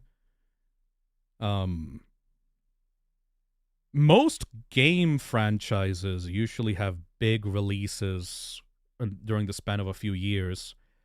The original FNAF boom, it was Scott being a single indie game developer releasing things like months apart, but like that's not the way that a normal human schedule for game development should even work, right? As I've been keeping up with the theorists from across the YouTube space, I noticed that the new videos they were releasing almost all had a similar theme. What do you notice about this video? What about this one? This one? What about all of these? What do they all have in common? older They're all stuff. focused on the Afton era of games. Right. FNAF 1 through to Ultimate Custom Night. And this isn't just me pointing fingers. My first FNAF theory of this year was a thought experiment about whether there are two Mikes, another Afton era character. Every now and again, a theory focused on Secret of the Mimic or Security Breach does surface. John FNAF actually did a fantastic one recently about the original lore of Security Breach. But the overwhelming majority of theories over the last year have focused on these older games. And Well, I mean, personally, whenever I still get FNAF stuff on my timeline on YouTube, on my algorithm, and I think it's like a fairly 50-50, honestly. I've seen a lot of theories about Security Breach still around, and there was like a big theory about like Nightmarion, I think, and just general Mimic stuff. Like, the Mimic was big. Not as big as Afton, but he was still big in the theorist community, right? And I find this fascinating. Given the amount of pure information in games like Security Breach to the point where people are still finding new clues, why aren't people diving deeper into that? When we had a game with as strong a story as Secret of the Mimic, why are theorists moving on so quickly? When we have mysteries like Chica's secret freaking party, I don't fucking know what that is. why are people Scott Cawthon's minigame guide. Chica's throwing a party. At this party, there are plenty of guests to feed, sweet cupcakes, and some very unwanted guests. What the fuck is this? That's literally it. It's just a screenshot. It's something that Scott added in the new guidebook print. Nobody knows what that is. Oh. That's kind of cool. It's a game that doesn't exist and only shows up in this book. Oh. That's kind of interesting. Did they make a theory about yeah, I think that they made a theory about that. That was 3 months ago. Okay, that's new, right? That's new stuff. talking about the old days? Well, dear theorists, I did a bit of a deep dive into this, and so now I'm going to take you on that journey, because the answers I found by reflecting on our theories and talking to other theorists in the space revealed some really interesting stuff about how the franchise has evolved over the years, what the state of FNAF is in 2026, and why theorizing has moved in the direction it has. All right. Reason 1. Old but gold. What is the main goal of FNAF theorizing? I'll give you a second to write them in the comments, and while you do, maybe you can just hit that subscribe button. All done? Great. As far Am I actually subscribed to this channel? Yes, I am. as I and many other theorists are concerned, the main reason we theorize is to figure out the story. From day one, the story of FNAF was cryptic, hidden, and vague. There's a reason our first video was using a real-life Chuck E. Cheese event as an allegory, because otherwise there's not a huge amount to go off of. As time's gone on, more and more has been added to the story, but that doesn't mean the clues got less cryptic. Now, there were secret minigames you unlocked if you died, or punched random codes into wall That was fucking tiles. crazy. Then, 12 years have gone by, and we still don't fully understand the story. But I fucking remember being on like a Skype group chat, people sharing the code stuffs for FNAF 3. That was a time, eh? this is where the divide comes in. As I mentioned, FNAF is split into two halves, the Scott era and the Steel Wool era. Or, if you want to stick to in-universe names, the Afton era and the Mimic era. The Mimic era is still ongoing, but the Afton era, technically speaking, is over. Sure, the Mimic era is still throwing stuff at us, like Afton's email to buy Murray's costume Mana in Secret of the Mimic, or Vanessa being related to an Afton in some way, but as a whole, the Afton era is completely over. His story is wrapped up. I remember specifically watching a game theory from MatPat that discussed the need for a new era. Like, a long time ago, like, MatPat was like, and that is the final chapter in the Afton storyline. And from here on, Five Nights at Freddy's needs to go in a new direction. La la la la la la la la la la la, and like find new avenues and stuff, right? And I guess they got what they wanted, right? Because now we're in the Mimic era. Because like it took years to do that, because like game development takes a long time. But in general, the feedback of we're done with the Aftons, time to make way for something new. Like, Scott did listen to that, and they made, like, a new era for FNAF, you know? It started with a man who killed 5 kids in a back room and stuffed them into suits, and it ended with a man stuck in purgatory being forever tortured by the souls of one of his victims. It's a pretty clean and cathartic ending. However, even with the ending to, let's call it the A-plot, there was still plenty of mysteries to solve. Who was the vengeful spirit? What's the name of the crying child? What is in the box? But with Ultimate Custom Night, it felt like a final hurrah from Scott. It seemed like he was trying to actively wrap up the loose ends, which would mean that everything we needed to solve those unsolved mysteries were available to us. Pretty much. We just needed to look harder. Yes, Scott might come and add more context in future games, like I've said, but technically speaking, everything we need should be right here in these games. This idea, I think, was solidified when we were fully introduced to the Mimic in recent games. Thanks to the idea that Glitch Trap may just be a corrupted AI Mimic program that was trained on Afton's data, Sure. it means that Afton is well and truly gone from the story. Okay, but I remember that being way more vague, though. Like, now in hindsight, that is, like, accepted, but when Help Wanted came around, everybody thought that was fucking Afton, though. Like, like, one of the biggest criticisms about FNAF as a story is that they kept dragging Afton into the new era of stuff. Because it was a purple fucking bunny. Purple corruption with, like a spring suit and stuff. Like, the way that the Mimic was introduced into the story was a complete mess because people just thought it was Afton. To the point that people say that it was a retcon that it was the Mimic. And that it was a retcon because of, and people were talking about Afton still being back and still returning, and people wanted something new. And I gotta be honest, I'm still 50-50 on it being a retcon or not. Because, like, the idea of a robot that mimics other people and things, coincidentally also mimicking one of the biggest villains of the series, pretty fucking convenient that it was the Mimic, honestly. Like, it didn't feel like a clean start and end like they're putting it here. Like, retroactively, you can sell it as that. But in the middle portion of this, it was extremely messy and unclear.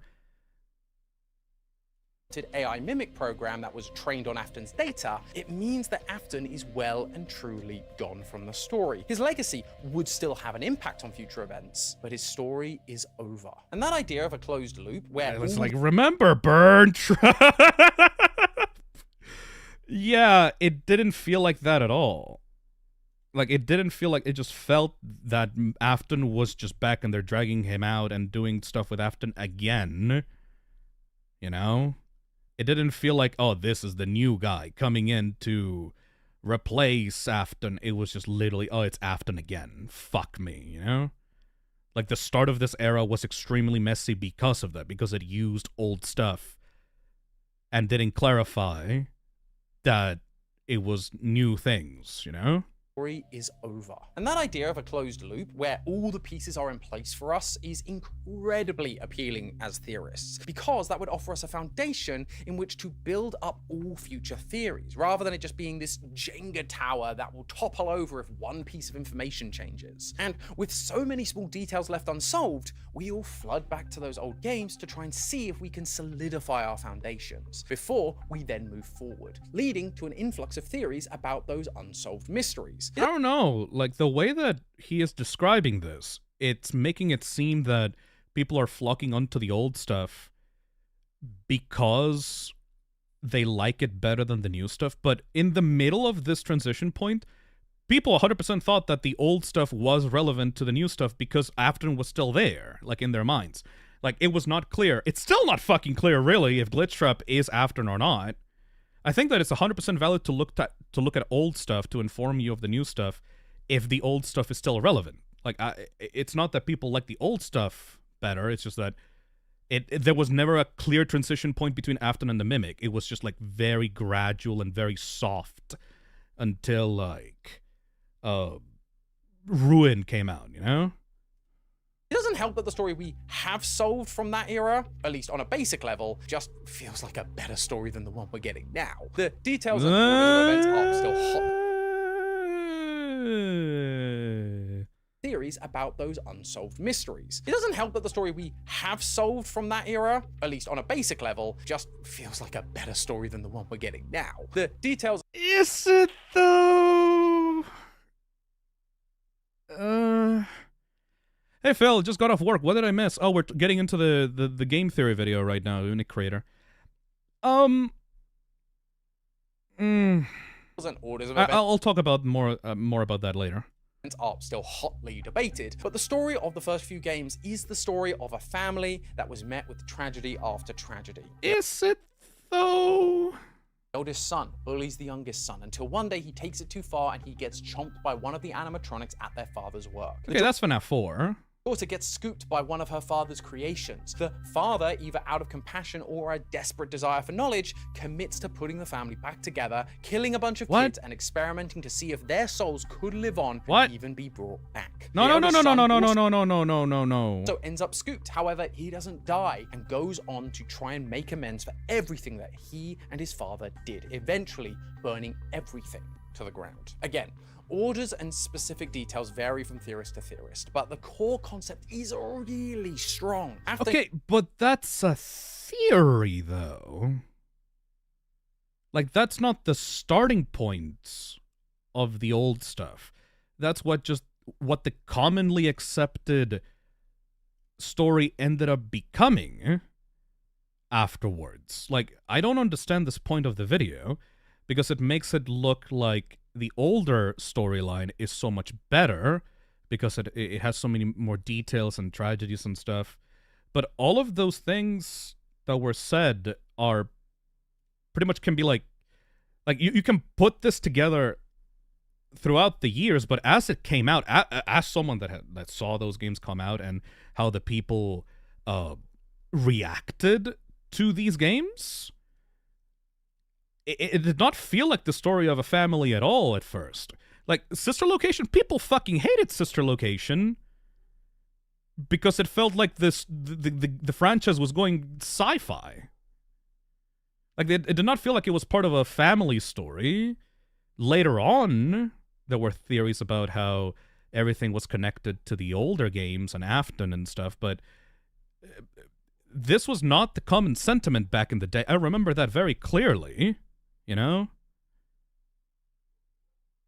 If you're trying to gas up the original storyline to compare it to the new stuff, you should probably use the building blocks and outright told information in those games to present how it was felt back in the day. Because, like, all of this is, like, from the benefit of hindsight.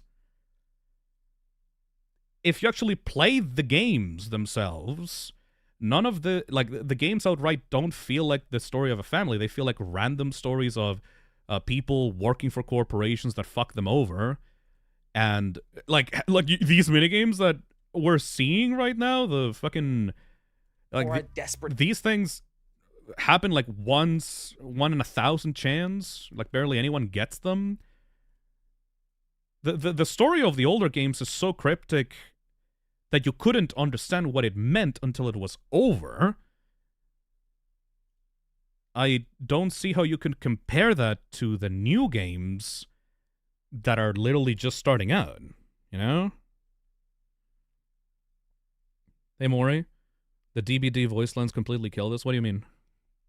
See if their souls could live on and even be brought back. The eldest son also ends up scooped. However, he doesn't die and goes on to try and make amends for everything that he and his father did, eventually burning everything to the ground. Again, orders and specific details vary from theorist to theorist, but the core concept is really strong. Afton is a very compelling villain. He preys on children, so immediately our minds label him as the most evil kind of character. If you believe that he actually cared for his kids and his actions were out of a misguided love, then he's even more compelling, as essentially he's a broken-hearted man who made a mistake and went mad as a result. Michael's arc with older brother— Okay, but that's just something that you put onto the character. That's not what— No, because, like,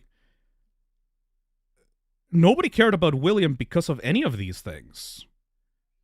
Like, this is just information that you put onto the character for a theory about why he would do these things. William Afton in the games is nothing.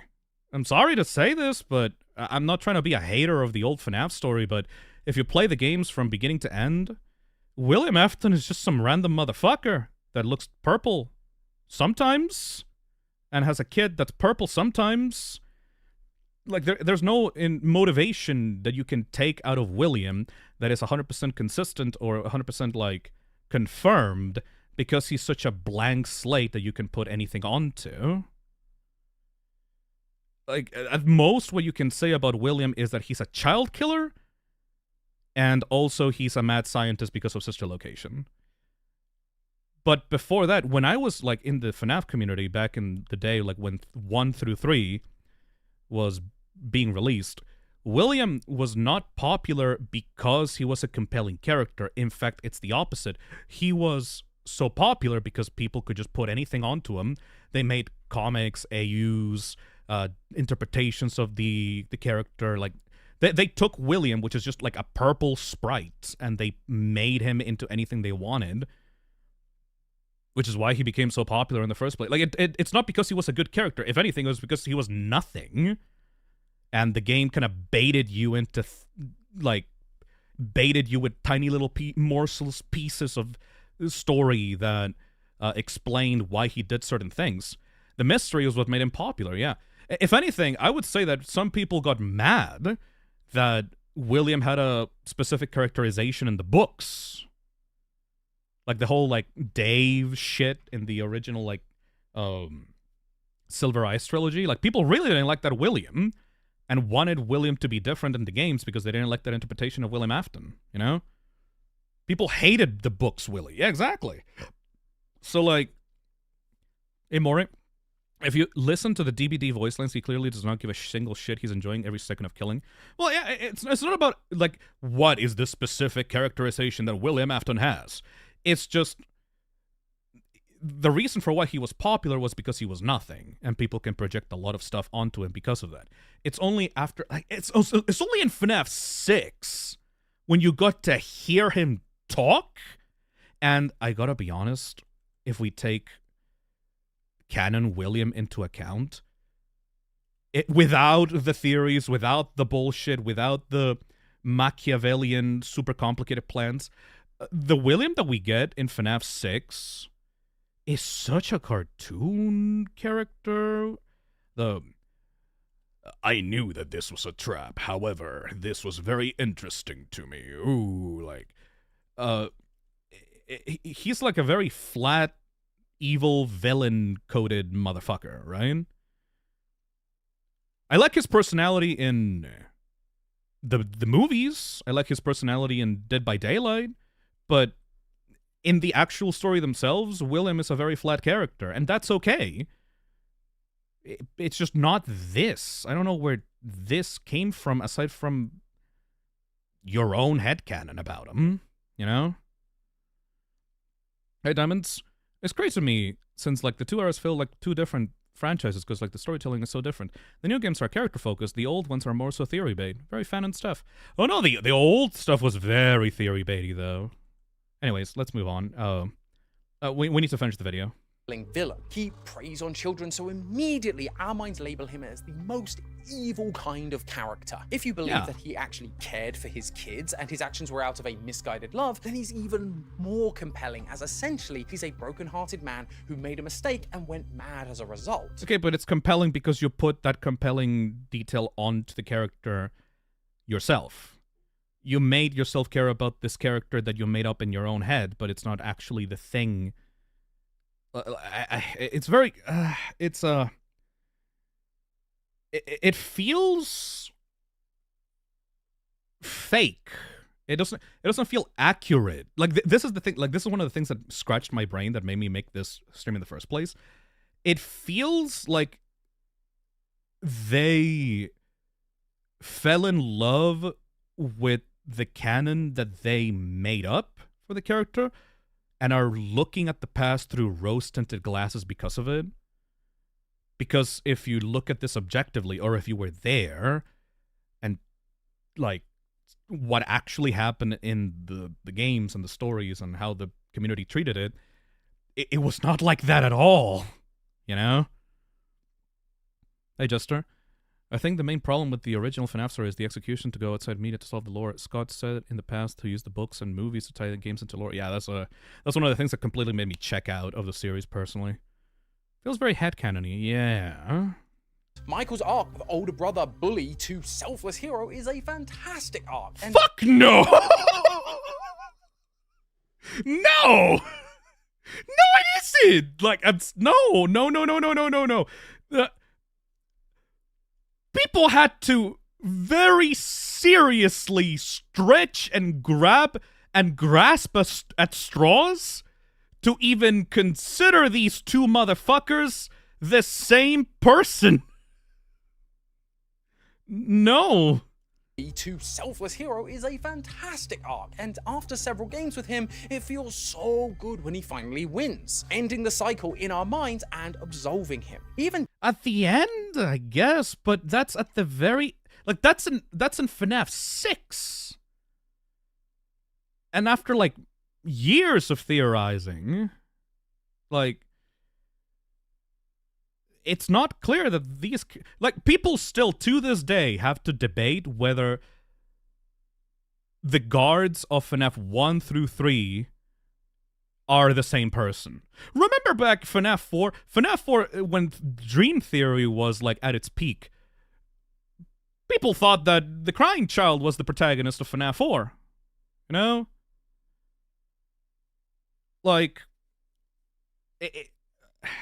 like in retrospect, sure, but even in retrospect, we never got to hear Mike's thoughts about his brother or the situation after the scene where like the crying child dies. Michael's character arc is almost non-existent. It's just he's the protagonist of the games, and then he dies at the end, like trying to make up for like the stuff in FNAF 4. But we never got to see his thoughts or opinions and about all this stuff. It was very vague, you know? I like Michael, but we know jack shit about him. I just love the creepy mental image of a walking hollow purple corpse. Yeah, it's cool stuff, you know? David, the crying child, and Elizabeth are interesting characters to follow. One wanting nothing more than to make Daddy proud regardless of the evil because she just doesn't know any better, and one who is so broken and scared that other spirits have to come together to help him find peace. These characters are so interesting because we can connect with them on some level. We might have felt that feeling of loss, or being scared, or wanting to make up for past mistakes. Or it's just the fact that we like to see stories of humans triumphing over other humans that we deem as evil. The issue with the story we have now is there aren't really any humans in it. And the ones we No, what? No, if anything, there's too many. If anything, there's too many now. Now is there aren't really. Jarek says Elizabeth had 3 voice lines.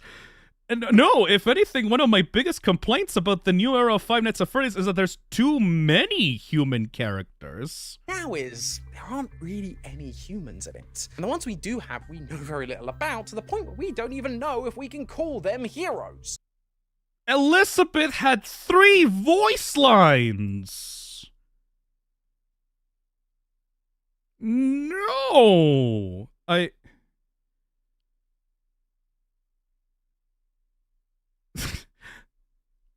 Gregory, Vanessa, Fiona, Edwin, like there's so many. They're like Cassette Girl, like. Gregory was evil then. Was he? He wasn't, but maybe he still is. And other than killing a few therapists, we know nothing about his life before or after security breach that makes us connect with him. Vanessa, we have some backstory for, but because it's so unclear if she's an Afton or just some random girl, it becomes hard. When did that happen? What? No, what? What? When did that come from? That makes us connect with him. Vanessa, we have some backstory for, but because it's so unclear if she's an Afton or just some random girl. I thought that she was. When the fuck did the Afton connection come from? The movies? But that's the fucking of the movies, though. That was a thing during Security Breach? When? The movies. But that's a different continuity. Her name is Vanessa A in the mobile lab. Okay, but doesn't mean that she's an Afton. What? Thank you for senpai. It becomes hard to know how much emotional investment we should put into her. Cassie seems nice. She was a kid with no friends until Gregory came along. But what else? Her dad worked for Fazbear, and we think we play as him in Help Wanted 2, but what's their relationship? We don't know. And the main villain in all of this, an AI robot. They tried to give it a sympathetic backstory. What? It was just a child and it got beaten up by its dad and lost its legs. But at the end of the day, we just can't connect with a robot the same way we can with a human that was abused by their father, like we saw in the Afton arc. I'm not...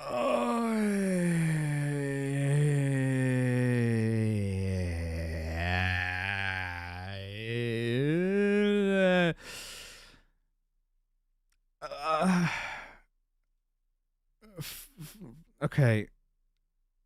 There's so much there that I need to talk about. There's so much in that one span of few seconds. First of all, where's Edwin and Fiona? Like, I'm sorry.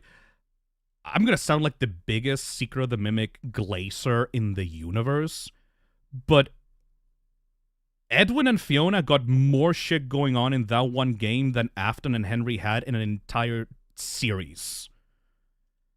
Like, Edwin and Fiona are excellently written to the point that one of the tapes of Edwin asking Fiona for marriage made me genuinely tear up.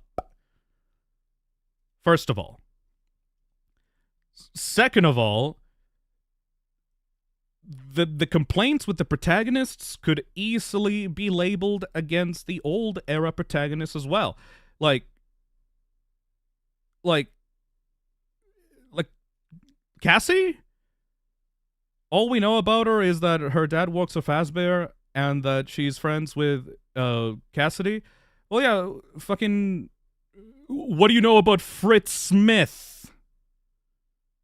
Is it nothing? Is it the fact that he smells bad? Is he Mike as well? What about Jeremy Fitzgerald? What do you know about Jeremy? The fact that he got bitten by one of the toys in The Bite of 87, maybe? Like, they're nothing characters, right? By default, the new era characters have more characterization than the old humans because they had nothing. It's not the fact that the new characters have less going on than the old era characters. It's just that the old era characters didn't have anything or had stuff that was so vague that people could project their own theories and thoughts onto. I guess the fact that these characters have anything at all and that their stories are way more direct and clear makes the theorizing less enticing because you can't put all of your headcanon into one character and say that that's peak or say that that's good or like compelling, you know? Like, that's what I'm seeing here, because like all of these complaints can be labeled against the old characters unless you put your own headcanon about who they are into the old story, even though it was not there in the first place, you know? It's... friends until Gregory came. I love that we're having on chat people fighting for corrections and that, no, Jeremy was not Mike, Fritz Smith was Mike, these are the same characters, oh no, it was just the same character. Like, you know what? You see what I mean though, right? The fact that people are fighting about if these characters are the same in the chat proves that they are not compelling. They're nothing. The fact that they are nothing is what made them so compelling for theories, because you could put anything in there and make it work, because it's not clear. Came along. But what else? Her dad worked for Fazbear, and we think we play as him in Help Wanted 2, but what's their relationship? We don't know. And the main villain in all of this, an AI robot. So, this is what fucks me the most about this video. No, a lot of things like fuck me about this video, but this is the one thing that bothers the shit out of me, because I really hated the Mimic before. Like, this is me, like, people in the FNAF community know that I hated the Mimic, right? Like, I made fun of the Mimic. I thought that the Mimic was a shit villain, that the Mimic was never gonna live up to Afton, that it was like a trash character, like it was nothing, that Afton is so much better than the Mimic, all that. You know, like I was the Mimic hater guy that Mimic fans hated because I hated the Mimic. And then I played Secret of the Mimic, and it made me love the Mimic because it was a game all about its creation, its backstory, its emotions, the people around the Mimic, the reason for why it was created, it like its abilities, its feelings, like the Mimic in Secret of the Mimic got more characterization for itself than everything that William Afton ever got ever before the Mimic came along.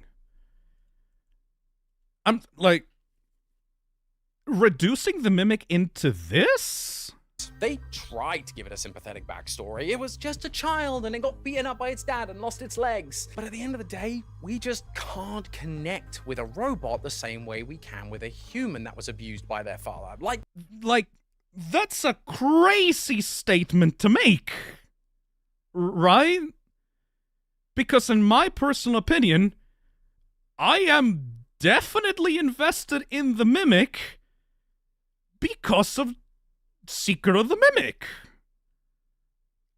Like, that is simply not a true statement. I after I finished Secret of the Mimic, I was like really passionately asking people like, oh, where do you think the story's going? I wonder what like is gonna happen. Like, what? Okay, I remember something I said at the end of the Secret of the Mimic stream, and I haven't seen anyone else bring up in the community. Maybe they did, because, like, I don't pay attention to the community, but, like, I was theory crafting so fucking hard about the characterization of the Mimic, because I saw the Mimic making those little small Mimic out of garbage that chase you in the finale of Secret of the Mimic, like, through the mansion.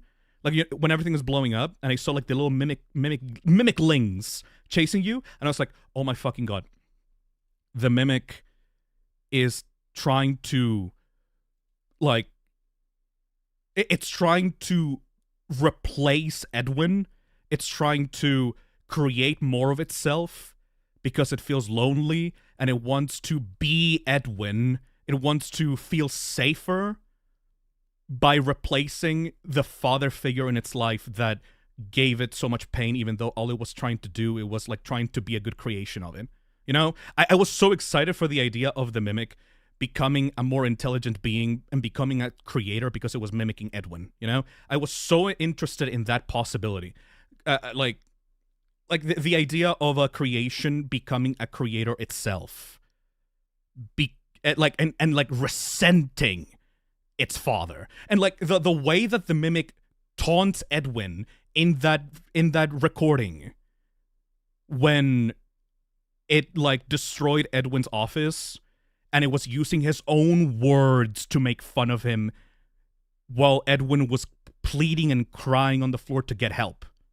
You know, like the Mimic like showing the worst parts of the treatment that it was receiving by being like aggressive or like idolizing like Afton and like serial killers, or like all the stuff that the Mimic has is so compelling because you can take it as both just a program going haywire, but also that little spark of sentience and like resentment that it has cannot be just simply mimicked or generated by a corrupt program. It's something there that is beyond just mimicry that makes the Mimic so fucking interesting. Because it chose to do those things. It chose to be petty. It chose to be angry. It chose to do these things that realistically a machine wouldn't choose to do. It chose that path for itself because it was hurt.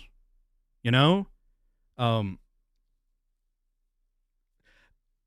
think I remember making a post. Like, sometimes I see FNAF posts on Twitter, and I want to interact with a certain thing that the community does, and then I say no. I'm not gonna do that because I don't want to get into shit. Like, I don't want to bring out old wounds, or like I don't want to remind people of my existence in that community because I don't want to cause any shit. Funny that I say that in this stream of all things, but still, I remember an old post about the Mimic morphing into David and playing with a makeshift plush doll toy that he made for himself. And I was about to quote retweet that with, do you think the Mimic sometimes, when it's alone and without anyone to attack or murder, sometimes morphs into David because it misses the old times when it was appreciated by people for its original purpose? Or like maybe it transforms back into Fiona to pretend to want, because it really wants the love that Edwin originally gave it before he started, like, you know, resenting the Mimic, you know? Do you think that when this killer robot is alone, instead of doing evil plans or doing evil things or trying to like be evil or whatever, it just goes back to its original programming and tries to be something that it never could have possibly been, you know? And there's no reason for why it would do that, but it would maybe because, like, I remember the secret ending where, like, you need to prompt him to transform back into David and lock him into that personality. You think he does that sometimes because he just misses being a kid? And guess what? To everyone that said, fuck, that's compelling, fuck, that's so good, fuck, that's so sad, guess what? I made that shit up! I took this character that I liked, and I put this fake thing that never happened in the games, and I put it in there because I found the bones of this character to be compelling enough that I want to talk more about it, and I want to, like I want to see more of him, you know? That's how it works. Like, I can imagine this happening to the Mimic over the years as the series continues telling its story, you know? Because that's what happened with Afton before. You took a fucking cookie-cutter purple serial killer of children, and you put the idea of him being a family man and being racked with grief over the death of his children, you put that scenario in him to make him more compelling. That's how this shit works. It's not there originally, but as long as the bones of the character are there, you can absolutely do that. The fact that you're reducing the Mimic into this... backstory. It was just a child and it got beaten up by its dad and lost its legs. But at the end of the day, we just can't connect with a robot the same way we can with a human that was abused by their father. Like, that's your own choice to make, man. That's your own decision to do. Of instead of engaging in the current concept being presented to you, you minimize it and like don't really want to engage with it, you know? Like, that's your own decision to make. I personally find the Mimic incredibly compelling, and all the stuff that I was given about him in Secret of the Mimic made me build a connection to him that Afton never really had. Which is why I love Secret of the Mimic as a game so much. Everyone is like, ooh, Phil, it's so weird that you like Secret of the Mimic more than the other games. What's up with that? Oh, you're just doing it for attention. It's like, no, because I genuinely find this stuff compelling. And that's a subjective thing, depending on if you like those sorts of stories or not.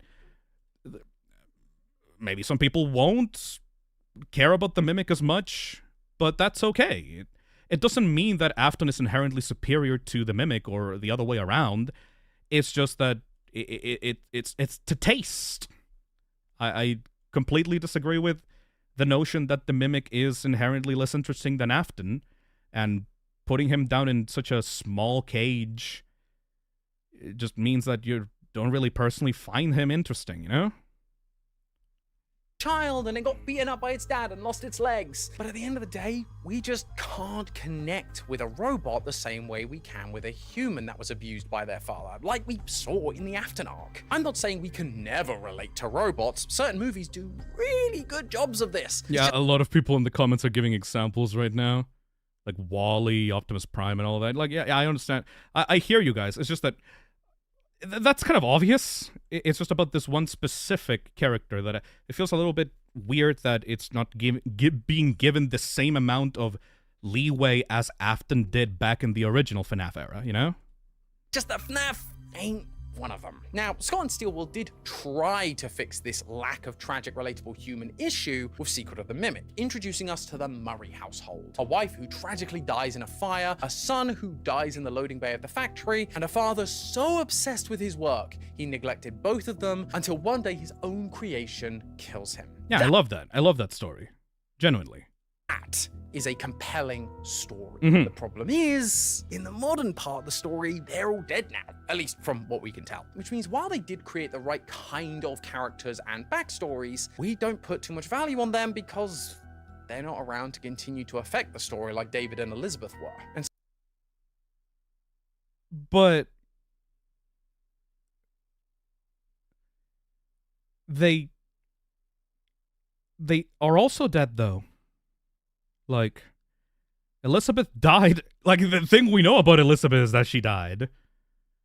Like, the crying child died.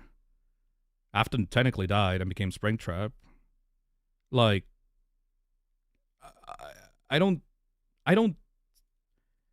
like, the 90% of FNAF characters that you do not play as are already dead. There is no, like, you can care about people that are dead in the story. Fucking look at Pink Diamond, or like, sorry, Rose Quartz from Steven Universe.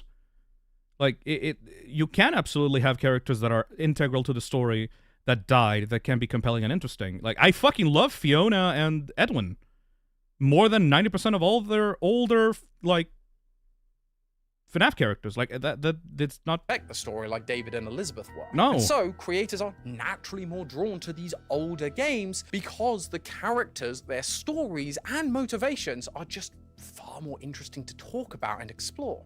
I think at the end of the day, the real reason is not that they're more interesting or compelling outright. It's just that there is less info about them, so it's more fun to put your own headcanons and ideas onto them because they're blank slate characters that are way more cryptic and their motivations are so cryptic and they have less screen time on them, so you can just morph them into whatever jigsaw pieces you want for your own videos and stuff, you know?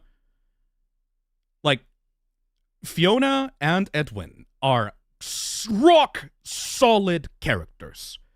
You know exactly why they do the things that they do, when they did them, why they did them, what resulted in that, what they thought about that, what they thought about each other. You know exactly what happens with Fiona and Edwin. So you can't make theories about them because they're real characters.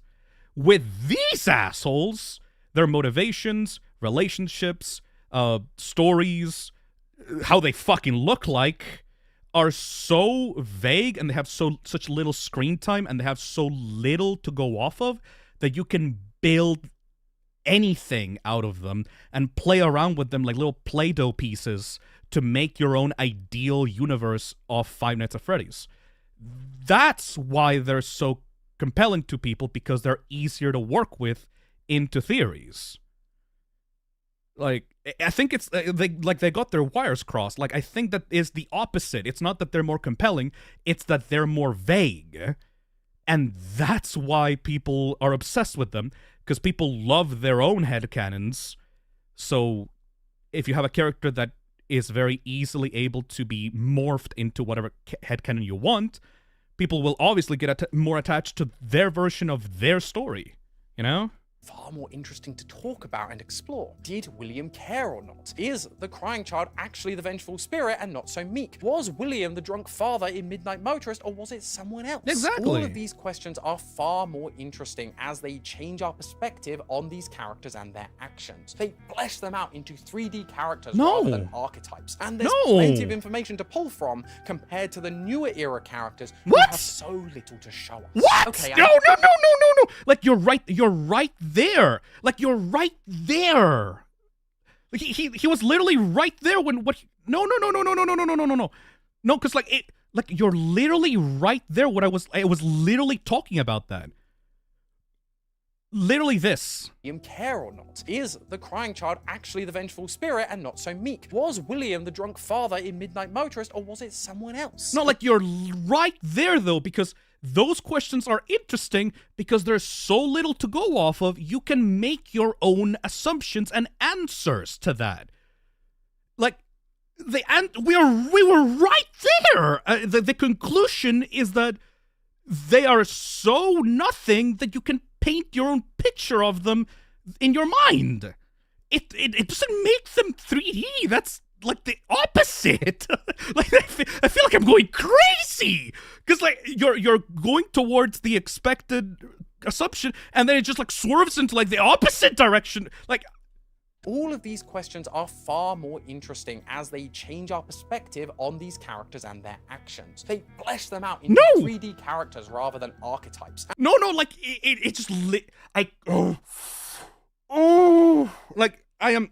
Like, I feel like I'm going crazy. I'm not mad at like the new host, by the way. Like, please, because like this, it's a group of writers. Like, it's not a singular person that's making this mistake. It's just I feel like I'm going crazy because all of the stuff that he said before that point points to the fact that these characters are so vague that you can't say anything concrete about them, which is why it's so fun to play around with them and build your own theories off of. Was William the drunk father? Like, this is literally saying that, right? Or was it someone else? All of these questions are far more interesting as they change our perspective on these characters and their actions. They flesh them out into 3D characters rather than archetypes, and there's plenty of information to pull from. Like, it feels like it just goes in a completely different direction to what he was talking about, like, 2 seconds ago. Compared to the newer era characters who have so little to show us. Like, the new era characters are actually defined, have dozens of minutes of dialogue, they have cutscenes, they have, like, recordings, they have therapy sessions, for fuck's sakes, right? That makes them into more solid characters that cannot be played with as easily as the old characters, which is why there's less theories about them, because it's more clear. It's more clear. Like, I feel fucking nuts. I feel see, this is why I wanted to make this stream, because I feel like if I just talked with some, like, I feel like this is like opposite day, you know? I wouldn't say clear. They tried. Oh yeah, they tried though. Like obviously there's a lot of vagary stuff going on with like Vanessa and Gregory and whatever the fuck. A lot of that is because of how messy Security Breach was. But like Edwin and Fiona and the people in Secret of the Mimic are so fleshed out, you can't really say anything about them because everything that you could say about them is in the game, which is what I liked about Secret of the Mimic. Because instead of being theory bait, it was just an enjoyable story, and then you move on from it because it already told you what it was about. You know? That's the problem. The problem is it's not that the past stuff was better, it was just that it was less cryptic. It was more cryptic, you know? Okay, I might be getting a little worked up over this. I'm just really sorry. Yeah, me too. Fucking sorry. Particular topic. Yeah. But thankfully, I can let off some steam with today's sponsor, War Thunder. No. Thank you, YouTube skip button.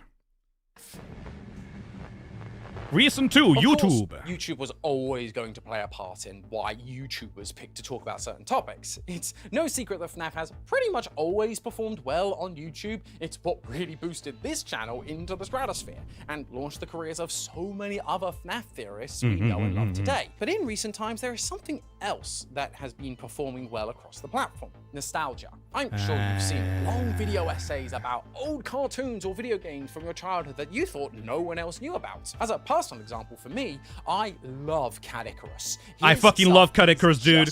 Great. Fuck yeah, But come it here, you relates son of a perfectly to bitch. my Hell yeah. nostalgia, as I was a PlayStation Fucking kid love and a Cat Icarus. grip. But Based. when he comes Based out taste. with a several hour-long video about a Rugrats, Yeah, I want to watch that video. recommended to me. Audiences love nostalgia. They love to remember the simpler times, and so YouTube gives some level of favor to these videos. Therefore, people talking about old FNAF fits the criteria way more. Makes People sense. are nostalgic for the old days of FNAF.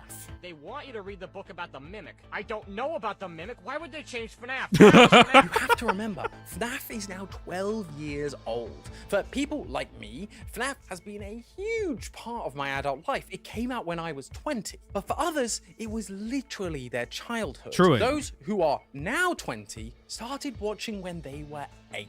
So regardless of what age you were at the time, this franchise, and specifically Bro got green hair. He's literally me, though. those older games, are nostalgic to you, reminding you of a simpler time where you would just sit and watch a deep-voiced man yell at a screen, or some theater nerd go insane trying to make connections about the story. And so YouTube is more than happy to recommend those videos to you. Right. Which also means that Makes when sense. creators make videos about nostalgic topics like old FNAF, they get recommended more and more. Yeah, it's Suddenly, YouTube algorithm bullshit.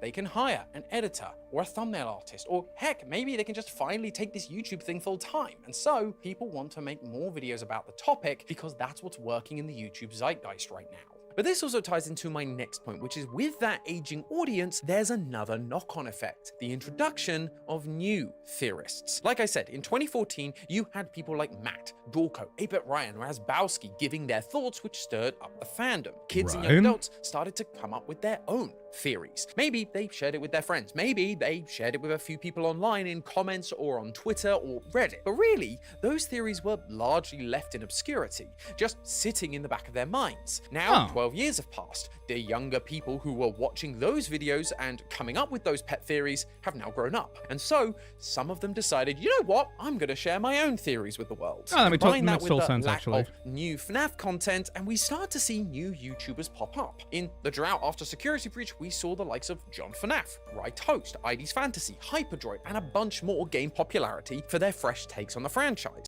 I remember seeing a theory video about FNAF 2 being connected to FNAF 4, and it was genuinely super compelling. I don't agree with it, but I thought it was like very compelling, and I think that the person specifically said that they grew up with old FNAF theories and wanted to take like their own spin on it. So like literally, yes, like that is actually a thing. Also, someone with like a black and white, like kind of doodly dude avatar that actually made a theory about what's in the box that said it was like the old Foxy mask, like Mike's old Foxy mask. And I genuinely believe that is the actual fucking answer, because the dude was so good at convincing me, like argumenting why that could have been the actual answer. Like, I love that video so much. That video is like 10 out of 10, actually. In the recent drought post-Secret of the Mimic, we've seen people like T-Dreads, Unwithered Truth, Gibby's Horror Homestead, She's Always Awkward, and again, many others. And in a few years, I'm sure we'll see even more. Yeah, What probably. this means is all those theories that people came up with all those years ago now get to see the light of day. They want to share the stuff that's been bubbling away inside of them for years, because that was the stuff that made them fall in love with the franchise. True. It's not to say they hate the new stuff, they just haven't had as much time to ruminate on it. What theory do you think is going to be stronger?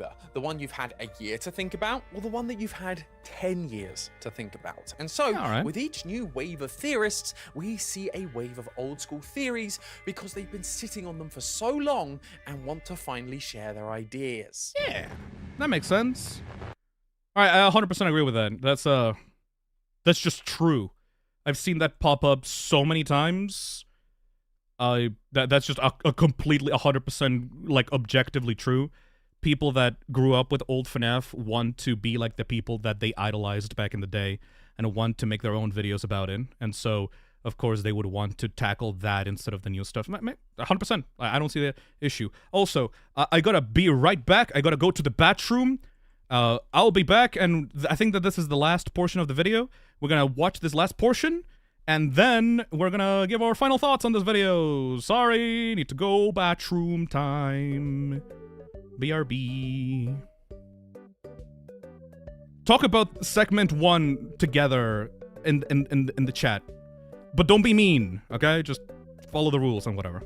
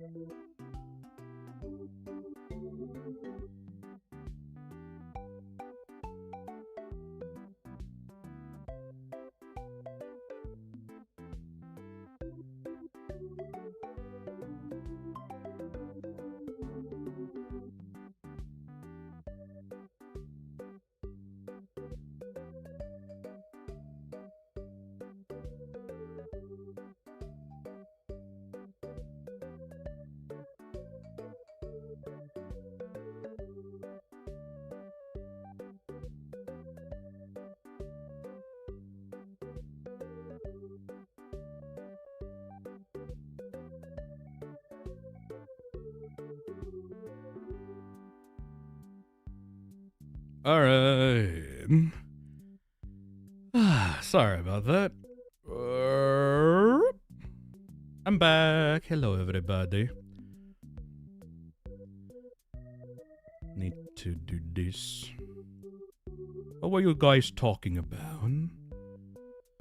Hey, Pasta, thank you for the 1 gifted. Thank you, Gross Incandescent, for the $5. Can't talk right now, I'm making peace. What the fuck? Thank you, Night Angel, for the 15 months. The Mimic got the slime! Anyways, how are you feeling about the video right now? Let me see what you guys were saying while I was out. Go, my pregnant men. Why did I read that? Mimic will return in Avengers Doomsday. Theorists have tended to confuse their want for more world building with knowledge on the narrative. Yeah. Did you wash your hands, dude? Oh, fucking course I would. Why would I? Come on. I get it's part of the fun, but I'd rather have an actual well-constructed story. Oh, yeah. I mean, there's a very clear divide between people. You either want a good story or you want theory bait. Theory bait does not equal a good story. If anything, it's antithetical to a good story. However, as we continue watching this video, I have a secret plot twist for everyone. I'm not going to mention it now because we need to end the video, but I will tell you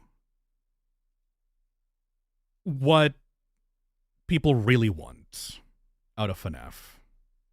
I've been thinking about this ever since my Secret of the Mimic review video that is now unlisted from the channel. You can watch it on the old archived videos playlist on my channel. Like, it's not deleted. It just, you know, I took it down alongside every other video because, like, I want space for my VTuber debut stuff. But I've had a specific Theory? God damn it. I've had a specific thought about modern FNAF, and I think that you guys will find it very interesting, but I will reserve my thoughts until the end of the video because I want to get your undivided attention and see if you guys agree with me or not. All right? That makes sense? All right. Thank you, Grossly Incandescent, for the $5. Thank you, Night Angel, for the 15 months. Thank you, Juanma, for the membership. Thank you, Night Waker, for the $5. Thank you, Motro, for the $5. Thank you, Elampersick, for the 18 months. Thank you, Pasta, for the Supa. Thank you, Two Vandalist, for the €6. Why does everything feel like it's being said in bad faith? Like, how are you going to talk about the Mimic like this and then ignore the major human characters? I don't think it's being made in bad faith. Like, at all. Like, I think at most it's a video made of frustration, but it's not malice. I don't think that the game theory people have a single malicious bone in their body. It wouldn't make sense for that to be the case, because, like, why would you be mad? Why would you want to trash, like, the new stuff? Like, they're very clearly trying to diagnose the problem. It's just that the conclusions that they come up with are not sound. Just because you are wrong about something, it doesn't mean that you are malicious in your wrongness. It's just that you came to the wrong conclusion. My personal idea as to why the first reason felt so disjointed is that they had a conclusion already built, which is that they liked the old characters better than the new characters, and then they try to find reasons as to why they felt that way, you know? And the reasons that they came up with are not really sound with their theory. It's like, it's the old theory problem of wanting something to be true, so you find reasons for it to be true rather than seeing what the pieces actually lead you to, you know? That's how I see it. It doesn't mean that they hate the modern FNAF. It's just that they just personally don't find it as interesting as the old stuff, and that's okay, you know? Anyway, reason number 3. New games, new mess. Finally, we get to, I think, the biggest reason that theorists everywhere prefer to talk about the older games. The new games are, if we're honest, a bit of a mess. And I mean that in a few different ways. To start with, let's talk about how Steel Wool does trailers. I hope you're ready for a bit of a rant. Recently...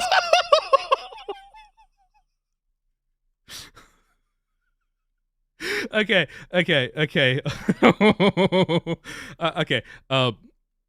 I actually love Tom. That's great. The fucking... Ready for a bit of a rant. I love that cheekiness. The British cheekiness. Like, Matt did not have that before. That I genuinely love that, because you can feel the barely contained excitement through those words. That's so... hell yeah, Tom. Does trailers. I hope you're ready for a bit of a rant. Recently, Steel Wool has been posting things that are quote-unquote... The fuck is that? Not teasers. But come on, guys. They are definitely teasers. We Are even they? got the announcement of Security Breach 2 at the end of it. So naturally, when they phrase something like this, all us theorists want to take a closer look. The issue is, there's not really anything to look at. Some people have made videos on these teasers talking about things like how the rings are the same color as the glam rock, so this is clearly from the Security Breach era. Or What the fuck is that? I'm sorry. I don't keep... What the fuck? it's in a pool, so... This looks like a test image. Like an Unreal 5, like, test room. Huh. rings are the same pool color as the rooms. glam rock, so this is clearly from the security breach era. Or it's in a pool, so maybe it's a VR experience similar to what we see in the Drowning Tales story. But that's kind of all we can say about it. Even in the final one, where they essentially announced Security Breach 2 by hiding a 2 inside of Vanny's eye, great, we found out there's a new game coming, but anything about that game is kind of going to be speculative at best because these images don't actually That's how they're teasing the games? Wait, that's supposed to be a teaser? Like the pool image?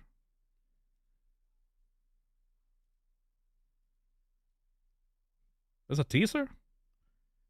No, it's not confirmed. Yep, it's a teaser. Followed immediately by, no, it's not confirmed.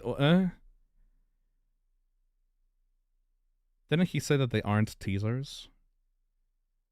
I mean, okay, let's disregard that image, I guess. I don't know. There doesn't seem to be a concrete consensus on that. 2 by hiding a 2 inside of Vanny's eye, great, we found out there's a new game coming, but anything about that game is kind of going to be speculative at best because... Yeah, because, like, this image, like, this is very clearly Vanny concept art for the new game, right? This image for, like, Security Breach 2, like, it seems that they're just starting development of that game, and this is supposed to be, like, a artist concept art of what Vanny might look like in the future. Which is infinitely lamer than the stuff that we got back in the old era. Because these images don't actually tell us anything. Even with the trailers they release, they're fine as trailers. They show off a bunch of cool moments, but for theorists, they leave a lot to be desired. Yeah, I can absolutely see that. It's a pool! Thank you, Scally. Secret of the Mimic and Help Wanted 2 were just narrated by Fazbear's classic voice, saying how the job is bad, but you'll be okay, probably. There are Easter eggs like the Monty cutout or the Fazreg port, but these are more like pieces that we don't have any direction on because we don't get any sense of where the story is going. Back in the day, we used to get a lot of teasers on Scott's website that were full of secret little mysteries. Either we up the brightness to reveal a phrase that we needed to solve, or we'd be told that the game was cancelled due to gas leaks, only to up the brightness and reveal it was a news article about an in-universe location. Oh yeah, people went I remember that. People went crazy for these. Check the source code to reveal a conversation between Baby and the Fun Times, telling us that Baby got kicked out of Ennard. This was the stuff that got us excited. They felt like they were building the world and telling us things that we could connect to previous games and books to help us predict what might be happening next and explain more of that story. But now it just feels like we are literally getting teased. These are presented in a way that implies there's a mystery to be solved, but it also just feels so disconnected, like the main piece of the puzzle is being hidden until the actual game comes out, which means we can't really do anything with it. Sometimes I wonder if this goes back to Steel Wool and their Security Breach trailer. I'm sure we all remember this iconic trailer. We did a theory based on that trailer, like we do with most big trailers, trying to predict what it meant for the upcoming game and its story. Matt later said that Steel Wool actually emailed him asking if he had a man on the inside feeding him information. That was Steel Wool? Woo! Looks like we got it right. And then I remember Matt talking about that story, but it was a mascot horror developer, unnamed. That was Steel Wool? Ah, shit. Neat. said, let's confirmed fucking 5 years later. Steel Wool actually emailed him asking if he had a man on the inside feeding him information. Woo! Looks like we got it right. And then none of that story appeared in the final game. Now, I'm not going to say...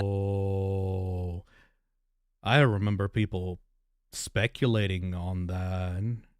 Weird that it got confirmed now, like so many years later. Stand here and debate the whole did they change the story thing. That's being done to death. But what I wonder is if that instance of them giving us an actually very compelling trailer with us then supposedly getting it right meant that they're now afraid of giving us too much. If they give us too much to work with, we might all just figure out the game, which in their minds could end one of two ways. Either we guess the story and then when the game comes out we're disappointed because there's no surprises, or we get guess the story, but then the game changes as game development often does. And so, once again, none of what they presented shows up in the game. And so, we're all mad that we didn't get what we thought we were getting. I'm not saying they need to give away.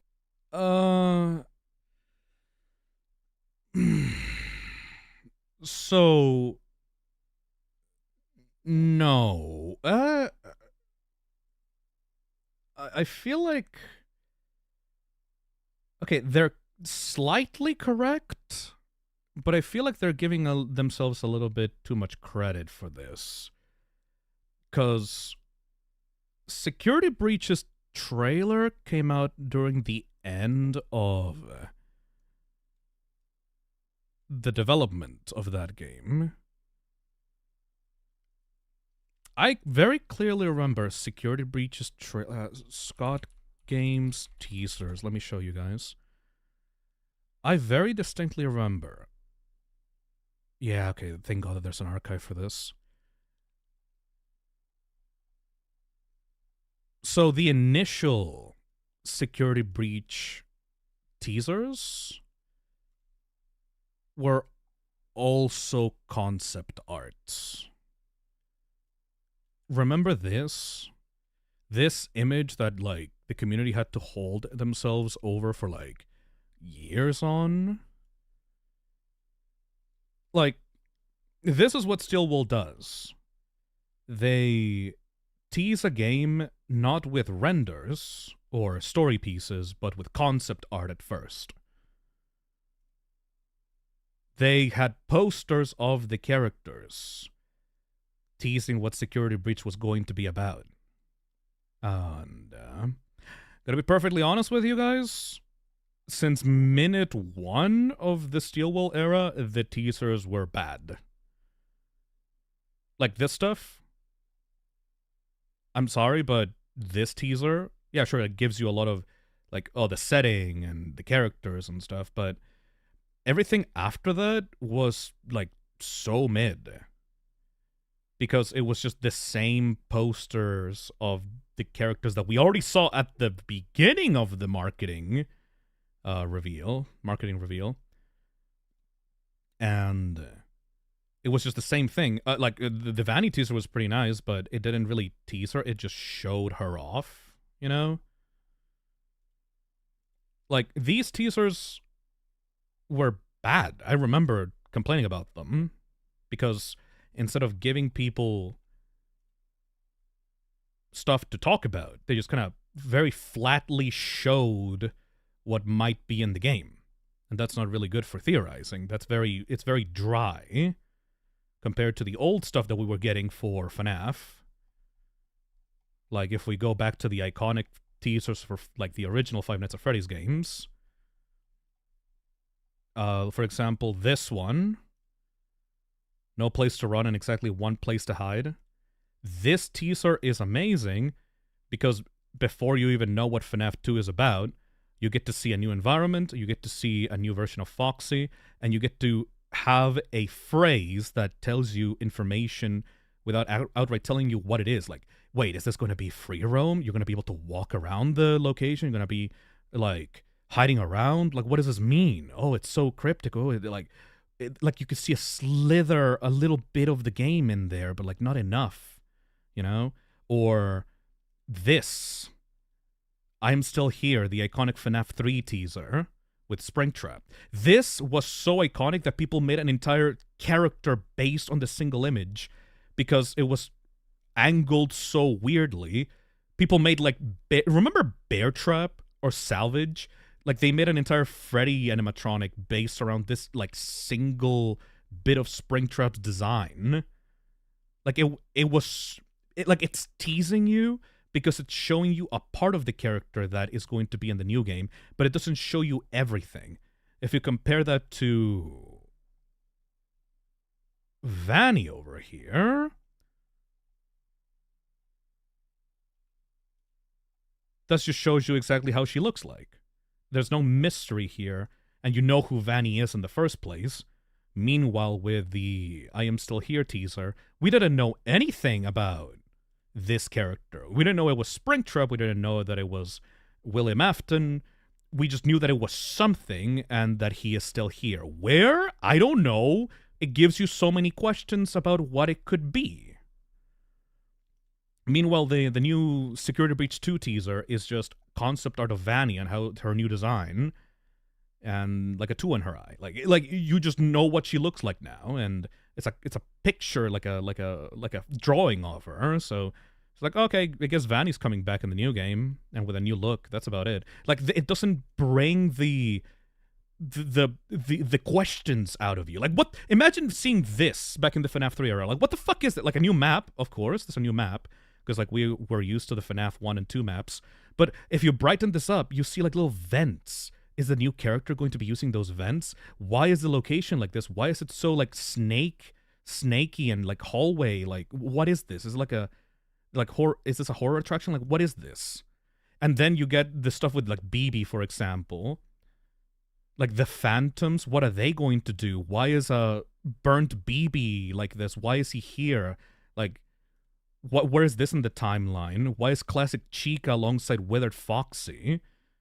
It's all in your mind? Is it going to take place inside of my mind? What is this? Back in the FNAF 4 era, we had the teasers for FNAF 4. You had a fucked up looking Freddy that had the words nightmare hidden in there, and you're like, is this Spring Freddy? What is this? Why are you here? Why is he made to be so aggressive and scary and like deadly? Is this like a spring version of Freddy? Is this being made to kill people? What? It's a nightmare. Like what's in, like who is having that nightmare? The stuff with Fredbear. Like who the fuck has a purple hat and bow tie? Who is this? Is this Golden Freddy? Like what is Fredbear? We've been talking about Fredbear since like FNAF 2. Are we finally gonna get an answer to Fredbear?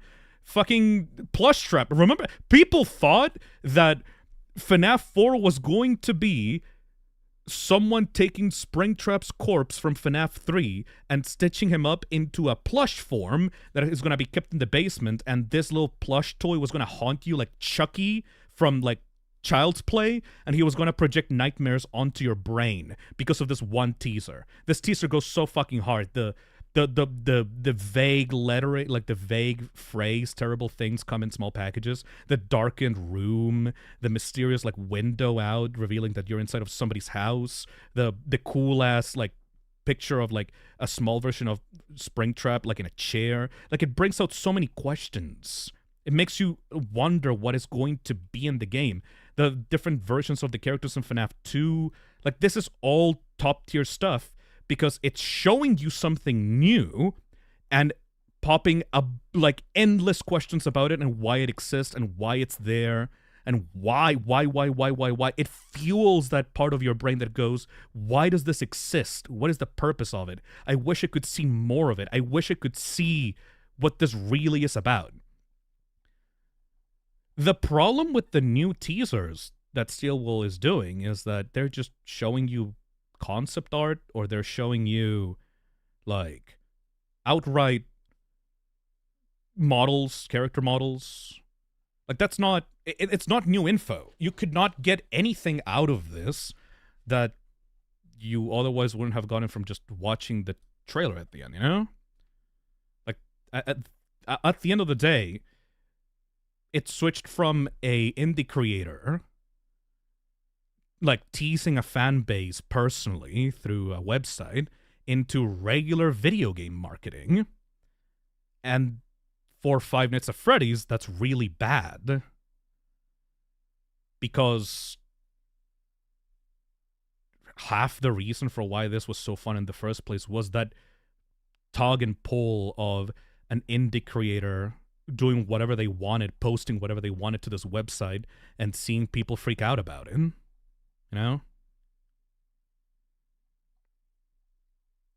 Ultimately, I don't think that it's Steelwool's fault. It's just Steelwool is a company. They don't have control over the FNAF franchise. They are not Scott. They are not someone that can just say, fuck it, we're gonna put Freddy's hat in the middle of a fucking room with spotlights and have them just sit there and like just put that shit up there in like a Friday afternoon and have people go crazy over it. Because like they have to answer to Scott. They have to ask him, could we please do this? or like they don't have the drive to interact with the fan base as he did before. All of this was a bored man, an individual person who had complete control over a series, wanting to play like mystery Riddler with a bunch of people in Reddit.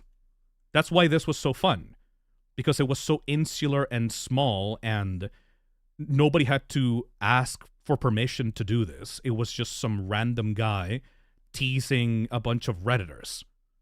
Like, I'm sorry, like, game theory was just reacting to it at the end of the day.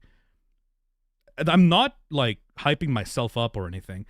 It is, like, you if you were there, you knew. You knew. Scott Cawthon was obsessed with what people in the Five Nights at Freddy's subreddit said about him, and what they said about his games and his teasers. Like, this is not a subjective opinion. He was literally all the time, always there, reading people's posts, reading people's theories. He was on that shit. And I could even, like, prove it to you with Sister Location. I remember people talked about Sister Location as being, like, this super, like, remember, like, fucking, what was the name of it? Adult Theory? Like, somebody made a theory about this new location being, like, a fucking rental for, like, stripper robots or something. And Scott freaked out about that because he didn't want the story to go in that direction or people to take that theory seriously. So from here, he released, I think it was, like, this teaser for FANART to show that, nuh-uh, it's not about that. The game is about, like, sci-fi weird bunker complex or whatever the fuck. Like, he steered people away from the theories that he didn't like by showing them new information that would make people ask more questions, right? This is from the mind of someone who had genuine joy fucking with people and seeing what they had to say about his game, because he knew what was going to happen to it. He could make it really fast, and he could just take something, make a render out of it, and give it like a tiny little piece of it, and make people wonder what that piece meant for the overall larger game. Stillwell can't do that without getting into massive shit, because, like, imagine someone leaking that info to, like, the FNAF community ahead of time. Like, that wouldn't fly, man, because, like, they don't have control over the FNAF franchise. Because it's such a big project now, and because it needs so many people to double-check stuff and, like, confirm stuff and give the go-ahead for, like, marketing material, it became less fun and personal and generally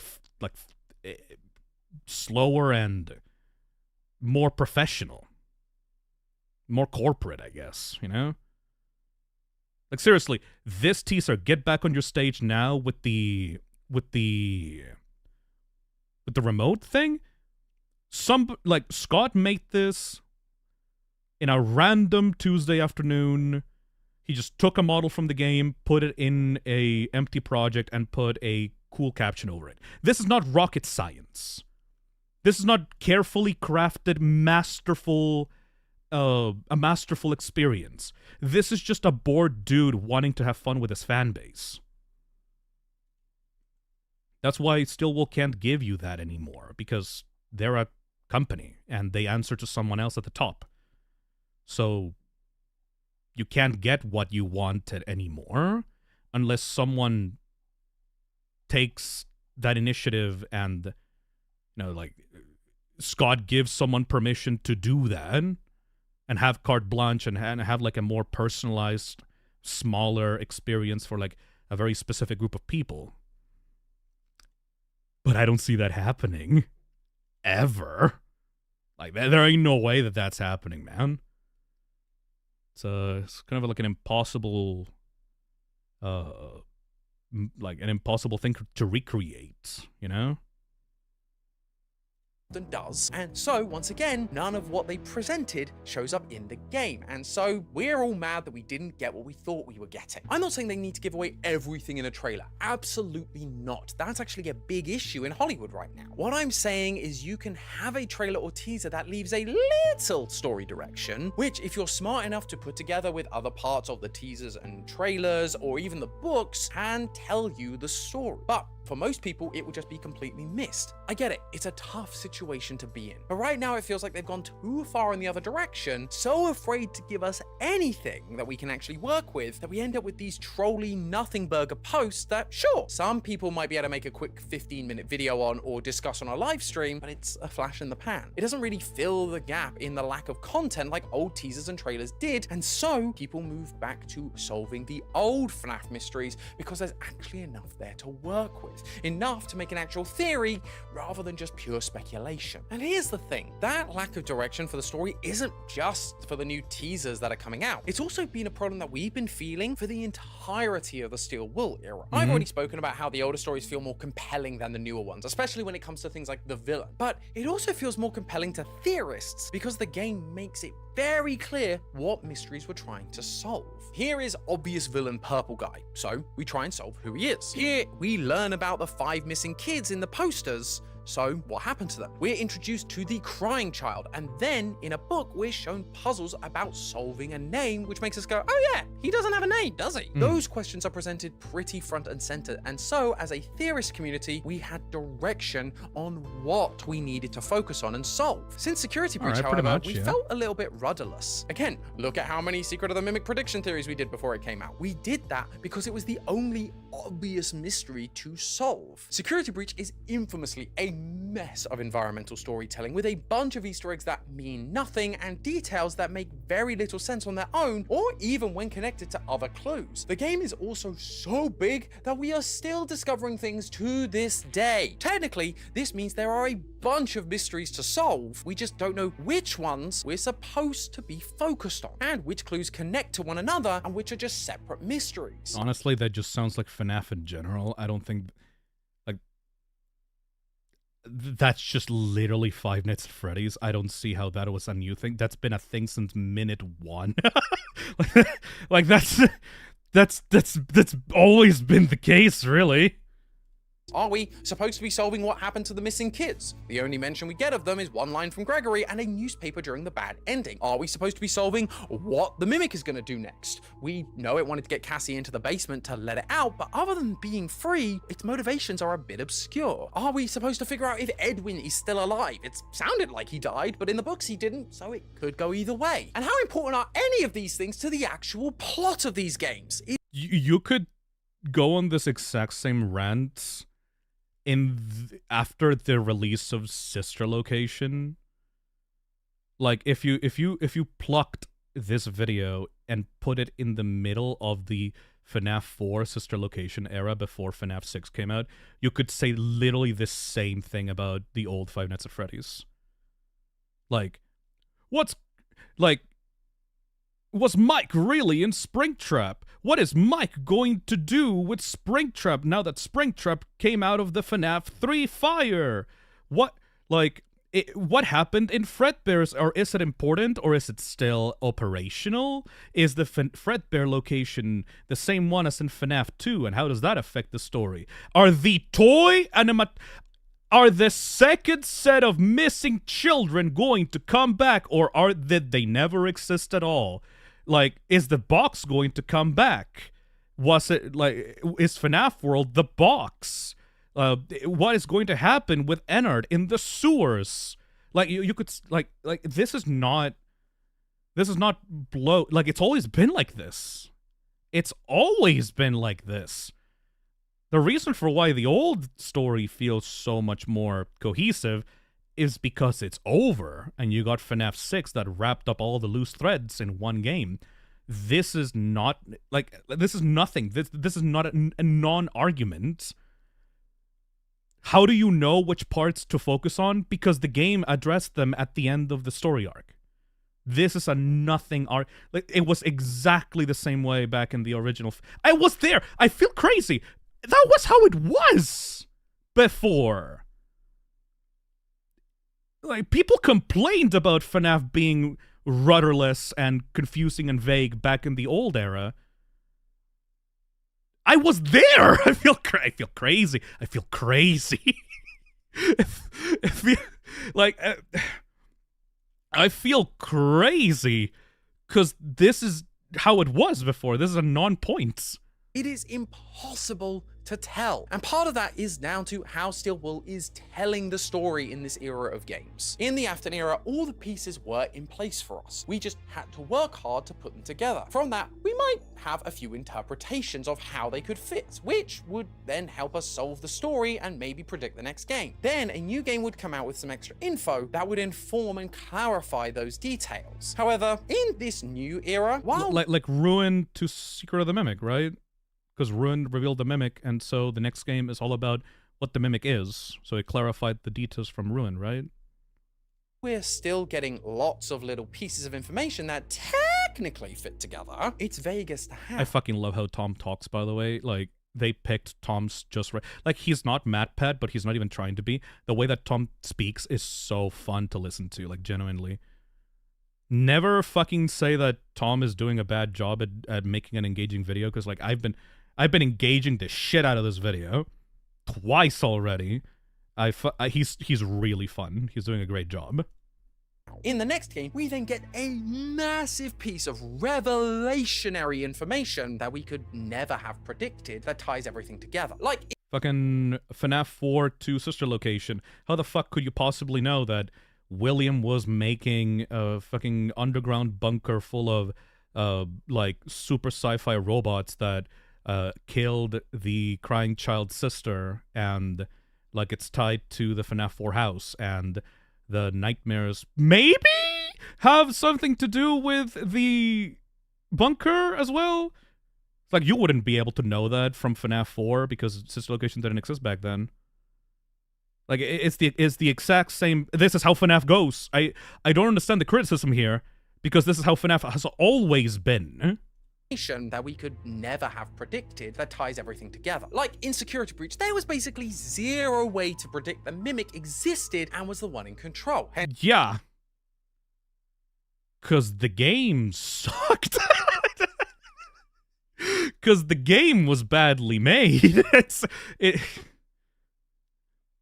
not a problem with the new era of FNAF, it's a problem with Security Breach.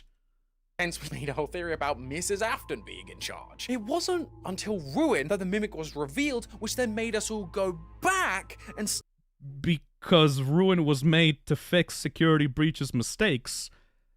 Just like you said, Security Breach fucked everything up, so Ruin was made to address the issues of Security Breach, and then Secret of the Mimic was made to address the information given in Ruin, which is exactly what FNAF has done from game to game to game. It's just literally, it's always been like this. It's always been like this. It's always been like this. Start connecting the dots. Or the whole, are the books canon debate. There were signs that they weren't, but it was impossible to tell for sure without the release of Secret of the Mimic. It's a small but important difference in approach. One has a bunch of pieces that can be put together beforehand and then gives you potential confirmation of your theory after the fact. The other has a bunch of pieces that don't really feel connected, only coming together when you have one specific piece which isn't revealed until the next game. Because the fucking story's not finished! Because the fucking story's not finished!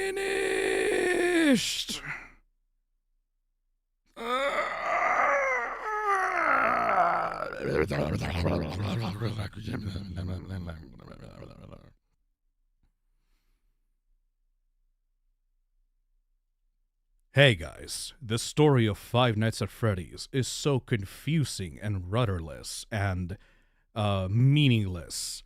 We had Five Nights at Freddy's 1, 2, 3, 4, Sister Location, and we don't know what any of these pieces mean or what it means for the overall story of the series.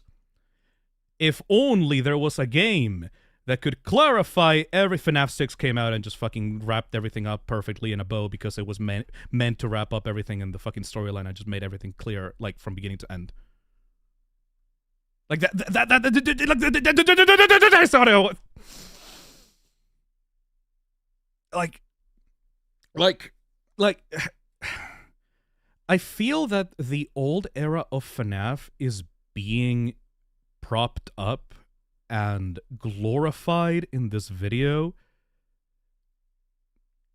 because it's a complete story that people grew up with, and it's too vague to get anything specific out of, so people can paint everything that they want into it. It's not perfect, but it's perfectly made for theorizing because of the circumstances of its creation and the fact that it's finished. It doesn't mean that it's better. A lot of the stuff from old FNAF is still being done right now. It's just that it's new and it's not complete.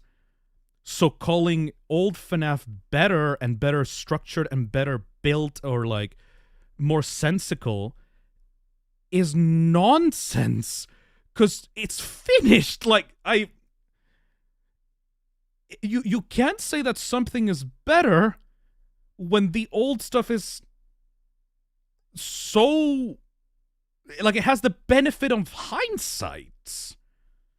It just feels like it just feels unfair to the new stuff. It feels like it's being put down and, like, thrown away because it's not immediately satisfying to game theory compared to the stuff that they were used to that is seen through rose-tinted nostalgia glasses. The big issue here is not that the old FNAF was objectively better. It's just that it came out faster, so people had less time to complain and simmer over things that they disliked. Because it doesn't matter that the story was cryptic. In 4 months, you're gonna get a new piece out of it. Or like in a month, Scott is gonna randomly drop a teaser that people are gonna make 15-minute videos out of. And guess what? Next month, another teaser, another teaser, another teaser. It was like breakneck speed. Now, it's the same, except more corporate. It takes longer, and there's less of a vision behind it because the creator is not 100% in control of the ship, and he has left the FNAF space because people kind of ran him away from it, honestly. Sadly to say that. This leaves theorists with a feeling of, what's the point? I know I've certainly felt that. Why bother trying to solve mysteries we do see, because we're clearly missing the key cornerstone to it, and we'll just get rug pulled when the next game comes out anyway. Theorizing. That is an insane fucking thing to say about Five Nights at Freddy's. The franchise built on the idea that people tried to solve it and then the next game upends everything you knew about it. MatPat had a joke about that with Scott. Like, I inconvenience you with my theories and you inconvenience me with your games. Finally, when I think that everything has been explained, suddenly you come out with a new game that changes everything. That's what was fun about it. That's what people liked about it. It was a whole bit. It was a whole running gag about it. But suddenly now it's a problem that new information completely upends the story, even though that's how it's always been. You see, because we're clearly missing the key cornerstone to it, and we'll just get rug pulled when the next game comes out anyway. Theorizing is fun, and we sometimes just want to do thought experiments to see what would happen, but we also like trying to get things right. We do want to solve things, and if we can't do that before the next game, why should we try? It doesn't help that these games are now coming out super far apart. Yeah. I've already talked about us being in a FNAF drought, but those are becoming way more common. Yeah. The first 4 games all came out within 13 months of each other. That's crazy. That's insane to think about, honestly. Like, woof. That's inhumane. That's not normal. Sister Location was a little over a year later, Pizza Sim was a little over a year again, Ultimate Custom Night was just half a year, Help Wanted was just under a year, and then Security Breach, 2.5 years. Then Ruin was almost 2 years after that, although that was just DLC. Help Wanted 2 was 2 years after Security Breach, and Secret of the Mimic was a year and a half after that. That's normal. That's the normal for indie games. Hey, Cybernetic. There's a reason all your theories are wrong. Goodbye. It's a FNAF gift. Yeah. I guess we technically had Into the Pit and FNAF AR in between some of those, but in terms of mainline games that we can 100% use for lore purposes, you can see how the gaps are just getting bigger than they used to be. Yes. What's the solution here? Shorten the gap? Now, look, game development takes time, and I think for a lot of us, we'd rather still will take more time on a game so that it looks good rather than just rushing it out the door. But that does come with a consequence for the theorist community. When there's larger gaps between games, there becomes less and less to talk about over time. Yes. During the original run of games, Matt could barely get a theory out before Scott released the next game. This kept the conversation and theorizing going over a year. And then by the time those mysteries were solved, it was time for Sister Location. Not to mention there are a bunch of books to fill the gaps. But since Help Wanted, they've taken more and more time. And you combine that with what I've already said about there not being any clear direction in terms of which mysteries we should focus on, or the fact they're hiding key information from us, it means that after a couple of months, the games have been talked about as much as they can. And so I can 100%, like, you know, he's right. I can 100% see FNAF fading into obscurity if Scott hadn't done that breakneck, crazy person speed of development. Like, if we had gotten, let's see, if we had gotten FNAF 4 announced, and within 2 years, we got this image, and this image, and this image, and this one for the final one, and that's it. If that's all we had gotten before the release of FNAF 4, in the span of 2 years, people will be like, who gives a fuck, bro? You know? Who gives a fuck? The reason for why FNAF was so fucking popular is because of that.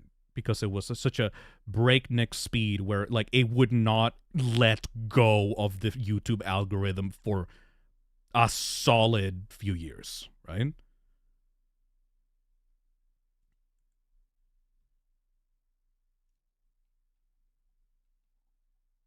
Keep this in mind because this will be relevant later after the video is finished.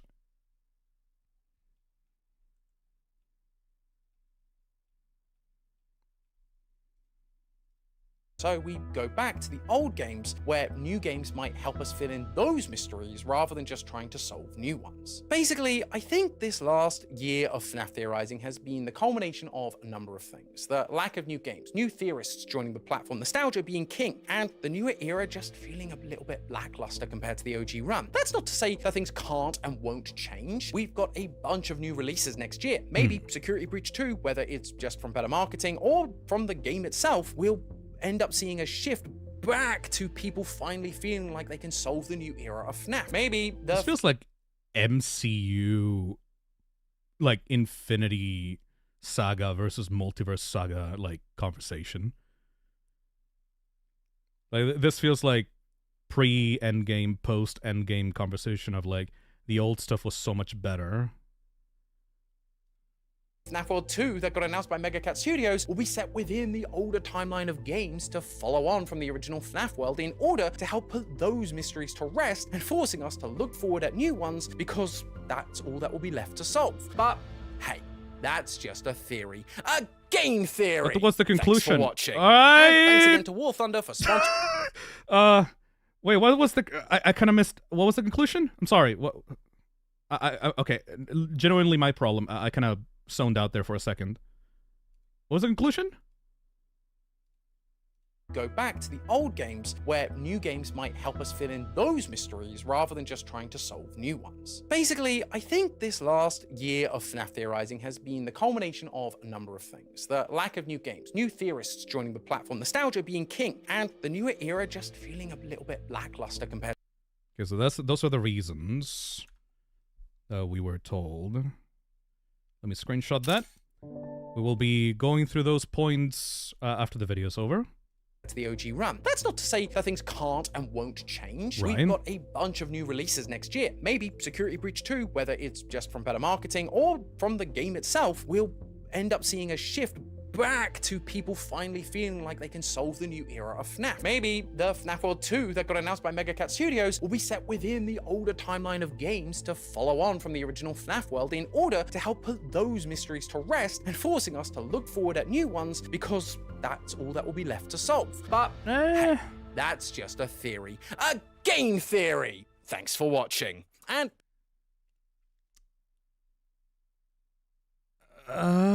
so the conclusion to that video is this is why they think that the new year, these past few years have been so lackluster, and they hope that the new releases will either bring back the old vibe of FNAF or will solve the old lore so that people can move on and be interested in the new lore. I mean, I don't think that that should be done. I think that would make people either upset or would... I feel it's like such nostalgia baiting.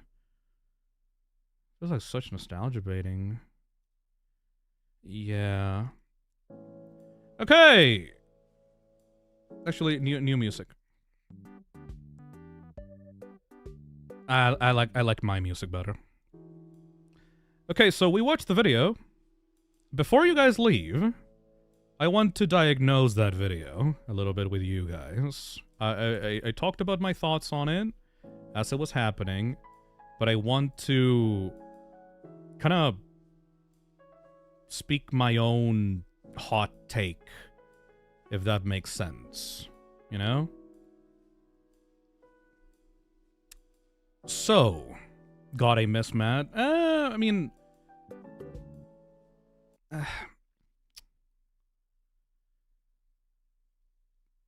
I don't. I mean, I do miss MatPat. It's just... Remember, back when MatPat was around, people complained endlessly about him and the way that he did theories. And now that it's over, people are looking at MatPat and the MatPat era as, like, the greatest shit in the world. Which is very funny, because guess what this video is doing to Five Nights at Freddy's? So, okay, yeah, okay. So, nostalgia being king is so for real, though. To the point, I think they fell into it themselves with this video. Like, it's so fascinating to me that Tom talks about nostalgia being a reason for why people like the old FNAF better. But he himself and the writers of this video fall into it. Nostalgia, at its end points, makes you feel that the old times were better, and it makes you miss the old times, but as someone that lived through all those times, it wasn't ideal. People made fun of Five Nights at Freddy's so much for how confusing it was. But now this video is posing those years as if they were, like, the best shit in the world, and it was so, like, so much better than the current stuff, but it really wasn't. It really was just... It was just faster. It's like... I'm sorry, like, old FNAF was not better. It was faster. Nostalgia being king Yes, you are correct about that. Like check mark. New theorists joining? Yes, absolutely. New theorists joined and want to talk about the old stuff because they've been thinking about the old stuff since forever. Lack of major new games? Yes. True as well. New era of FNAF feeling lackluster? Yes. That's true. All of that is true, but not because of the reasons you said. Like, I mean, if I have to put it in writing, like, if I have to like put this in writing just to like show what my points of it are, because like I feel like I'm gonna go crazy just like rambling on about endlessly about this, but like, if I had to give actual reasons for why old FNAF was better, is, according to this video, not and my own experiences, is 1, old FNAF was faster. Number 1. Like, number 1 with a bullet, old FNAF was faster. Not better. If Steelwool released new Mimic games at the same breakneck pace that Scott did back in those old days, people would not hear endless fucking Mimic theories, endless fucking discussion about the new games. It's just because it was faster. It was straight up be schmoving. Yeah, they were fucking schmoving. Thank you, Harperonians, for the one gifted. How do you solve that? That's a genuine question for people on chat. How do you solve that? Because like, do you want FNAF to get better? Okay, let's see. How do you get it better? How do you solve that problem? How do you make it go faster, though? Release multiple games with different companies? Okay, they tried that, Crash Bandit. Didn't really work out because, like, working with multiple people is really, really hard. You know, like FNAF AR, Into the Pit, like Security Breach. You don't. They tried that with the books. Still didn't work out because, like, guess what? 90% of people do not read the books. I know that some people really like the books, and they made, like, a whole sub-community about the books. But let's be honest here. The books, all that they did was give game theory fodder for them to put up on their YouTube channel. Like, even back then, when the teasers in Scott games got longer, and the books started being spammed out into the public, people didn't feel good about that. They didn't feel happy about that. They felt that they were being barred from knowledge of the series because they have to listen to a bunch of people that got leaked book stories, or they need to listen to the new game theory talking about the books because they don't want to read them. Like, a majority of people in the FNAF community did not read those books. Hey, Crimson, make it faster and you might get another security breach, lol. They did say that. They did say that they don't want to, like, pressure Steelwool to release stuff faster. You know how you fix that, though? And, this is going to be kind of a hot take.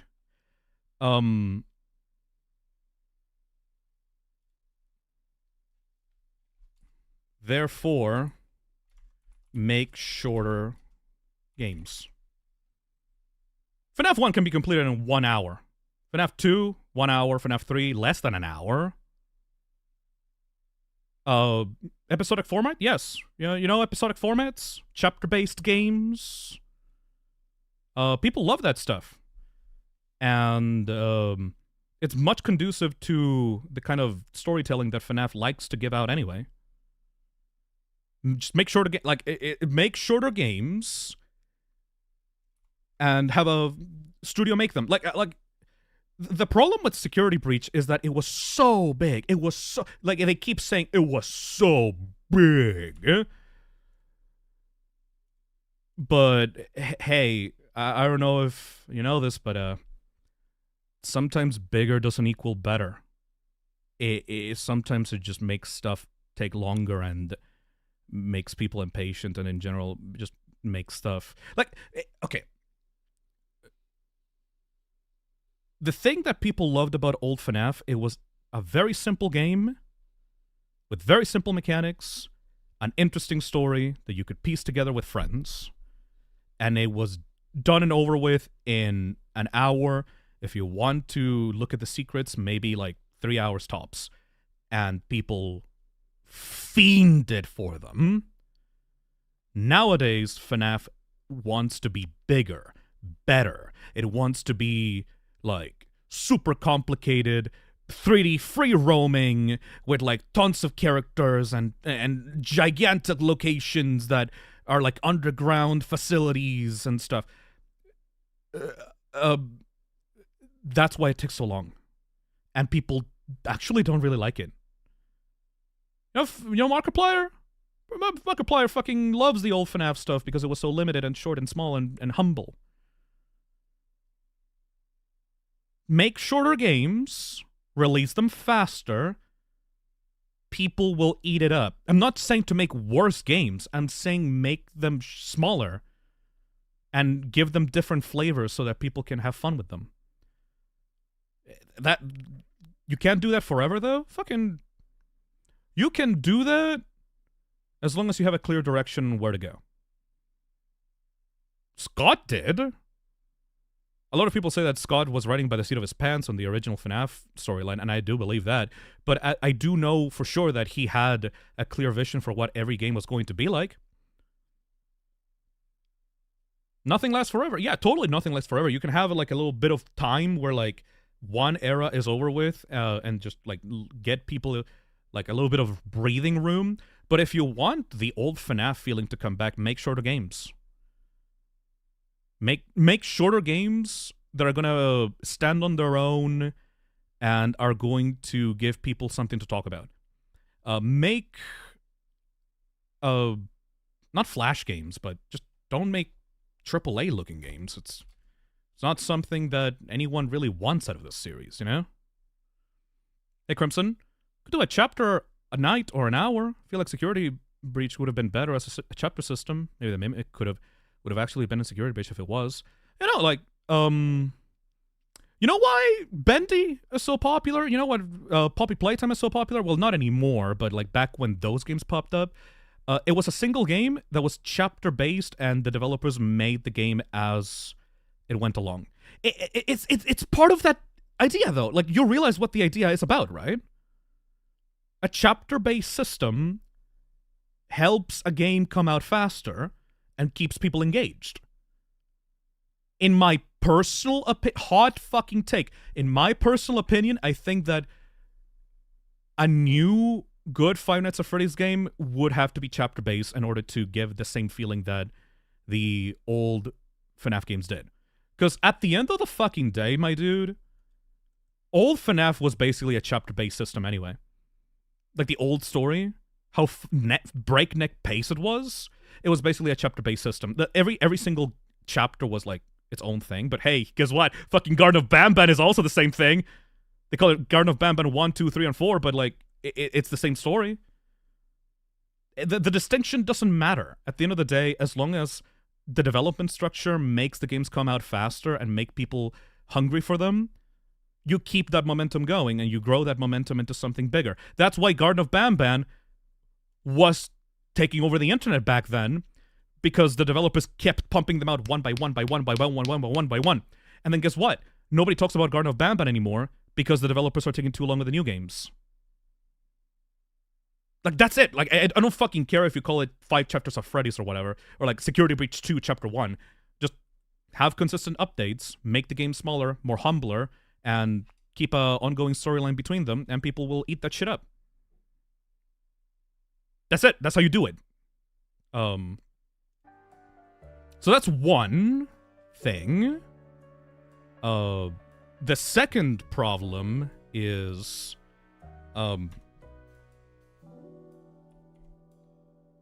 stop, how do you call it? No, I don't want to like sound mean. How do you say this without sounding mean? Don't confuse vagueness with good plot. I guess you could pull it like that. The main issue with this video is that it took a finished story and put so much more meaning onto it, even though as someone that went through the community back in the day, I could tell you like nobody knew what the fuck was going on. Vagueness equals good sometimes. The reason for why there's not many things to talk about anymore is because the plot is more clear. Security breach, no, but that's because it was a mess of a game that didn't even know what it was. But the reason for why Secret of the Mimic is good, in my opinion, is because it's a very clear story with a beginning, middle, and end. And you can't really make a theory about that. You can make theories around that story, but you can't make a story about that. You can make a theory about that story because the story is not vague. It's just there, and it's enjoyable. And so there's less to talk about because the game just tells you what it's about, you know? This video is so nostalgia-goggled about old games when you could very easily tell that what they liked about it is how vague it was. You know?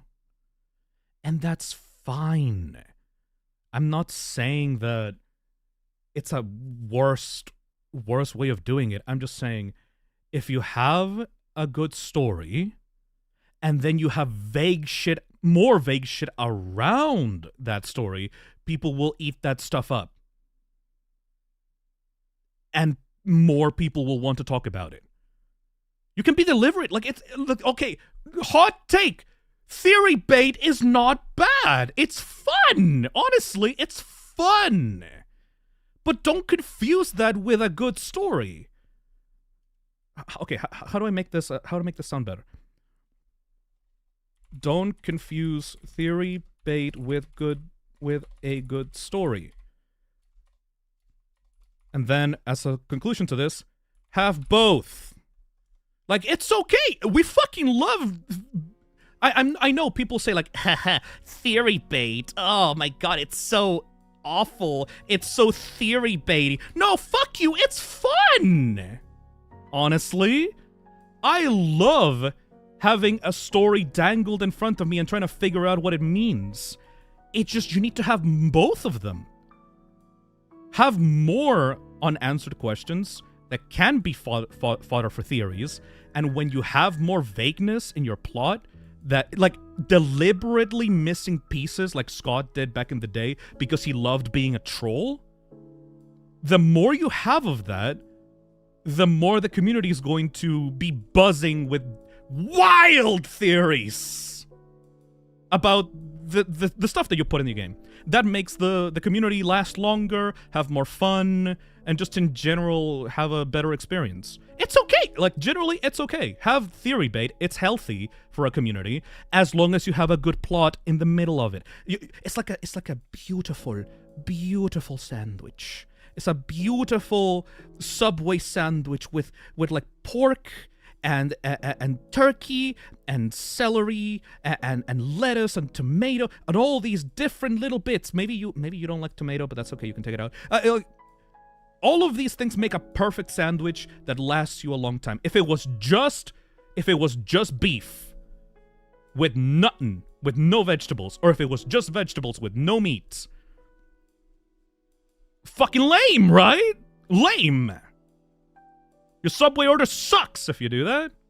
So, like, you need to be aware of those two things. What makes a good theory, what makes a good bait for theory, what makes people happy to talk about your game, and also what makes a satisfying story. If Secret of the Mimic came out, and it had the satisfying story that I loved, that made me love the game more than any other FNAF game out there, but also had genuinely compelling theory baits, I might have gone back to the FNAF community. No, you know what? Deadass, we were so close to that. Deadass, we were so fucking close to that. Remember my old post? Okay, hold on. Phisnom.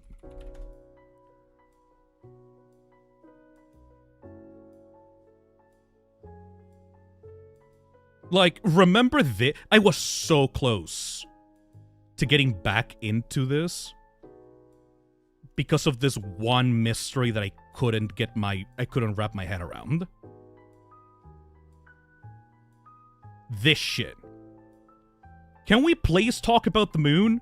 Completely optional boss sealed under MCM, killed workers before the mimic. Not an animatronic, but a reanimated corpse, wandering aimlessly, trying to sing himself to sleep. Has an entire EXC creepypasta game named after him. What the hell is he? I was so fucking confused about the moon. And I was like hungry for more info, which is why I made that post in the first place, because I wanted FNAF fans to inform me more about the moon. Because I was like, what the fuck is this thing? You know? Now imagine that.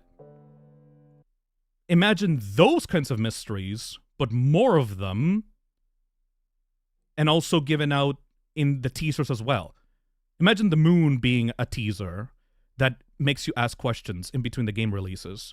Imagine if you had more, like, pieces for that side of the story. Imagine, like, the chapters of this game releasing and having, like, these little things in the game that feed new theorists and feed new info on those kinds of mysteries beyond the main plot. Beyond the stuff with the Mimic and Edwin and Fiona that is already so established that you can't make any theories off of. It would be wonderful. It's just missing right now because the right mix is not there. There's more good stories, which I love, but there's not enough theory bait. And that, even though it's like a bad word for people, it's legitimately healthy to have in a community like this, you know? And finally, what was I gonna say? Oh, yes. Third point, and this is, like, I think one of the most important ones that people don't really talk about anymore.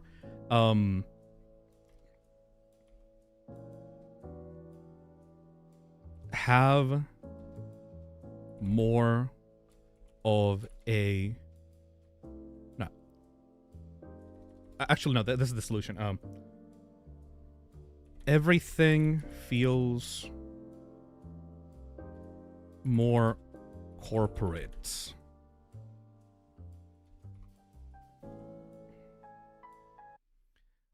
So this third point is something that I have felt, and I think a lot of people have felt. Steelwool does not interact with the community at all.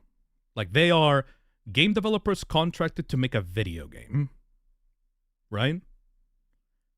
Before this point, Scott Cawthon was in the subreddit every day. He was seeing people's theories on YouTube every day. He left comments on the old videos. He left posts. He left replies on people's posts on Reddit. Like, I'm sorry, Game Theory, you were a part of it. Like, you were absolutely a part of it back in the day. But the main plot of FNAF development was Scott Cawthon and the Five Nights at Freddy's subreddit community. It felt that the creator was playing around with the fans and getting them excited and seeing where their thoughts were going, and then screwing around with them by adding, like, a random teaser that is full. Bro is just vague posting. Bro was just vague posting and teasing the shit out of the community and, like, having fun with them and being playful. And that's not there anymore. Now Steelwool needs approval from Scott for all the stuff that they would do, because they're a game development company. They do not have that connection with the community. They don't know what to reveal because there's not a specific vibe. They don't feel the vibe of what the community wants at the moment. Every teaser that they make, it feels very corporate, because, like, it's like some, like, weird work in progress props, or, like, find the difference games, or, like, post about Sonic the Hedgehog or other things that only make sense retrospectively. Like, they're completely disconnected from the community. And I'm sorry. I'm sorry. Oh, God. I'm gonna get in trouble for this. Oh, God. Oh, God. Here we fucking go.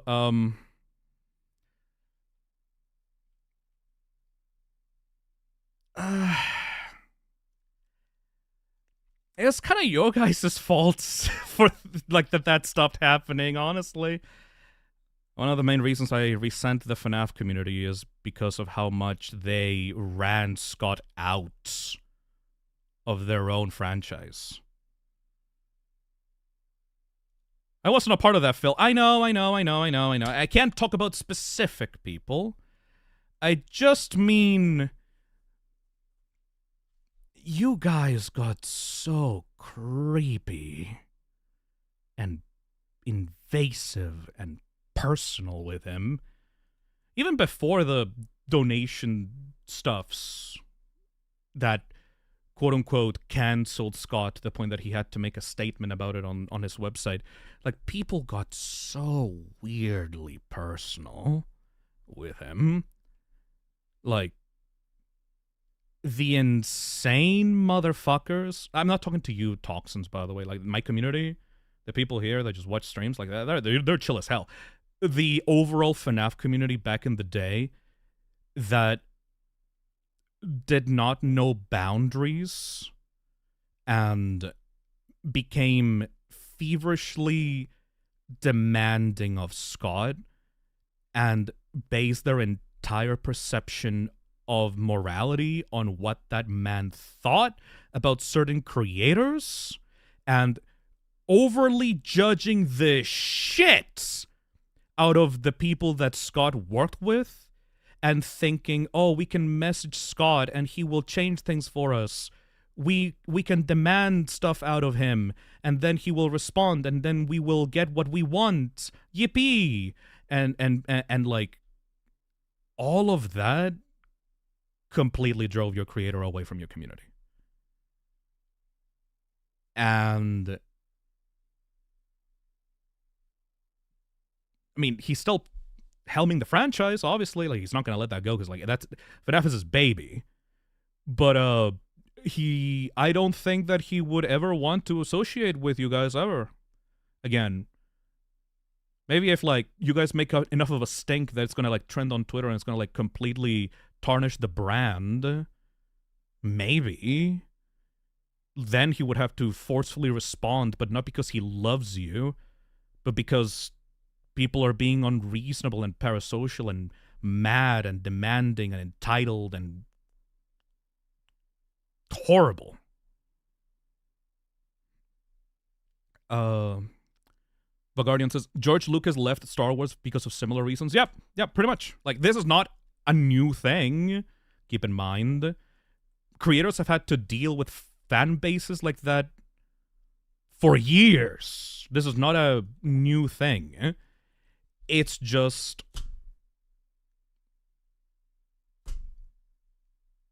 you ruined it. And he doesn't have the drive to do this anymore because of it. How do I solve that? Like, how do you solve that? I'm not sure. I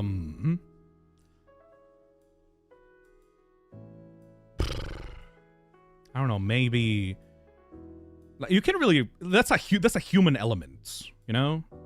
I hope Scott returns, I guess. No, he's like, he's moved on from his life, you know, he's working on bigger projects. He said he's gonna work, like, he's gonna be with his kids and family and stuff. Change the culture, encourage better behavior. Yeah, but you're not gonna get it back. You're not gonna get Scott back if you do that. It's over. It's over, isn't it?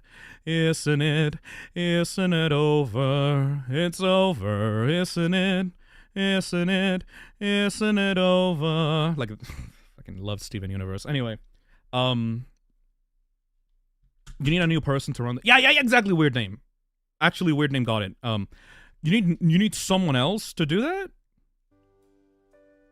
Remember when Scott said, oh, I will pass down the mantle of series showrunner to someone else? And that was like 5 years ago. he had the right idea. Because even back then, Scott realized you kind of need someone like that in order to keep the community well-fed and understand them.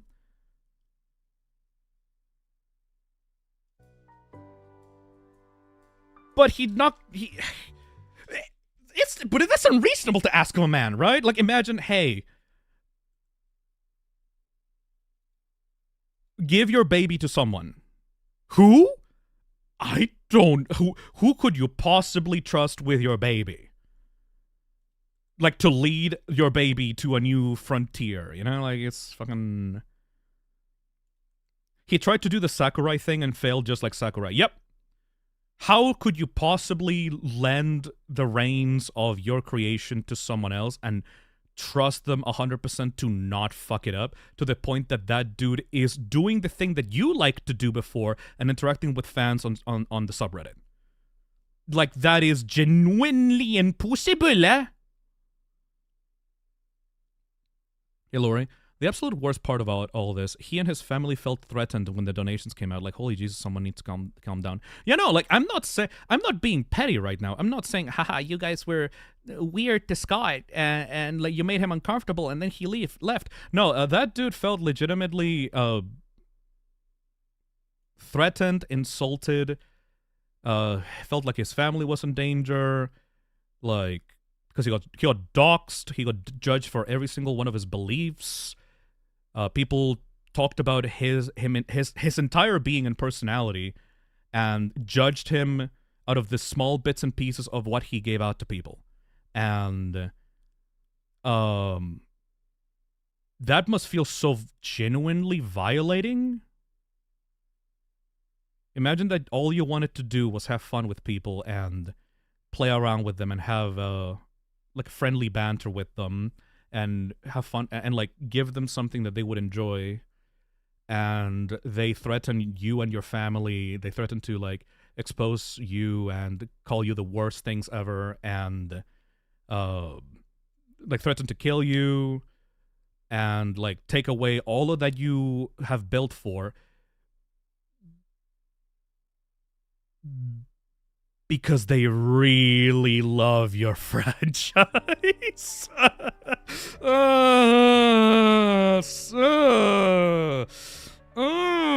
Like, oh, that's...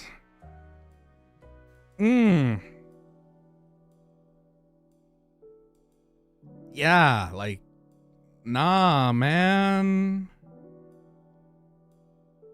That's so uncomfortable. I feel like not many people can understand that position. Unless you're like a creator. Because, that's like bad.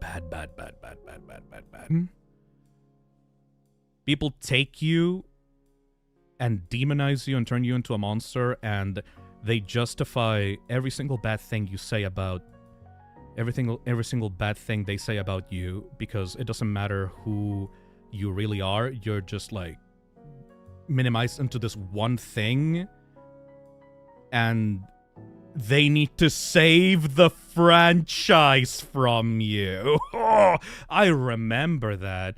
I remember the posts of people going like, oh, we need to save the franchise from Scott Cawthon because he doesn't know what the fuck he's doing anymore. And we need someone else to take the reins and make this better because he's a piece of shit. And it was so uncomfortable. It was so uncomfortable. It was... Ugh. The fucking entitlement. Anyways, how do you do that? How do you solve the third point? No clue, honestly. I'm gonna leave it blank because like I don't think that there's a fix for that at that point. That's good luck to whoever's actually in charge of fixing that shit, because I ain't got the answer.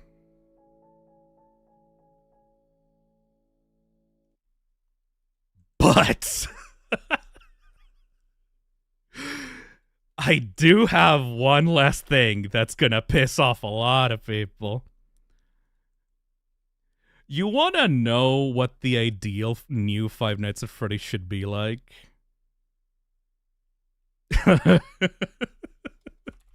I'm sorry. I saw a bunch of people saying it, and I didn't want to like put attention to it. But hey,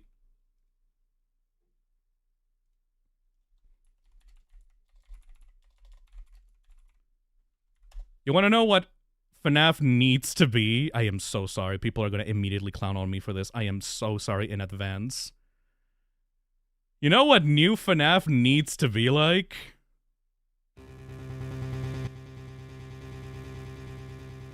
What franchise has a chapter release system with a great story and a shit ton of theory baits, with in-between teases released between the chapters, and a creator that genuinely loves the community and the memes and always has an ear to the ground for them? It's fucking Deltarune. I'm gonna get clowned on so hard, but it's just fucking Deltarune. You just want Deltarune. I just want Deltarune, man. It's just fucking Deltarune. You want FNAF to be like it was before? Go hop on Deltarune, motherfucker! An indie game franchise with with mysterious lore and unanswered questions, chapters released like every year, with like a bunch of teasers and newsletters in between to tease people about the fact that like new stuff is going to come and it's going to be super interesting and people can't wait to see what's next. It's just fucking Deltarune.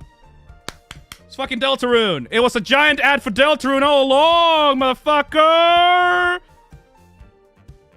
Look to Deltarune! It has the answers for how you should make a successful indie franchise that lasts for over a decade!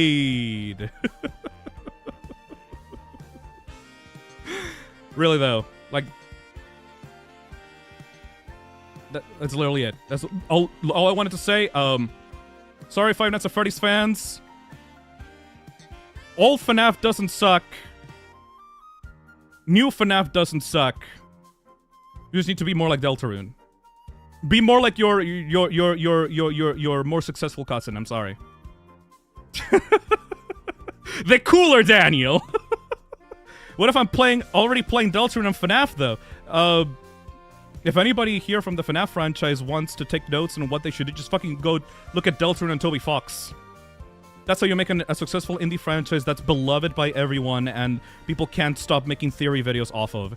The Deltarune theory community is bright and shining and healthy, and everyone loves, like, I mean, there's still problems, obviously. Like, people still, like, gouge their eyes out about, like, very specific theories. But, like, the theories community in Deltarune is, like, bigger and brighter than ever. Just do that! And, take lessons from those indie games and apply it to your own franchise if you want people to pay attention to it again. Slime Man Shill's the best game ever once again!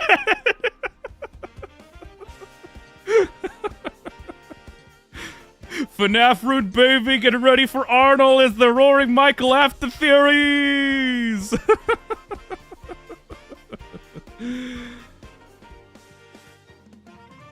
Okay, but you see what my actual point is, though, right? Like, aside from the memes and stuff, and the jokes, you see what the point is, though, right? The point is not that I want to turn FNAF into Deltarune. I'm just saying that everything that the game theory video talked about can be solved if you treat the franchise less like a gigantic, like, AAA game that needs to, like, needs to be as big as possible, and you just, like, shrink down the development times and interact more with the community and make more good theory bait alongside a good story. That's just literally what Deltarune has been doing for the past over 5 years, and has worked out great for them. And if the new FNAF game ends up going that route, I would probably become a full-on FNAF mark again, you know, to be honest. I would probably, like, jump into that franchise again like a hungry shark. And I think many other people would. Because I think that a lot of people that were FNAF fans in the past, like me, are currently massive Deltarune heads, like me. Because that's where we all went after we said enough with FNAF. There's a bunch of creators out there in the Deltarune space that were FNAF fans before. Because we kept getting what we wanted, and so we just stuck with Deltarune. And we love Toby Fox, and sometimes people get like a little bit uppity about Toby Fox and stuff, but like Toby Fox keeps his distance, but still keeps up with the community, and loves to tease fans, both on newsletters and in the chapters of the game as they come out. And that's it! But hey! That's just a theory! A game theory! Thanks for watching. Or something. I don't know. If you agree with me or disagree with me on this, leave your thoughts on the VOD comments on YouTube. Thank you for being here with me for like nearly 6 hours. I'm gonna go find someone to raid right now. If you enjoyed the stream, please wait before you leave. We're gonna be raiding into someone. I would like you to put green hearts and warning signs to the person that we're gonna be raiding into. Like, you don't have to watch the entirety of that other person's stream, but just like leave a nice comment or like leave green hearts and warning signs. Okay, that's all I'm asking. Who should we be raiding into right now? Piappy is live. Berrybug is live. Gigi Moorin is live. Porcelain Maid Joel is live. Let me look into Joel. Joel is nice. Porcelain Maid. Oh. Started playing 4 hours ago? It's a little bit too long. Barry started playing 4 hours ago. Who else?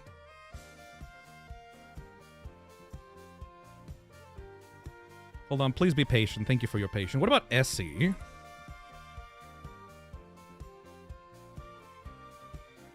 Oh, Essie started streaming. What the fuck is she doing?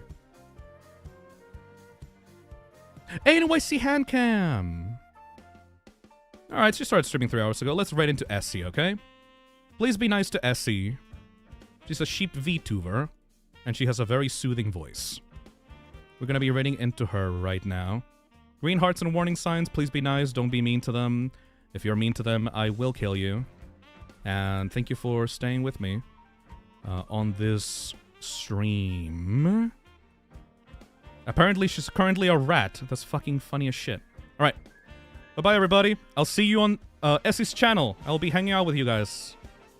And just leave your comment on the VOD comments on YouTube if you want to rebuke me on anything I said. Bye-bye!